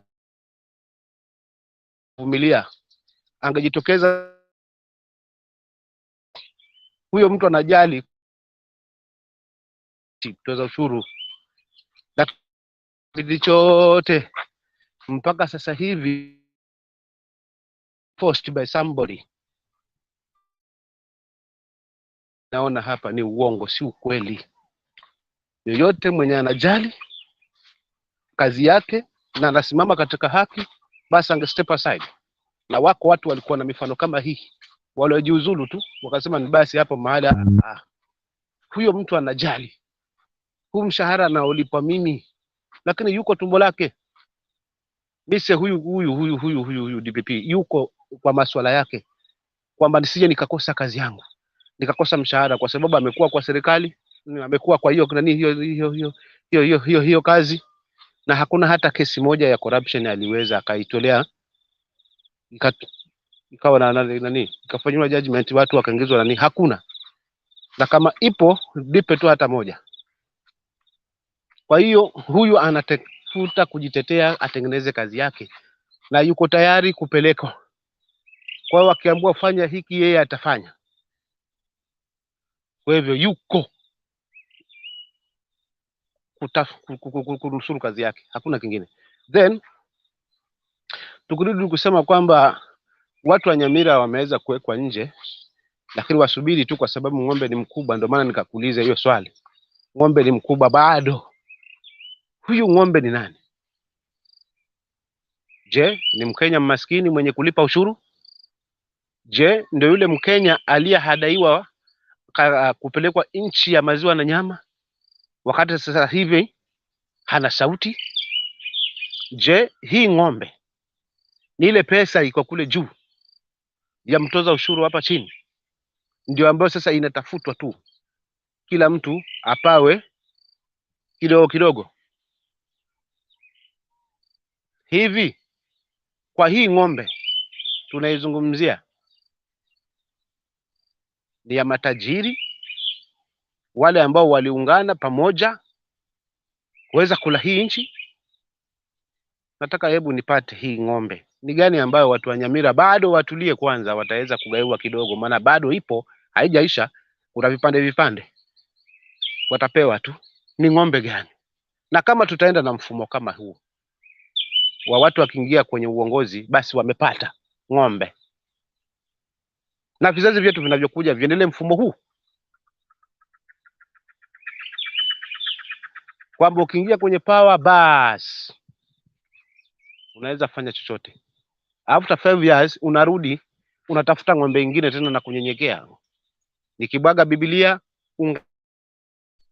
nipende siku 100, harama maisha itakuwa iko hivi kidogo kidogo, mwaka mmoja. Backyard nikimalizia kile kiko kwa table ya president wetu na regime yake yote ni kuhakikisha hii pesa waliitumia kwa campaign imerudi vipi. Kwa kweli lazima tuzungumze, si mwananchi wa kawaida. Ikiwa mbunge mmoja azatumia almost 50 millions, niambie katika kampeni ya urais, na hata sisi wenyewe ni mashahidi zile pesa ambazo ziliwekwa kwa makanisa wakati huo 50 bilioni nimeongeza hapo, ile pesa itarudi vipi? So haya machafu tusiyabezi mise, tusimame kama kitu kimoja. Ukiwa majuu huko, tuna expect tuungane na tuwaelimishe hawa wengine huku chini, na pia hizi sauti zetu tunazizungumza ziwe na mashiko. At least Kenya ipelekwe vizuri, mwananchi ajisikie kwamba yuko katika nchi yake. But kama tutaendelea tuna hii hulka ya kusupport hata kama ni kibaya, kwa sababu ya kwamba mimi na support hii, mimi mise hapo unanikoroga mkuu wangu, na utanisamee kama nitakuwa nimekukwaza, but lazima tuzungumze kweli. Toka hapo mahali upo, hakuna tena palipofikia, si kwa kusubiria tena, kwa sababu tukiacha hapa mapema, tusipotengeneza haya mambo mapema, tusipozungumza kwa kauli moja mapema, tumeingia hasara. So please, kama kiongozi, kama yuko huko majuu, tafadhali tukiwa katika hii channel tuwaelimishe wa Kenya na tuzungumze mahali ambapo kutauleta umoja wetu wote, tuondoe haya masuala na makabila na ukabila wenye ulikithiri since independence. So as tuwe na Kenya ambayo itakuwa kila mtu anajivunia kwayo. Asante Makiadi. Sawa, mimi nitakuja kwako, ngoja. Kuna Fred alikuwa ameinua mkono mbele yako, alafu naona Simba yuko hapa pia. So Fred, alafu mimi nitarudi kwako baadaye, ngoja. So Mise, first, I'm not a motivational speaker. I'm just a Kenyan who loves Kenya. By the way, I'm bipartisan. I don't support, like I've said, I don't support any of those guys because all of those guys are corrupt. I stand for the truth. And that is what I'll be doing. And I'll be repeating what I keep saying over and over. And I'll pick an example that you just used of Kivwitu. Kivwitu died a very lonely, sad man because he could not tell Kenyans the truth. In the case that you've just picked, where Kivwitu said he doesn't know who won or who lost the election, what was the right thing for Kivwitu to do? To say exactly that on that election day, not to let Kibaki be sworn in as a winner in that election that cost lives. If Kivwitu was a patriot, if Kivwitu was a man of integrity, he would have said on that very day that in this election, I don't know who won. And that's my point right there. If Haji was being pushed by Kinoti, Haji should have said it back then that I am receiving cases from Kinoti that don't meet the threshold with documents that are forged and stuff like that, and I'm not doing this. That is what I'm talking about. Integrity, integrity, integrity. Now, we both know that people lose their lives in Kenya. So let's say that, so what makes you think that Haji is not trying to save his life right now with this new regime? How sure are you that he's actually being forced to change the narrative so that he can save his life? I'm just taking I'm beginning to argue on your basis that yes, people do lose their lives for this.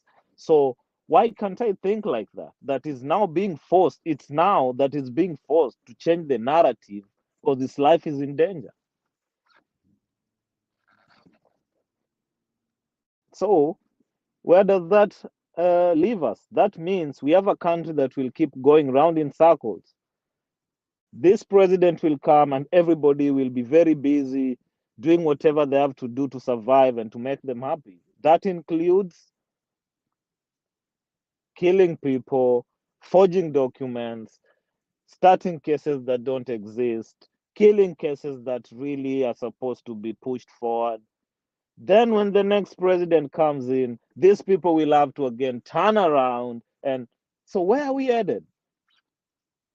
So where are we headed? In other words, we are going nowhere.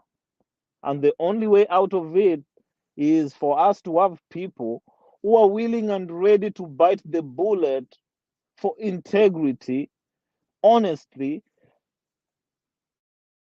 patriotism, and for people to earn the money that they get paid. If you're paid and you're not doing the job you're being paid for, you're not supposed to be in that office. You're paid to prosecute cases. The moment you fail to prosecute them, that means we are paying you and you're not doing it the job we are paying you for.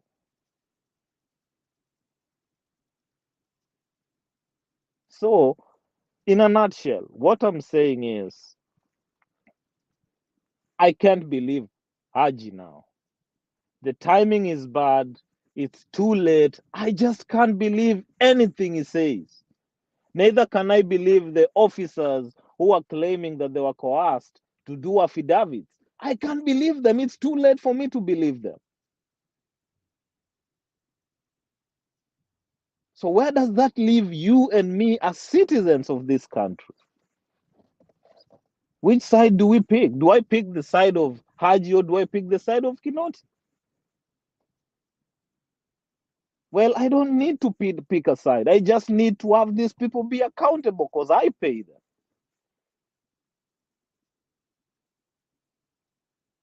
Because there's no one to believe. Because we are living in a country where integrity is thrown out the window. People are all here to save their skins and their salaries. And it starts from way up top. Our president to our MCAs. All these people are playing the same games with the judges and everyone. So which system can we believe? Right now, if I had a case, even if I had a smallest case in a magistrate court, I have grounds right now. I have grounds to go back to that case and say this case was not well prosecuted. Why? Because the departments that are supposed to prosecute cases are already fighting amongst themselves. Don't you see the risk we're putting our country in? Where no one even believes that the people in jail really deserve to be in jail. No one now even believes the cases in court are really supposed to be in court because the person who investigates is fighting with the person who prosecutes, and the person who prosecutes says he was forced to prosecute. Like, you see all the mess we're doing? Are we leading our country down a path that will lead us to anarchy?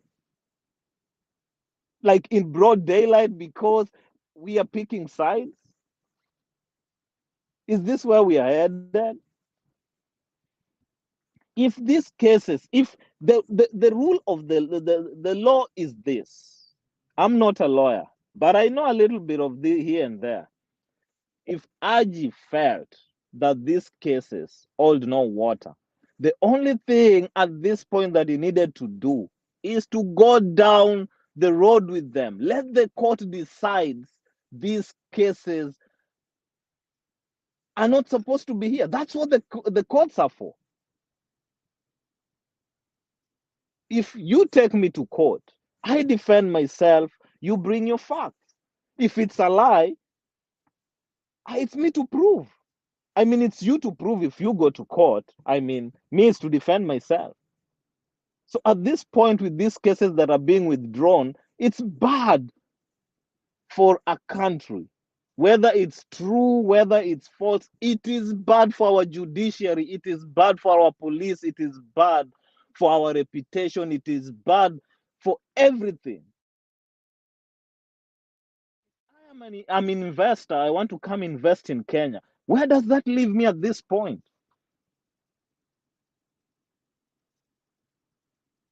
Let us just be open-minded. Let us face realities.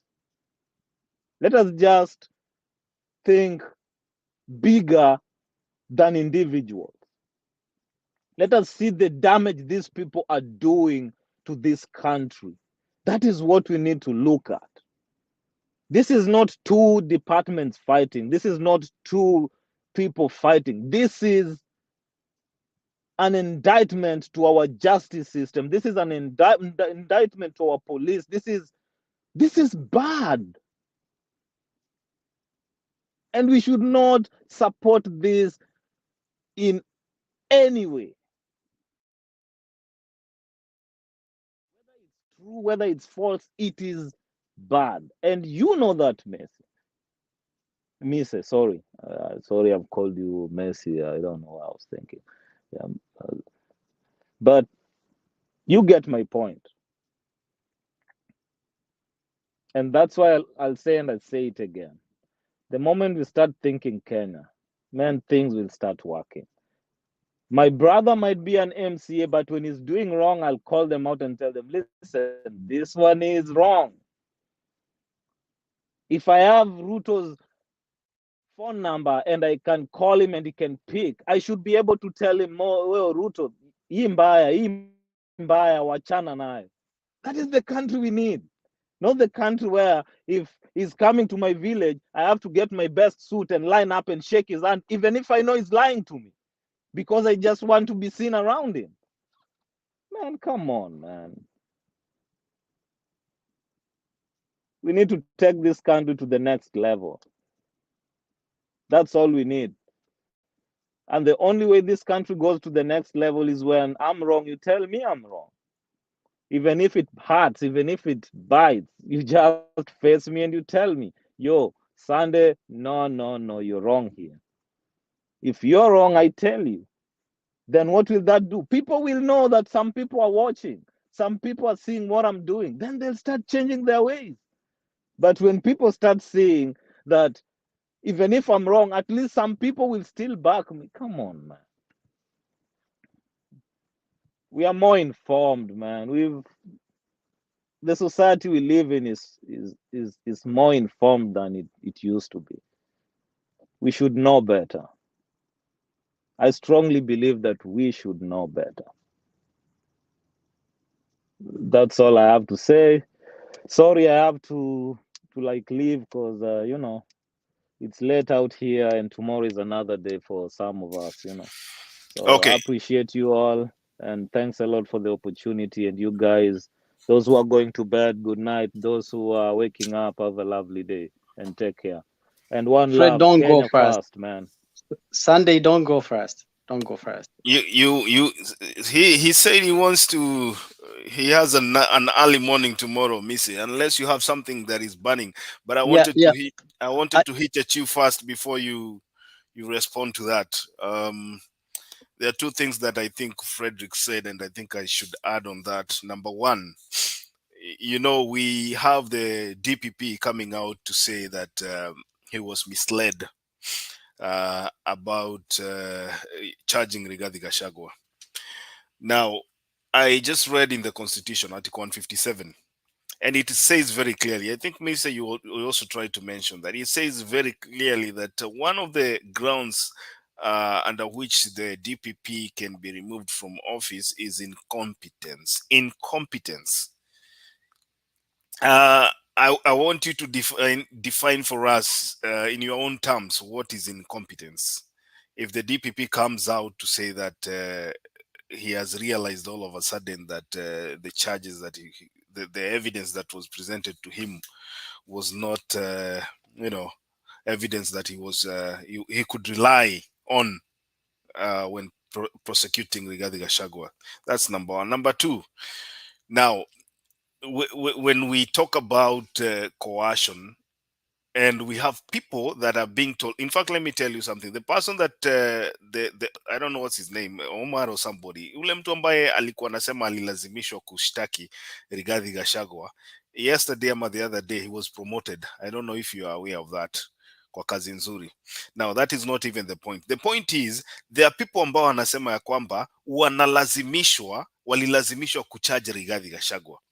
And the people that have been arrested right now, the police officers, the DCI officers that have been arrested right now, on the other hand, wanasema they are being coerced to frame DCI Kinoti, the former DCI Kinoti. So when we talk about fairness, and that is why I was very specific on dismissing what the DPP was saying, because the DPP himself came out and said that he was misled.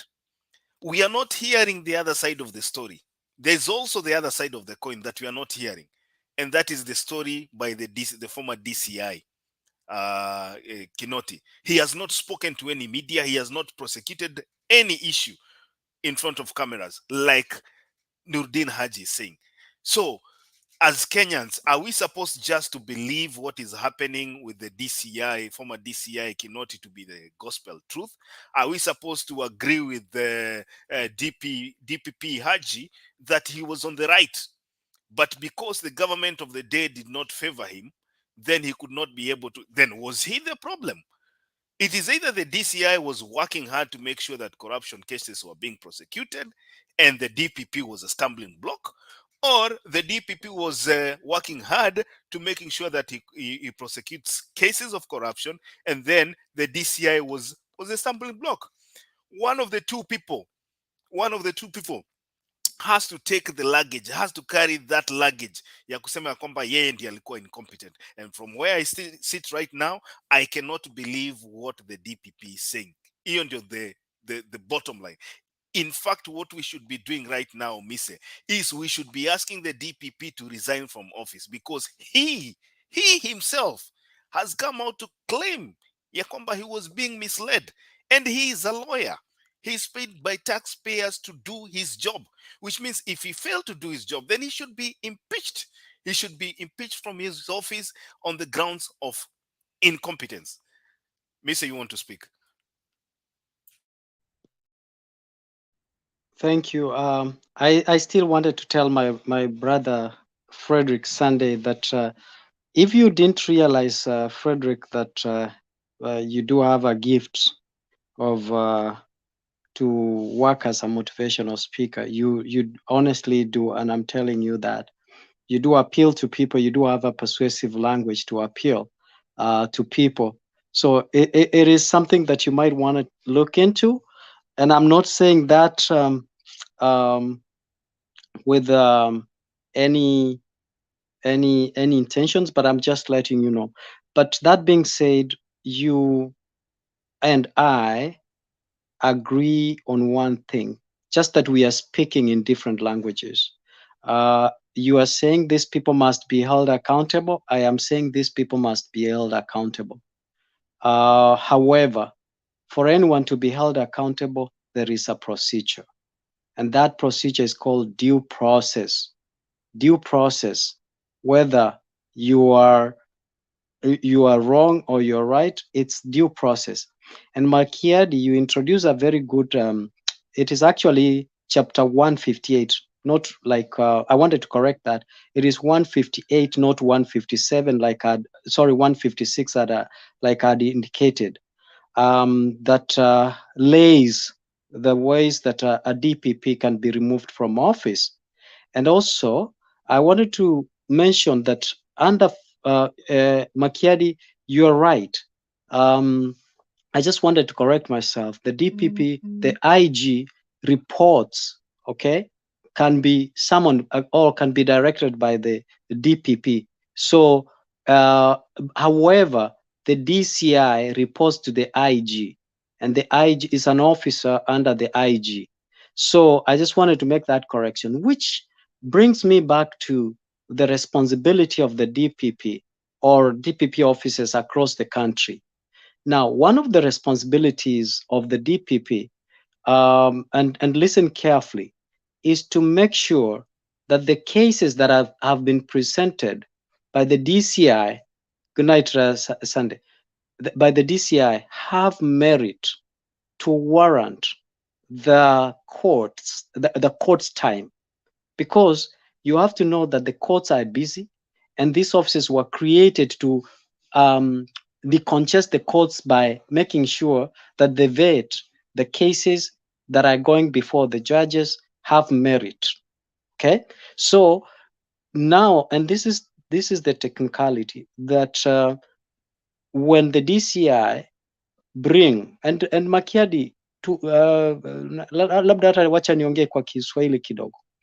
Na unajua na ndugu yangu Chaka ulisema juu ya ushabiki, na ningependa sana tufungue mawazo yetu, tuache ushabiki vile ulisema. Hayo nakubaliana nawe, lakini kwa vitu vingine lazima tuelewe kila ofisi ama kila jambo lina njia ya mkato ama njia watu wanaweza wakapita na wakafika kule mbele. Kuna njia unaweza enda straight na kuna njia watu wanapita ya mkato.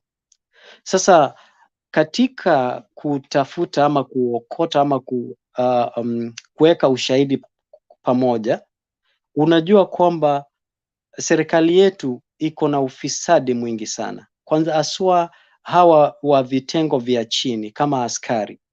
Now, sasa ukiwa na askari ambaye ndio anayeshughulikia kesi fulani, na uende ukamwona kando ukampatia pesa fulani, umwambie tafadhali, hii kesi ningependa itupiliwe mbali, kwa sababu ashaileta ikafika katika kiwango cha ofisi fulani ama mamlaka fulani, hawezi akaitoa. Sasa kuna vitu ambavyo yeye kama afisa wa serikali ambaye the investigating officer anaweza fanya ili kesi ikifika pale mbele itupiliwe mbali kwa sababu haina ushahidi wa kutosha. Sasa kwa mfano tuseme hivi, ndugu yangu Chaka Mdune, wewe umekuja kwangu ukaharibu mali yangu, kwa mfano ukakuja ukakata miti yangu, na ulipokata miti yangu nikaita askari wakaja wakachukua ile miti kama exhibit ambayo itatumika pale kotini kama ushahidi against you.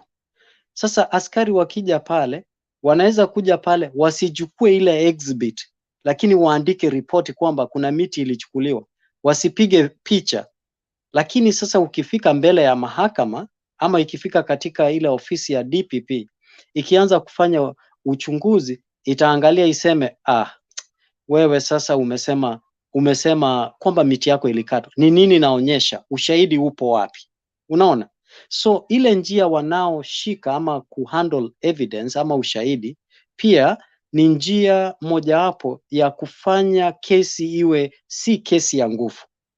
Na mara nyingi askari wanapata wamelipwa pesa, ikawa ikawa kesi ikifika pale mbele inakuwa haina ushahidi wa kutosha wa kuendelezwa hata kwenda katika mahakama. Kwa hivyo kesi nyingi inapata ikipotelea huku katikati kwa sababu ikiangaliwa pale haina ushahidi wa kutosha. Sasa nikuulize ndugu yangu Chaka Mdune, wewe nataka tu tukiambiana ukweli. Wewe Chaka Mdune una familia, una watoto, una watu ambao wanakutegemea.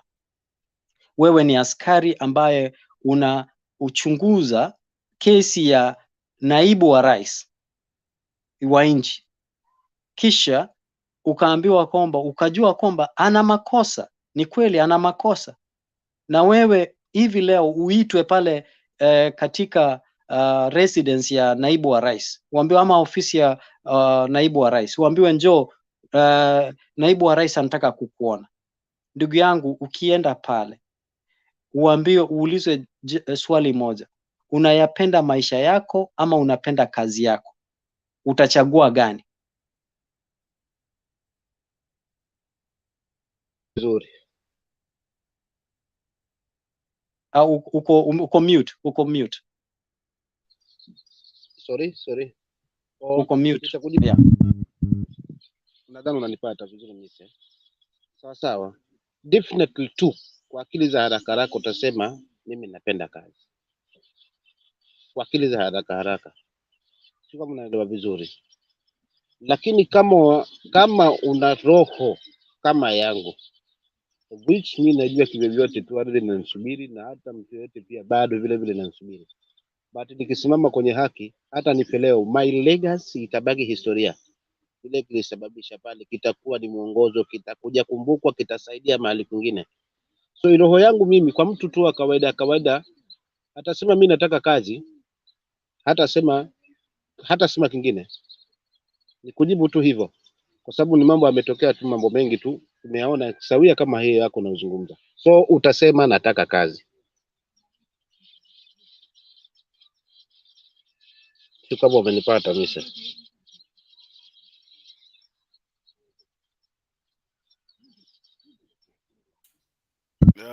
Nakupata. Sasa ndio nikuulize, niongeze tu la tatu. Na ukiambiwa upewe 3 choices, nimekusikia, lakini nataka useme asilimia ya watu wengi wataegemea upande gani? Unapenda kazi yako, unapenda maisha yako, ama unapenda kuingilia kazi ya watu wengine ambayo itafanya ukose kazi na ukose maisha?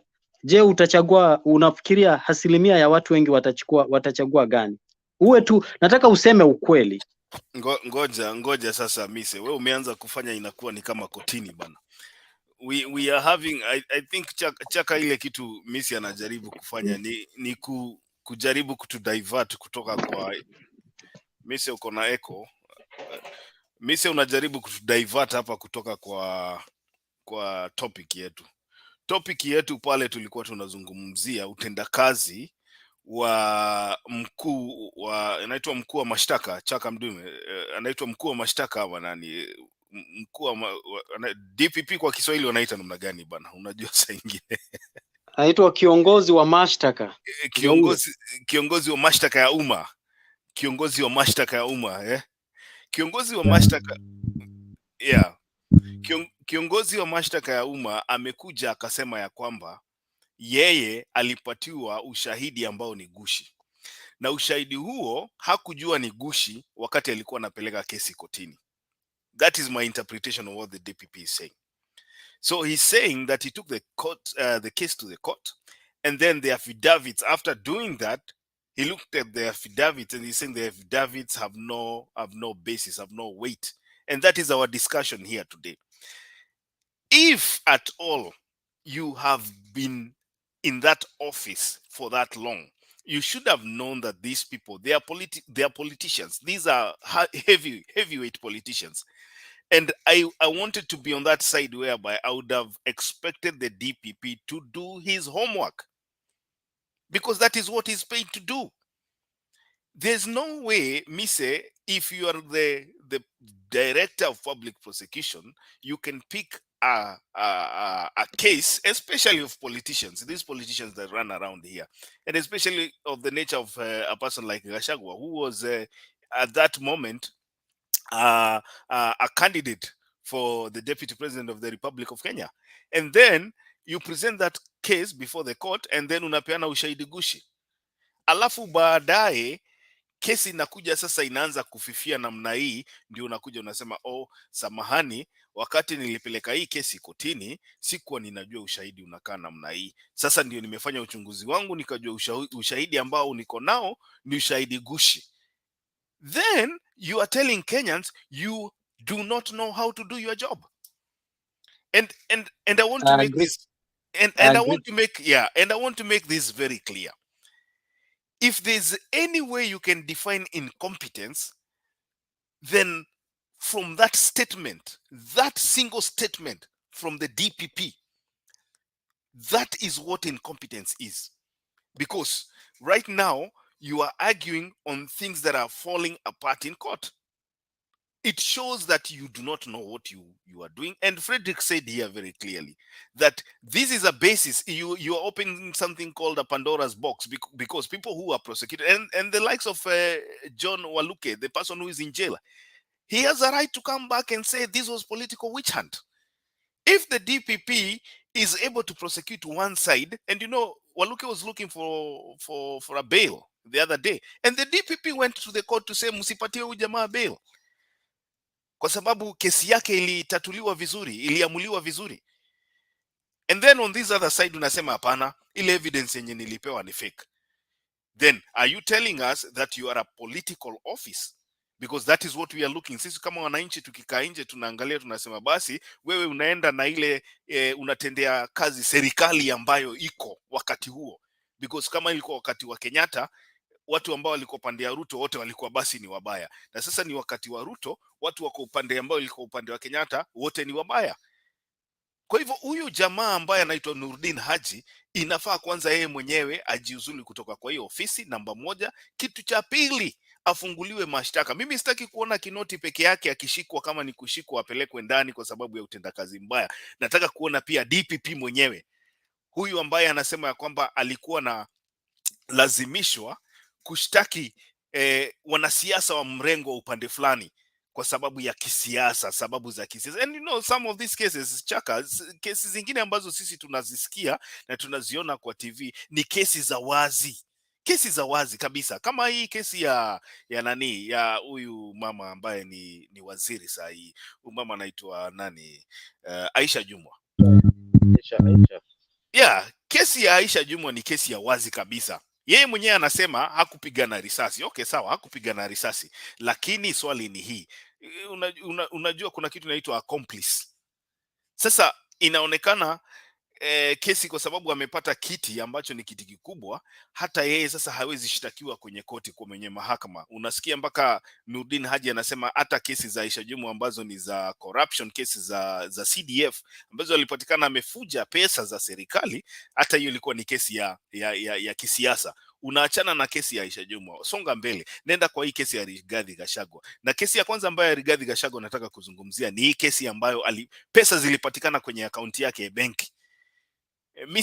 Mise na nitarudia hili jambo hapa, tuweke siasa kando, tuweke siasa kando. Kama siku ya leo, na nitarudia kukuuliza namna hii, mahali uliko siku ya leo, ukienda kwa akaunti yako upate una milioni 200, dola milioni 200 kwa akaunti yako, lazima kuna red flag itakuwa raised. Ulizwe, Mise, hizi pesa ulitoa wapi? Na hiyo ni the same thing na Gachagua. Aliulizwa, hizi pesa ulitoa wapi? Gachagua akasema nimefanya biashara na serikali za county. Akaulizwa, tupatie basi stakabadhi ambazo zinaonyesha kwamba umefanya biashara na serikali za county ambazo zilifanya mpaka ukalipi. Uliuza nini? What did you provide to the county government? He was not able to explain. And so the money was taken by the Assets Recovery courts. Zikavurutwa, pesa zikanyang'anywa kutoka kwake. Sasa tunasikia tena hiyo kesi imetupiliwa mbali, mjamaa amepatiwa pesa zake. So Makiadi, let me say something. Mimi na wewe tunakubaliana. I think what we all agree is that and actually vile umesema vizuri sana kidogo tu. Mimi kwanza nishukuru maswali alikuwa ananiuliza brother Mise, nilikuwa tu nina majibu naye vizuri, lakini kutokana vile vile umetueleza ni sawa. Kile tu nitamalizia hapa ni kwamba kwanza tutoka katika hiyo nchi hiyo inazungumzwa mche kwamba tunakuwa mtu wa kuwa, kuna watu wanatuuliza maswali kama hayo kwa sababu hao ndo ambao wanaharibu nchi. Ati wewe chagua hili na chagua hili. Hao ndo watu wanaoharibu hii nchi. Pili, Nurdin Haji angekuwa ameyaona haya kama Mkenya mzalendo mwenye kujali kwamba analipwa na Wakenya, angejiuzulu. Hiyo tu ndio njia nzuri tu ya mtu ambaye hataki kuingia mahali kwa baya na anayemcha Mungu. Lakini masuala kwamba anyamaze mpaka sasa hivi ameona kimeumana kwa Kinoti, na yeye akijua mimi ni lazima Kinoti akiwepo na mimi nipo. Sasa the only healing solution ni kuhakikisha kwamba nimenyenyekea upande huu. Hii ni siasa, haya ni kisiasa. Na yale alikuwa anasema DP wetu kwamba hizo kesi za kuwekelewa, ndivyo tunaona mipango ni kama hii. Wengine watajitokeza waseme ni kweli, lakini mimi nilikuwa nafanya nini na lazimishwa, ili wakati wakija kisimama tena kwa siasa watasema msimliona Haji alivyosema ukweli. Kwa hivyo hivi ni vitu vingine ambavyo tunadanganywa tukiwaangalia hivi kaka. Na ndio maana nitazungumza hivi ili nikifunga kabisa, nikimaliza langu mimi ni kwa Martha Koome. Martha Koome yeye ndio mkuu, macho yote inamtazama hapo juu, yeye ndio mkuu wa Judiciary. Asiingize wanasiasa pale, aepukane na wanasiasa pale, ili hakika kama kutakuwa apenda haki na Wakenya wapate haki, asiingize siasa pale. Mwananchi huku chini atakuwa na imani na mahakama zote za Kenya. But kama hivi tunavyoona, wanasiasa waingie pale wawe control ya mahakama, hakika tumepotea. Kwa hivyo ni ombi langu tu kama Mkenya mnyonge, Martha Koome asiingize wanasiasa pale. Kama ni independent institute, ibaki vile vile kwa independent, ili kama mwanasiasa amefanya yasio kwa sawa, atoe uamuzi wa sawa. Kesho mwanasiasa mwingine hataweza kufanya. Lakini haya mambo tunayaona hivi ni vitimbi, mise ni vitimbi hivi. Kesho tu, ni mwezi ujao tu, utasikia umeliona kesi ilivyopelekwa ya ABCD. Wakati haya mambo yanafanyika tunayaona. Aisha Juma akipiga mtu risasi, tulikuwa kwa TV tukiangalia ile kesi nzima, vile ile mzunguko mzima uliokuwa katika huo mkutano hadi ule bwana uawe, tuliyaona. Kaka, leo hii unaambiwa kwamba hii kesi hakuna tena, hiyo ilikuwa kisiasa. Na wewe pia uamini hili. Please, wanasiasa wasitumie visivyo. Wakirudi kutaka kura huku wanatuambia mengine, wakishapata uongozi wanatulegeuza mengine. Please, ni mimi na wewe tubadilishe hii Kenya kama wananchi. Asanteni. Asante. Ngoja kidogo Chaka, nilikuwa nataka kabla, unaona hiyo picha iko kwa screen sahihi. Nimeiona tangia pale mwanzo mkuu, na hii ni ile tunasema hii serikali tulizungumza tangia juzi katika mijadala hii kwamba ni serikali ya kuriward those supporting Kenya Kwanza, wao wako katika safe, but for those wanaona yale mapungufu yako pale, na tunaelekea mahali makiadi, hatutakuwa na sauti. But hii ni ishara wazi tunaiona kwamba ni nini inaendelea pale kwa judiciary. Kwa si mambo mapya haya ndio ambayo tunafaa tuyapinge. Mimi pamoja na Mise na wengine tuungane. Serikali hii tuwe wote wananchi tuko macho tunaitazama. Lakini ukisema tunasimama kwa ushabiki hati kwa sababu tunangojea kwamba tuwape nafasi, hakuna nafasi. Hii mahakama ikiingiliwa tutaenda wapi Mise wewe? Asante. Aya Mise. Asante. Mimi nilikuwa nataka kusema hivi ndugu yangu. Kuna Makiadi akija hapa anasemanga ukija we must continue talking, because if we stop talking we start fighting. Kama sija misquote, if I have not misquoted Themba. But mimi ninasema kwamba tusije tukayasoma sana mambo kwa undani, kwa sababu sisi kama Wakristo na wale ambao wanaitwa Waislamu tunaambiwa kwamba hakuna atakayesoma akili ya mtu. Akili ya mtu ukiangalia, nikikuangalia hivi Makiadi, sijui unafikiria nini. Mimi naweza nikafikiri wewe unipendi, ile hali ndani mwako hauna hilo wazo kabisa. So kwa hivyo tusije tukaangalia sana, tuangalie vitu ambavyo vinajenga taifa, kwa sababu Kenya ni nchi ya sheria, na tukiwa kama Kenya ni nchi ya sheria, basi hiyo misingi ya kisheria inatusaidia kama nchi. Ukiangalia bara la Afrika ama aswa mashariki, jumuiya ya mashariki, utapata kwamba Kenya imeendelea sana katika misingi ya demokrasia, na sheria zetu zinatusaidia na zinatupa uhuru wa kuzungumza. Kwa hivyo hatuwezi kosa kuzungumza sisi kama wananchi. Viongozi wanapokosa lazima tuzungumze na tuwapatie fursa ya kuzungumza ili tupate kujua ukweli. Wanaponyamaza tunapata kwamba hatujui ukweli. Na Makiadi, ningependa sana kukuinvite to chapter 157 ambayo inasema, ambayo umeinakiri ama umeinukuu nafikiri Kiswahili inasema umeinukuu hapo awali. kwamba the removal and resignation of Director of Public Prosecutions under Chapter 158. If you look under Section 1, ukiangalia Section 1, the Director of Public Prosecution may be removed from office only on the grounds of inability to perform the functions of the office arising from mental or physical incapacity, non-compliance with Chapter 6, bankruptcy, incompetence, or gross misconduct or misbehavior. I believe your argument is hinged on incompetence or gross misconduct or misbehavior of the DPP as of now. If by any chance vile umesema ameshindwa ama amepeleka kesi ambayo haina misingi, basi inaonyesha kwamba he is incompetent. But kumbuka kwamba sitaki kuzungumzia aswa kesi ya Gachagua, but nataka kuzungumza kwa ujumla kwamba the DPP has the directors, you know, who work under him. And you realize that in every county, we have the office of the DPP.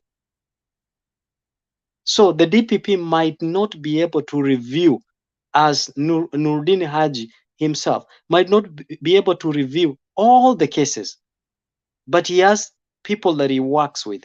But again, I want to agree with you, Makiadi, that there are cases that will draw the attention of the DPP. And that being said, the DPP should have carried his own due diligence to make sure that these cases have merit before they are presented in a court of law. So someone is not telling us the truth.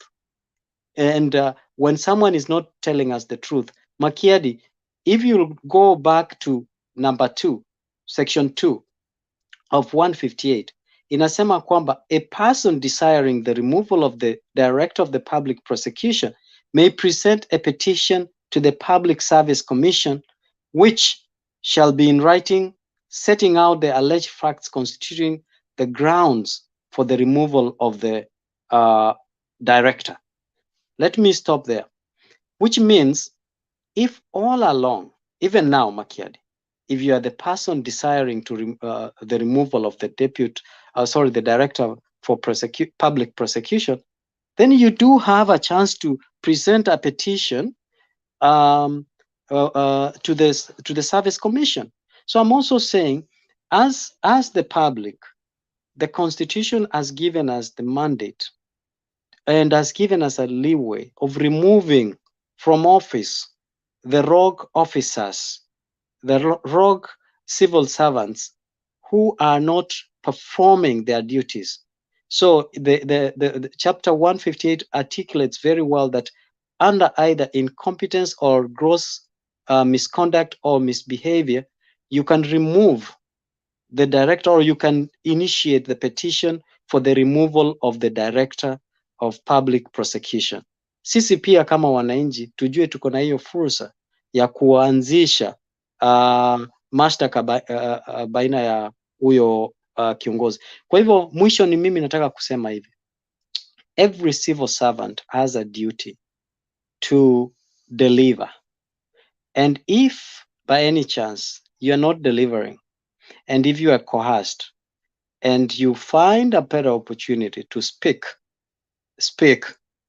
But as well, you must gauge whether your life is in danger. The life is not fair. Life has never been fair. So you look after yourself and your family first.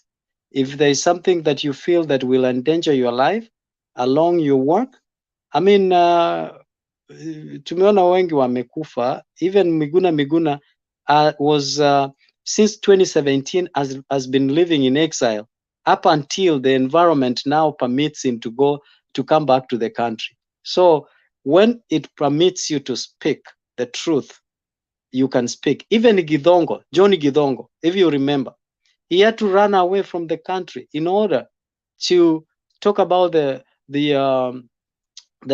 scandal. I think it was what was that called?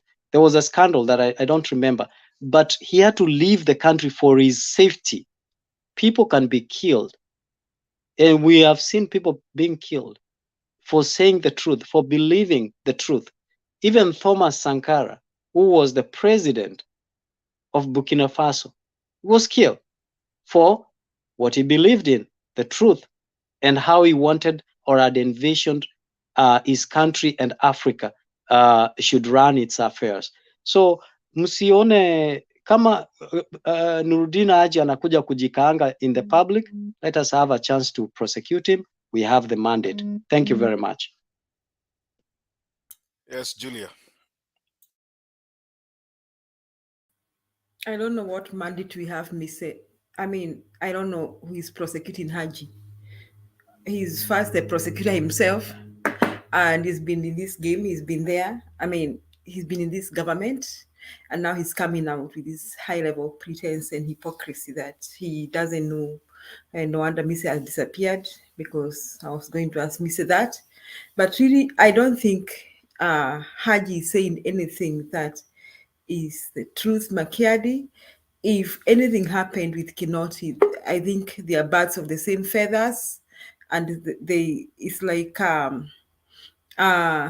in Kikuyu we have that you cannot be pointing fingers at we have a saying, at a thief. Yes, you were there when the thief was stealing. So Haji, Kinoti, all that are birds of the same feathers, and he's actually lying. And me say, why is he coming out now? It's not because he feels more safe, it's because he's working with the kind of people he wants to work with, who condone what he condones. In his era, Haji, we didn't hear prosecutions. I mean, those prosecutions of corruption didn't come out. So they were not successful. Why the judges throw out cases? You are a lawyer. You can tell me. It is because a number of those cases, many of those cases lack enough evidence. And why do they lack in evidence? It's because the prosecutor has not done his job. So the bulk stops at Haji. Okay? He got to do his job. So he should not come here telling us that Kinoti alinibuli, sijui alifanya nini. That's a lie. Now, you talked about intimidation, harassment, and all that, assassinations. And this government cannot come out clean out of such suspicions. They are equal suspects. They have no moral authority even to talk about extrajudicial killings. They have no moral authority at all. Even talk about, we can point fingers. We may not finish pointing fingers. So me, I won't buy that. I won't buy this Haji narrative. It's just another drama. And I hope even these policemen who are saying they were forced to do that, it's another drama from hypocritical Kenyans. So Makeni, I want to say this. I wanted to talk about, I mean, this, somebody was talking about Mother Kome here. I think it's Chaka, that Mother Kome will not do anything to help this country. Now, Mother Kome herself upheld impunity after the election we just had. So she'll not help this country in any way. She's one of those promoting impunity in Kenya. So Kenyans, you are in a desperate situation because the highest court of the land also, we have seen it uphold impunity. So I don't know where we are heading to. Now, this reminds me of something sad that happened in Kirinyaga some time back. That scared me, Makiadi. You know, you people, you read about Mungiki and the Mungiki stories and all that. Now, I was in Kirinyaga when Mungiki was doing all this menace, and they would come to your home, Makiadi, wanataka msichana wako, wanamchukua, and you should not ask questions.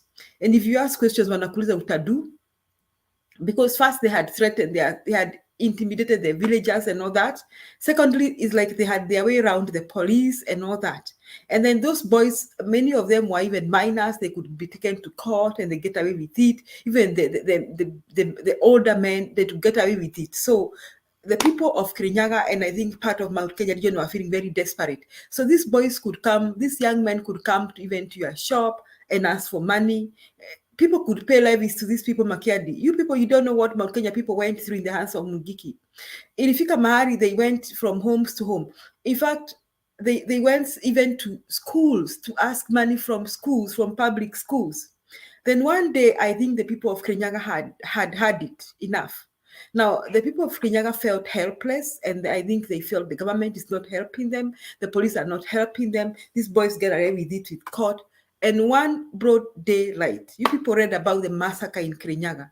The massacre began in one broad daylight, and mobs walked from one home to another. And this is when we have something called, a place called The Hague. There's a place in Kirinyaga where there's a tree where they could get hold of those boys and do whatever they wanted to do. So what I'm trying to say, why did the people of Kenya take the law into their hands? Is because they were feeling helpless. Is because they were feeling the judiciary had let them down. The police were not helping them. So I don't know whether Mother Koome is taking this country to that situation. Because as far as we are concerned now, I don't know which court in Kenya makes decisions. I mean, speedily, justice delayed is justice denied. So if we look at the likes of Haji telling us here that he was held hostage, that he could not do his work, where do they want Kenyans to go?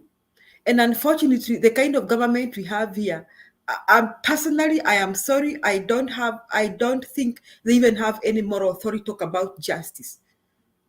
So I think only God will help Kenyans. Finally, I want to say this: which way forward?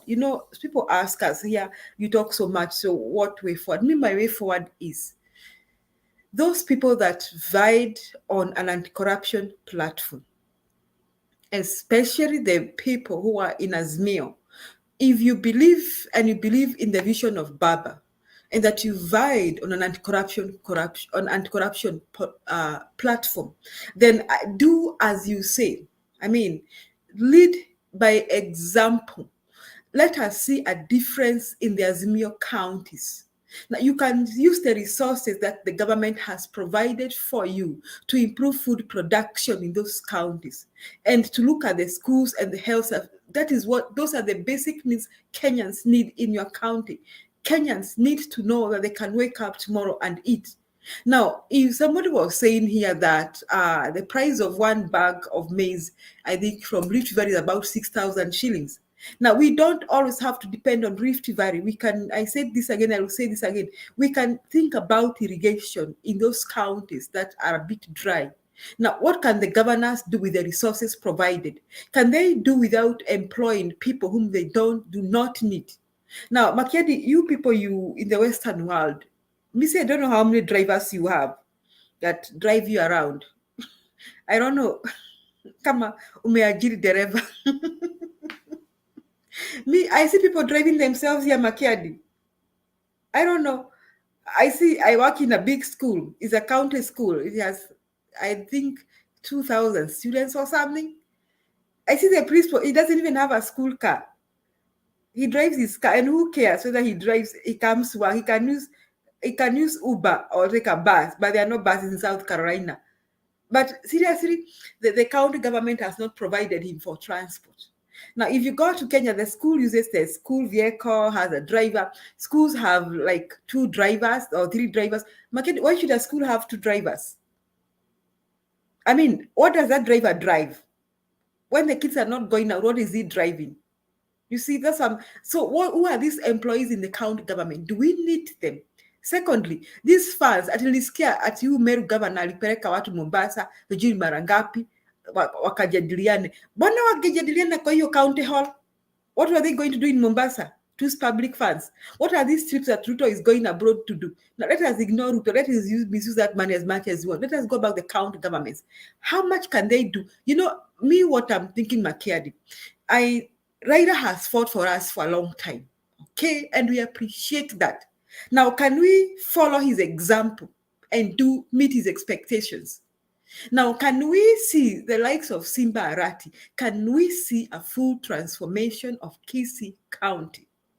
Now, can we see Simba Arati thinking about food production in Kisii County? Can we see the governors in Kisumu, in Nyanza, Luo Nyanza, thinking about food production? Can you see the governors in Eastern, Lower Eastern?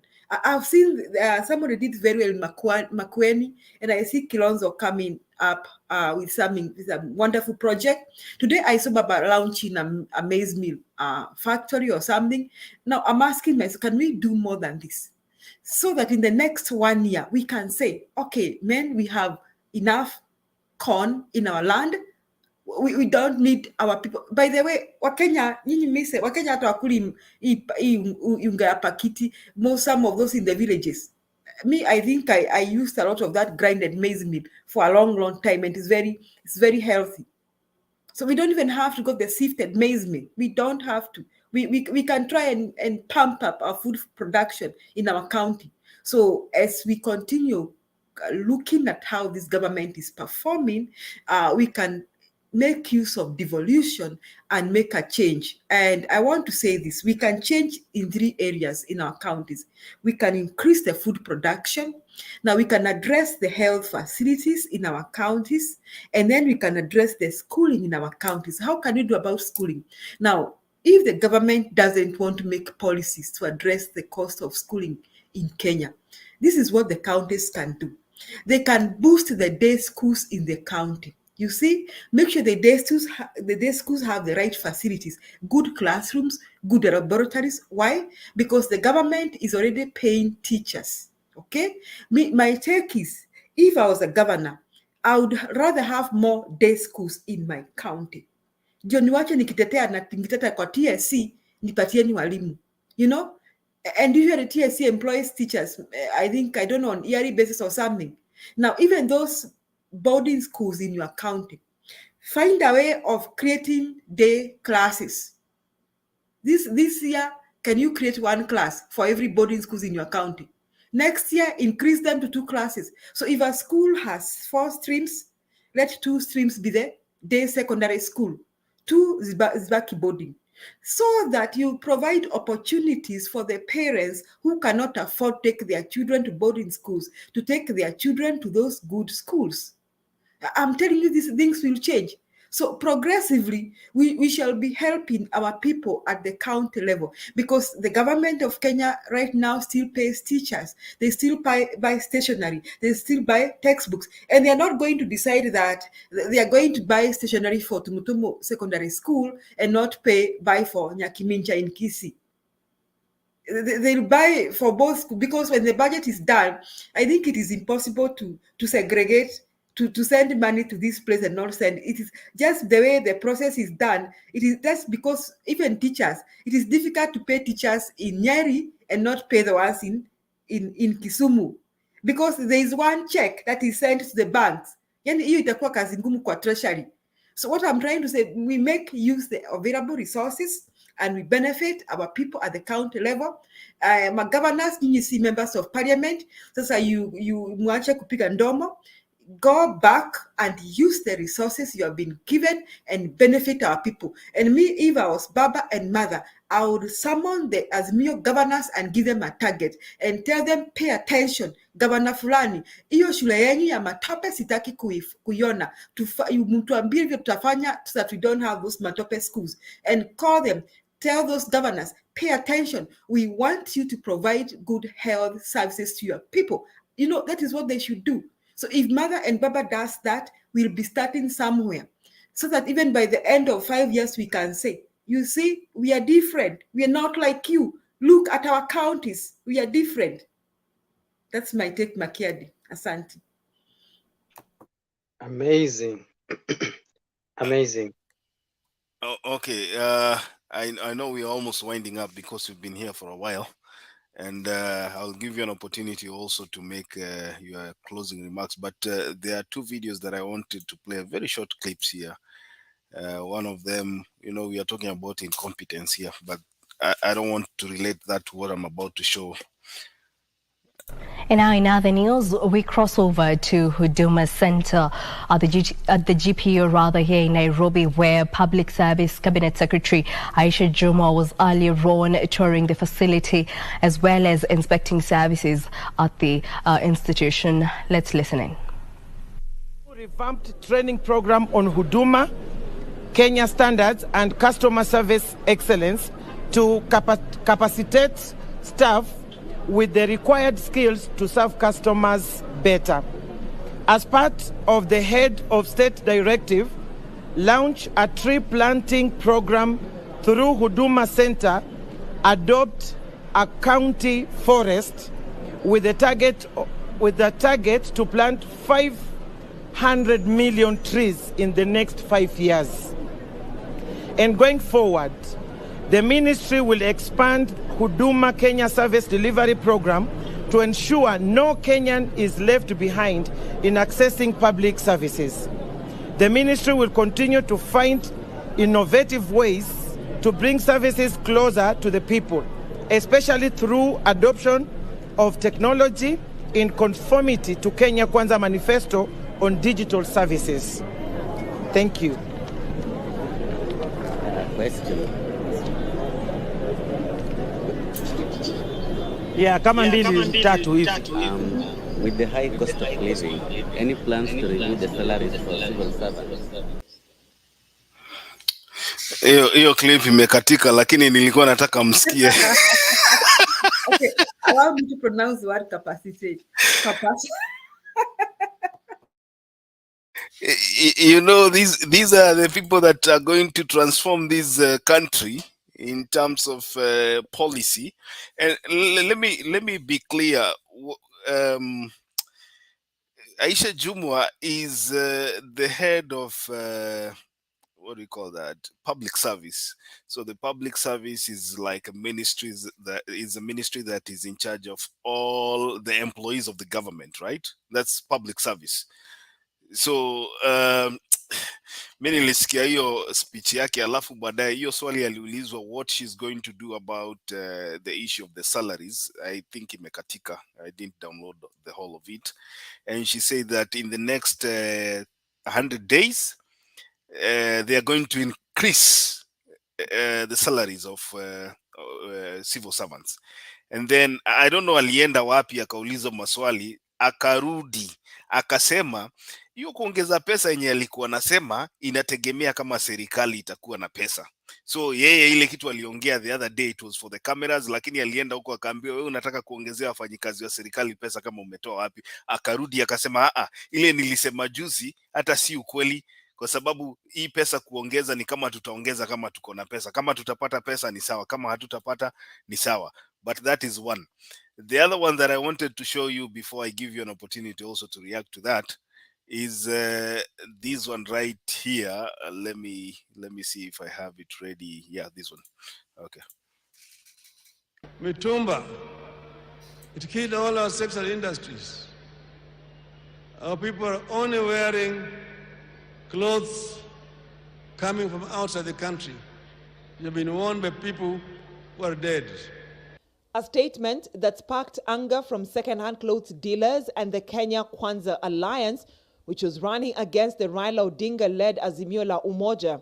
Hakuna mtumba utapiga marufuku kwa sababu hutakuwa rais wa Jamhuri ya Kenya. Sikia mwingine anasema ati atafunga kazi ya mtumba. Sasa mimi nataka nikuulize wewe, my friend, kama wewe ulizaliwa ukivaa suit, wewe waachana na sisi tumevaa mtumba. 5 months later, the Kenya Kwanza administration has hinted at banning the mitumba business through the newly appointed Trade, Investment and Industry Cabinet Secretary Moses Kuria.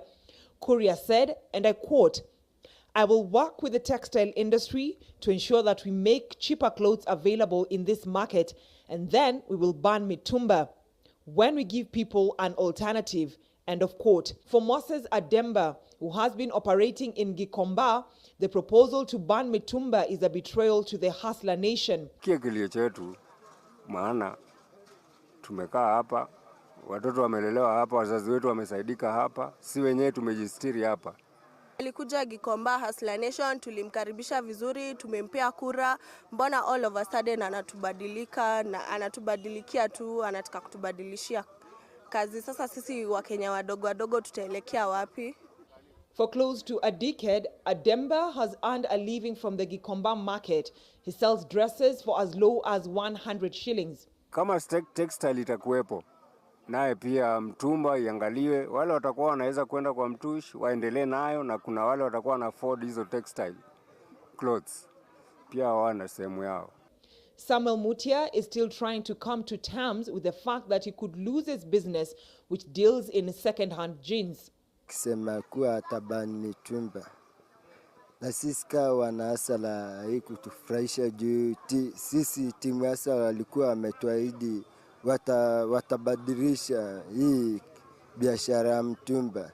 Na si mategemeo yetu tulikuwa tumewategemea kwa kiasi kikuu sana. Should the government go ahead and implement his proposal, then this will be the second ban after the government put a ban on second-hand inner garments a few years ago.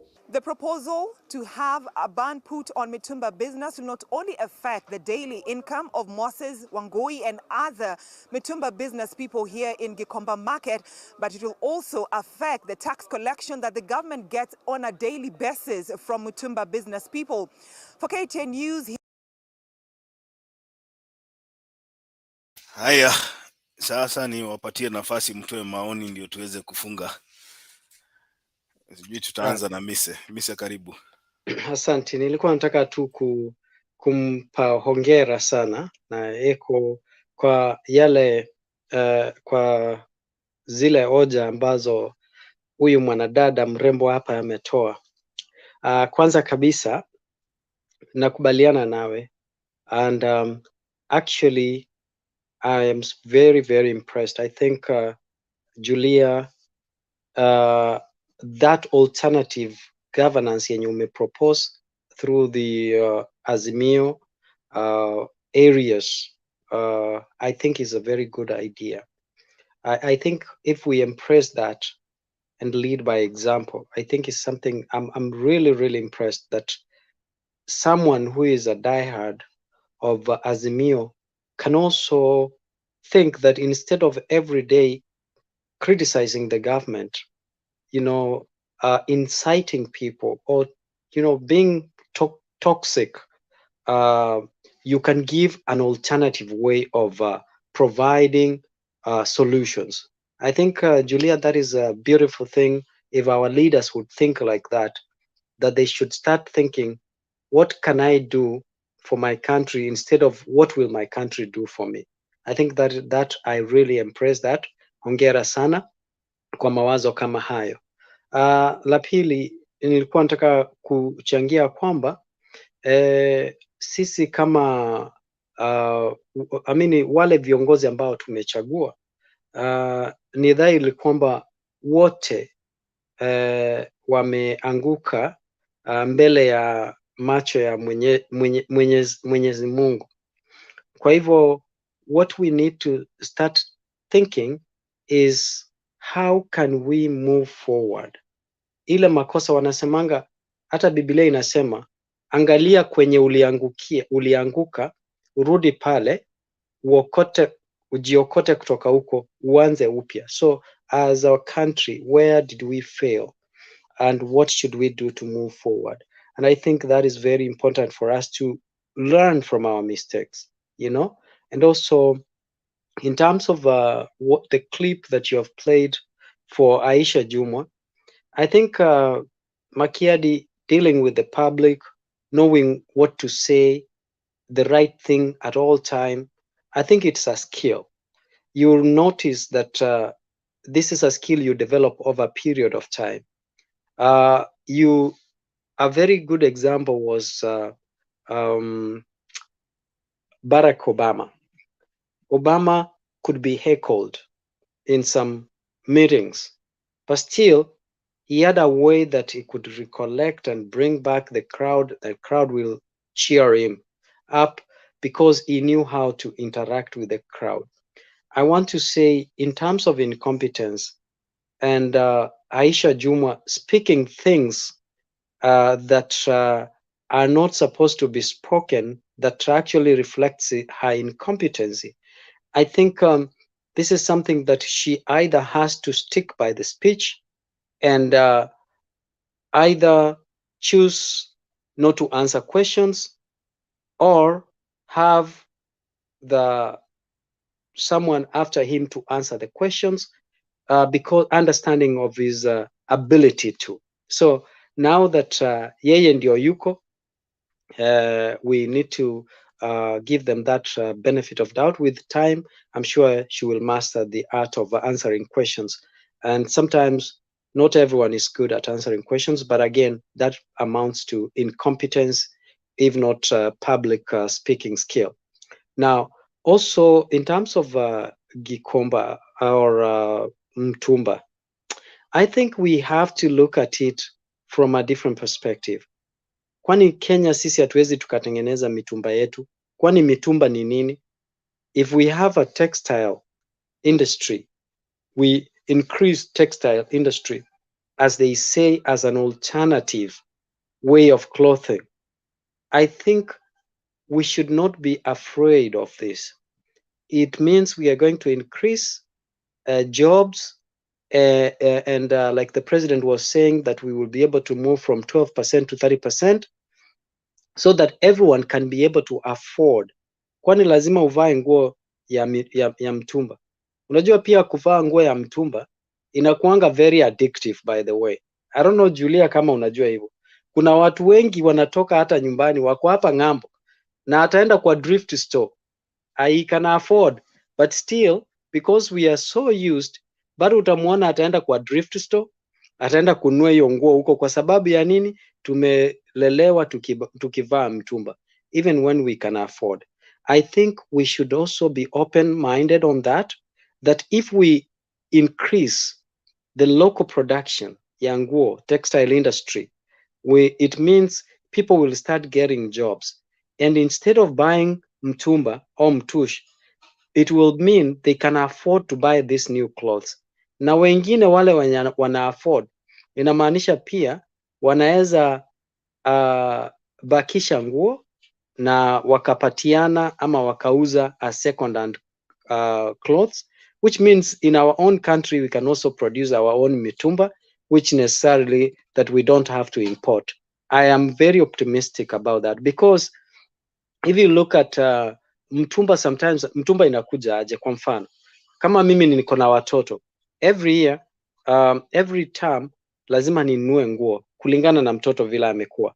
Sasa unapata umenunua nguo labda ya $100, but mtoto outgrow nguo, amevaa once or twice, outgrow nguo. This can also happen in Kenya. You can buy new clothes na watoto wana outgrow, and this way we can look for a way we can collect the clothes of such from people, and we can sell them as second-hand clothes. But I think it is a process, a long process. Itakuja kitambo ikuja kufikia mahali iko sasa. Let me stop there by saying this. Our country is greater than us as individuals. We need to start embracing, fighting corruption, doing the right thing. And Julia, what you said is very important. When we increase production at our county level as governments, when we fight graft at the county level, I think it will enable us to start creating a culture that will come either bottom up to the national level, so that we can learn how to live a country that is free of corruption. Let me tell you something. People will fight culture. When you bring in a new culture, people will fight it. During COVID, I went to Nakuru County, and I realized something. Everyone in Nakuru County was wearing a mask. If you came from Nairobi, you go to Nakuru, you will see people who are disciplined, wearing masks. Why? Because the county government of Nakuru, they were very strict. They enforced wearing of masks, and people followed after some time, and it became a culture. Why can't we do that in terms of fighting corruption? Make sure that we fight corruption from all angles. And also, in terms of, we should also make use of corporate social responsibility. I don't know, Julia, if you realize that county governments have not utilized corporate social responsibility, where we have companies like Coca-Cola, companies like Kenya Power, and Lightning, company. These companies that are producing, how can we use corporate social responsibility to boost, the cost of living, or some projects running, like the schools that you are talking about, classes like Safaricom? How can we involve them through corporate social responsibility to make sure that we have pushed our agenda? How can we tell our politicians in our hospitals, how can we say we need to plant 100 trees within our hospital, for example, and call these politicians and have them to buy one tree so that we can plant in our hospital. So we need to encourage people, because there are people who don't know. People could be having money, but they don't know what to do with the money. I think let me stop there. I am very optimistic that this government, as time goes by, using the chapter 1 of the Constitution, the power is invested in the people, and the people will demand through the representatives and themselves that the whatever they want to demand to be given through the power that has vested into them through the Constitution of Kenya in chapter 1. Thank you. Mise, umetoa speech mrefu sana, lakini Julia, nipatie tu dakika moja. Tumeongea juu ya mtumba na sitaki hii ipite. Vision which is aimed at ensuring that by the year 2030, which is only 8 years away, we raise the percentage of manufacturing contribution to GDP to 20%, up from 7%. And this we have to do.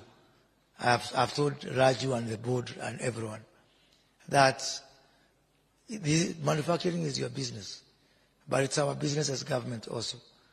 So I intend, starting from this week, Raju, from next week, every week, I am going to have a meeting with each of your 14 sectors so that you can be able to look at, so that by mid-January, we will cover all sectors, a deep dive, not just a meeting, not just a breakfast. Yeah? We do a deep dive for pharmaceuticals, for agro-processing, for leather, for all these things, a proper deep dive to ensure how can we be competitive in all our sectors. You know, I don't know where this, how did we end up here when we start complaining that we are getting imports from Uganda, which are finishing our farmers. We are used when we were growing up to Uganda complaining about Kenya. Now we are even complaining about Tanzania. We have to stop this culture of complaining and really look down at our competitiveness. If you are not competitive, don't expect mercy from the government of Kenya. I will finish that there. If you're not competitive enough, do not expect mercy from the government of the Republic of Kenya. Same thing with Mutumba, Mise. I had to connect those two. If the Kenya textile industry is not competitive enough, then I don't think we should ban Mitumba. People should have an option. If you are willing to go and buy Kenya Duka, Kenya made, then you should be free to do that. If you're willing to go and buy mitumba, then you should be, we have to, unasemaga it's a capital market, capitalistic market ama namna gani. So hakuna venye unaweza zuia mtu mwingine asiimport kitu ati kwa sababu you want to protect this other industry. I don't know, maybe I don't know what I'm saying, but I think if we are producing good clothes, quality clothes, then people will be discouraged from going to buy mtumba.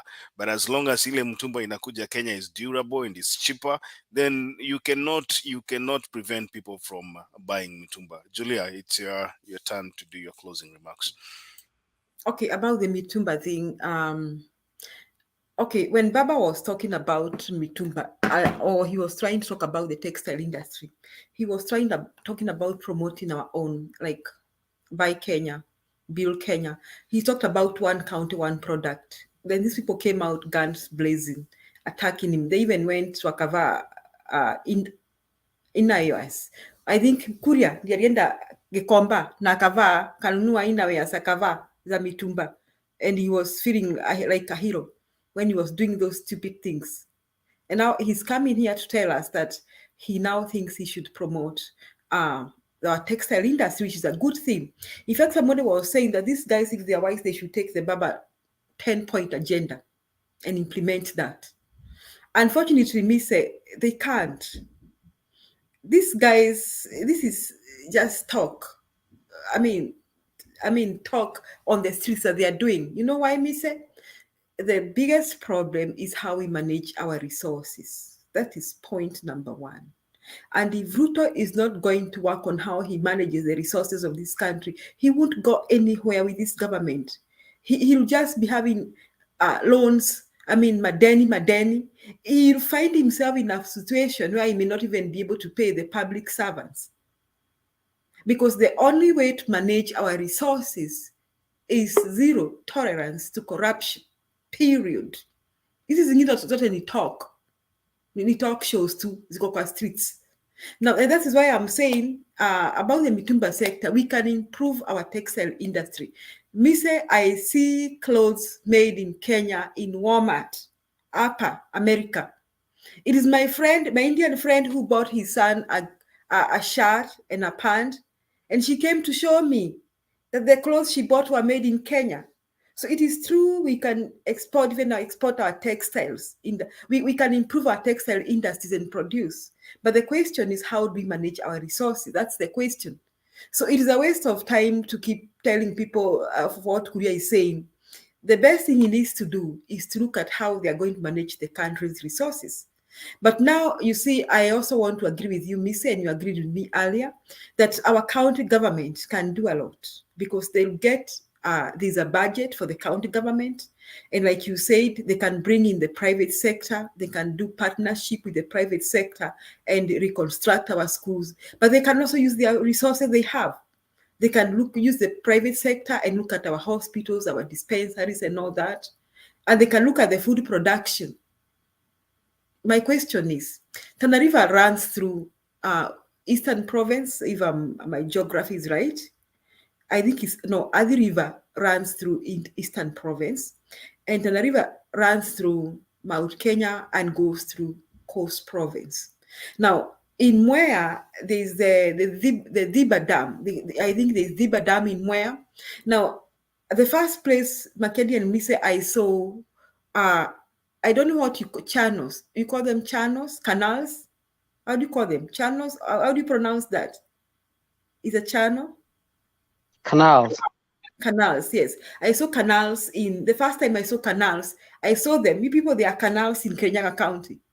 And you'd think it's a natural river, but you only know it's a canal because imekorogewa huko chini, iko na cement. Huge rivers running through Mount Kenya, especially in Kenyatta County, and I think towards Embu.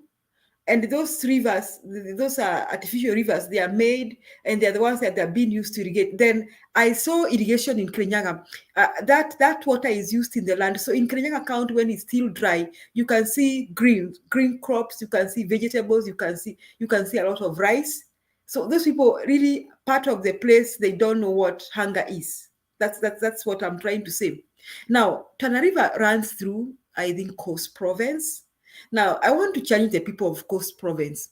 Now, there are people who are mad with Kenyatta family, the first Kenyatta family. But there's this story that goes along, and I stand to be corrected. There's a story, that Jomo Kenyatta went to Coast Province when he became president, and the people of Coast Province wakauza mnataka nini? Wakamwambia tunaomba utuletee tingatinga. Siji makini ulikisia hiyo story, tunaomba utuletee tingatinga watusaidie kulima. Jomo Kenyatta said nitawaletea tingatinga. What did he do?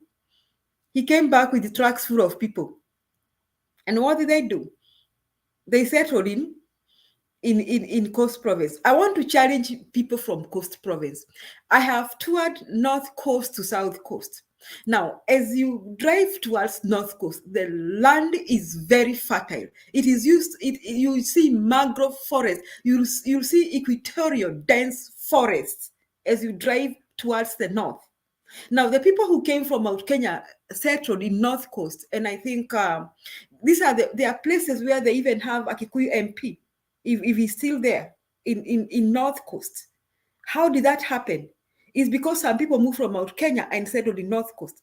Now, when you drive towards the South Coast, you'll find equatorial dense forests. And when I ask the people of that land, they tell me that land belongs to people, but they don't see where they should farm.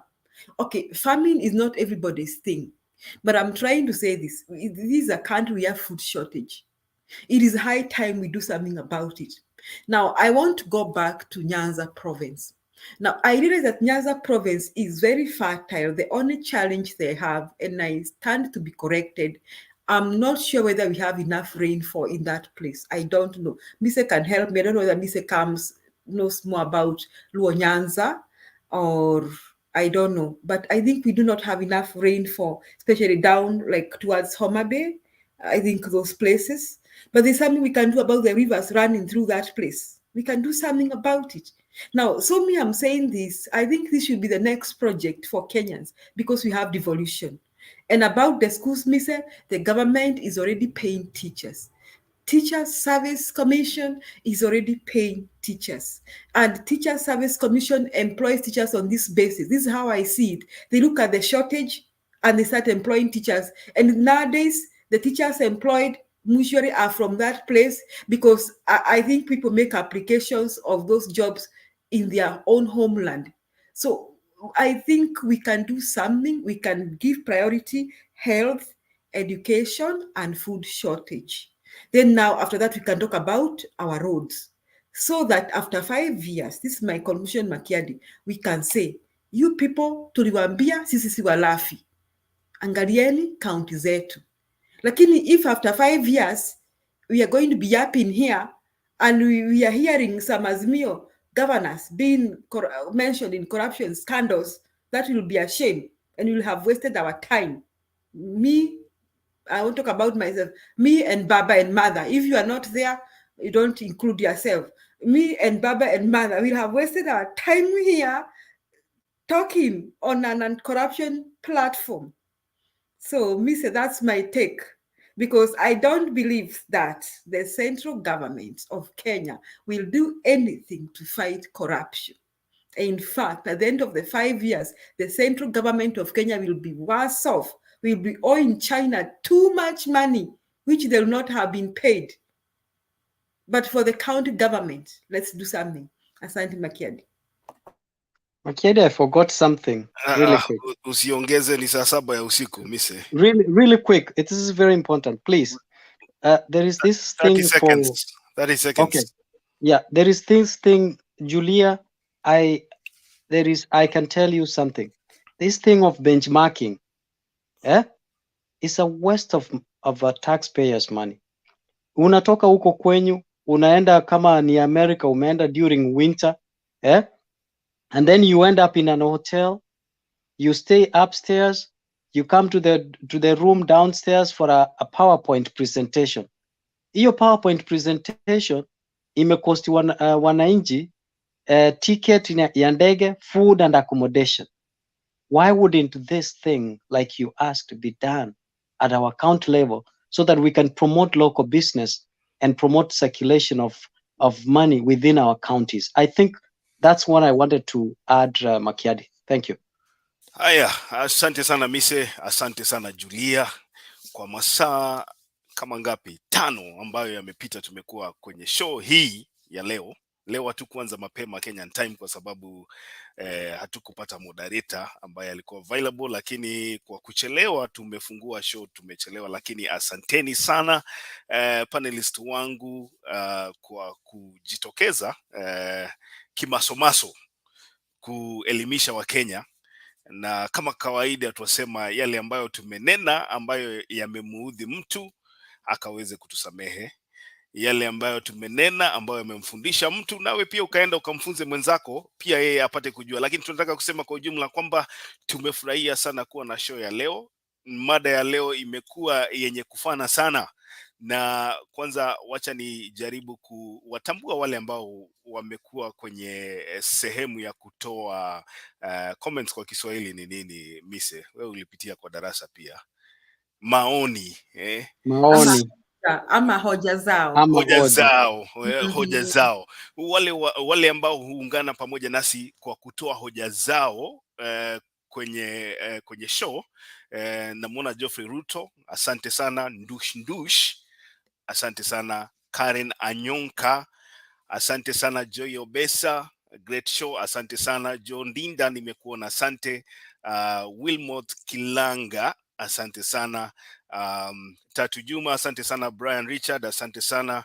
Nani mwingine pale sijakutaja, unataka kutajwa? Nyosha tu mkono hapo dakika moja tuone. Trufosa Lai, asante. Roda na kuona pale, asante. Na wale wengine wote, kama sijakutaja ulikuwa unataka kusalimiwa kabla tufunge show, dakika moja tu jitambulishe pale, useme labda unatutazama kutoka wapi. Mise, asante sana kwa kuungana pamoja nasi. Julia, asante sana kwa kuungana pamoja nasi. Leo nimefungua show nikakaa dakika karibu 25 hapa nikiongea peke yangu. Karibu nibadilishe nia nirudi kulala, lakini nikasema wacha niwangoje. So asanteni sana kwa kuungana pamoja nasi. Jack Maroa anasema morning all, Madam Julia, for your information, Nyanza is highly blessed enough rainfall like in Kuria, Migori. We do harvest maize twice a year kwa sababu ya mvua. Brian Richards anasema Bedfordshire, hilo jina la Bedfordshire sijui ni la wapi, lakini nafikiria ni UK. Labda Julia, ulisema ulitembea huko siku nyingine. Sijui ni Bedfordshire. Haya, John Dinda anasema tutazama kutoka Masako, sijui ni county gani. Masako iko county gani? Mayakos ama iko Machakos County. Naona mama anafanya kazi kule vile Wavinya Ndeti, kwa hivyo muendelee kumsupport pale. Muna bahati sana, mmetoa governor akatoka kwa kiti chake cha governor akaenda kuwa waziri wa inaitwa nini, foreign affairs kwa Kiswahili ni nini jameni? Mambo ya nje ama mambo ya nini? Ndio, mambo ya nje. Na sasa interior anaitwa mambo ya ndani. Mambo ya ndani, mambo ya nje. Kiswahili kigumu kweli, Ministry of Foreign Affairs, waziri wa mambo ya nje. Joy Obesa, Garden State, New Jersey. Asante sana. Alex Kipchumba, asante nimekutaja. Ati anaitwa nani? Waziri wa mambo ya nje. Mambo ya kigeni bana, nyinyi mwanichanganya. Waziri mambo ya kigeni ndio hii Asili TV amesema hapa. Inchi. Hapana. Waziri wa mambo ya kigeni. Hizo zote ni sawa. Hizo ni synonyms. Hizo vitu hazikai kama ziko poa zote. Sikia nikueleze. No, actually kigeni ni kweli, mambo ya foreign. Asante. Foreign affairs, waziri wa mambo ya kigeni. Huyo ni naona tutarudisha ile sehemu yetu ya Kiswahili hapa, manake ninaona mmeanza kusahau. Waziri wa mambo ya ndani, huyo ni interior, lakini anatakana kuwa waziri wa usalama wa ndani. That is interior ministry. Kwa hivyo tutarudisha hapa Kiswahili. Kuna waziri wa ukulima, ni ukulima, agriculture inaitwa nini? Kilimo. Kilimo na nini ingine? It's agriculture and something else. Naona wamerudisha KMC after running down KMC and the military came in to save KMC. They have returned the KMC factory again back to the agricultural ministry. So we hope they don't do what they did with it last time. Nyabwansi anasema natazama kutoka Lone Star State. Julia, unajua Lone Star State ni gani hiyo? Lone Star State. Sijui ni gani hiyo. Okay. Bahati yako mbaya. Na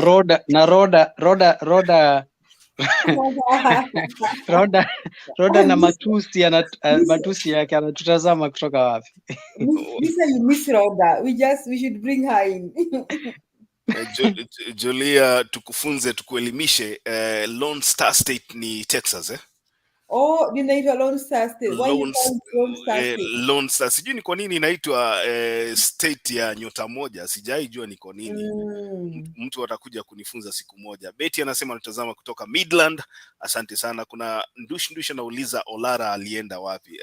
Julia ama Mrs. Sijui kama mnajua Olara is having good time. Mlimwambia election ilifanyika?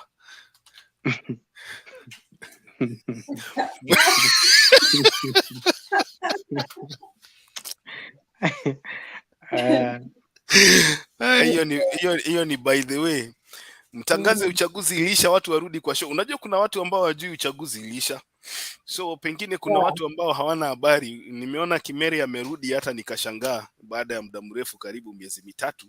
So I'm happy to see people trickling back. Asanteni sana. Nani mwingine hapo alikuwa anataka kutajwa? Wilmoth nimekutaja Kilanga, anasema great show Makiadi, although it's my first time here, all the speakers were all great. Asante sana Wilmoth, unakaribishwa. Wakati mwingine tuna kitu ambayo inaitwa link ambayo huwa tuna drop kwenye comment section. Unakuja mapema kidogo, utapata link pale na una click kwenye link utajipata kwenye studio. Jaribu kuja mapema, ndio maana upate nafasi ya kuongea. Na kwa hayo machache na mengi, ningependa kuwatakia siku njema. Kwa wale ambao wanaenda kulala kama kina Mise Julia, najua wakati wenu wa kulala umefika, ni saa 7:53 usiku. Kwa hivyo ninawatakia usiku mwema. Wale wengine ambao wanatazama kwenye show kutoka comment section, nawatakia siku njema. Wale ambao mko ugaibuni, diaspora yani Kenya, and then let's meet again here tomorrow, majaliwa ya Mwenyezi Mungu. Asanteni. Asante.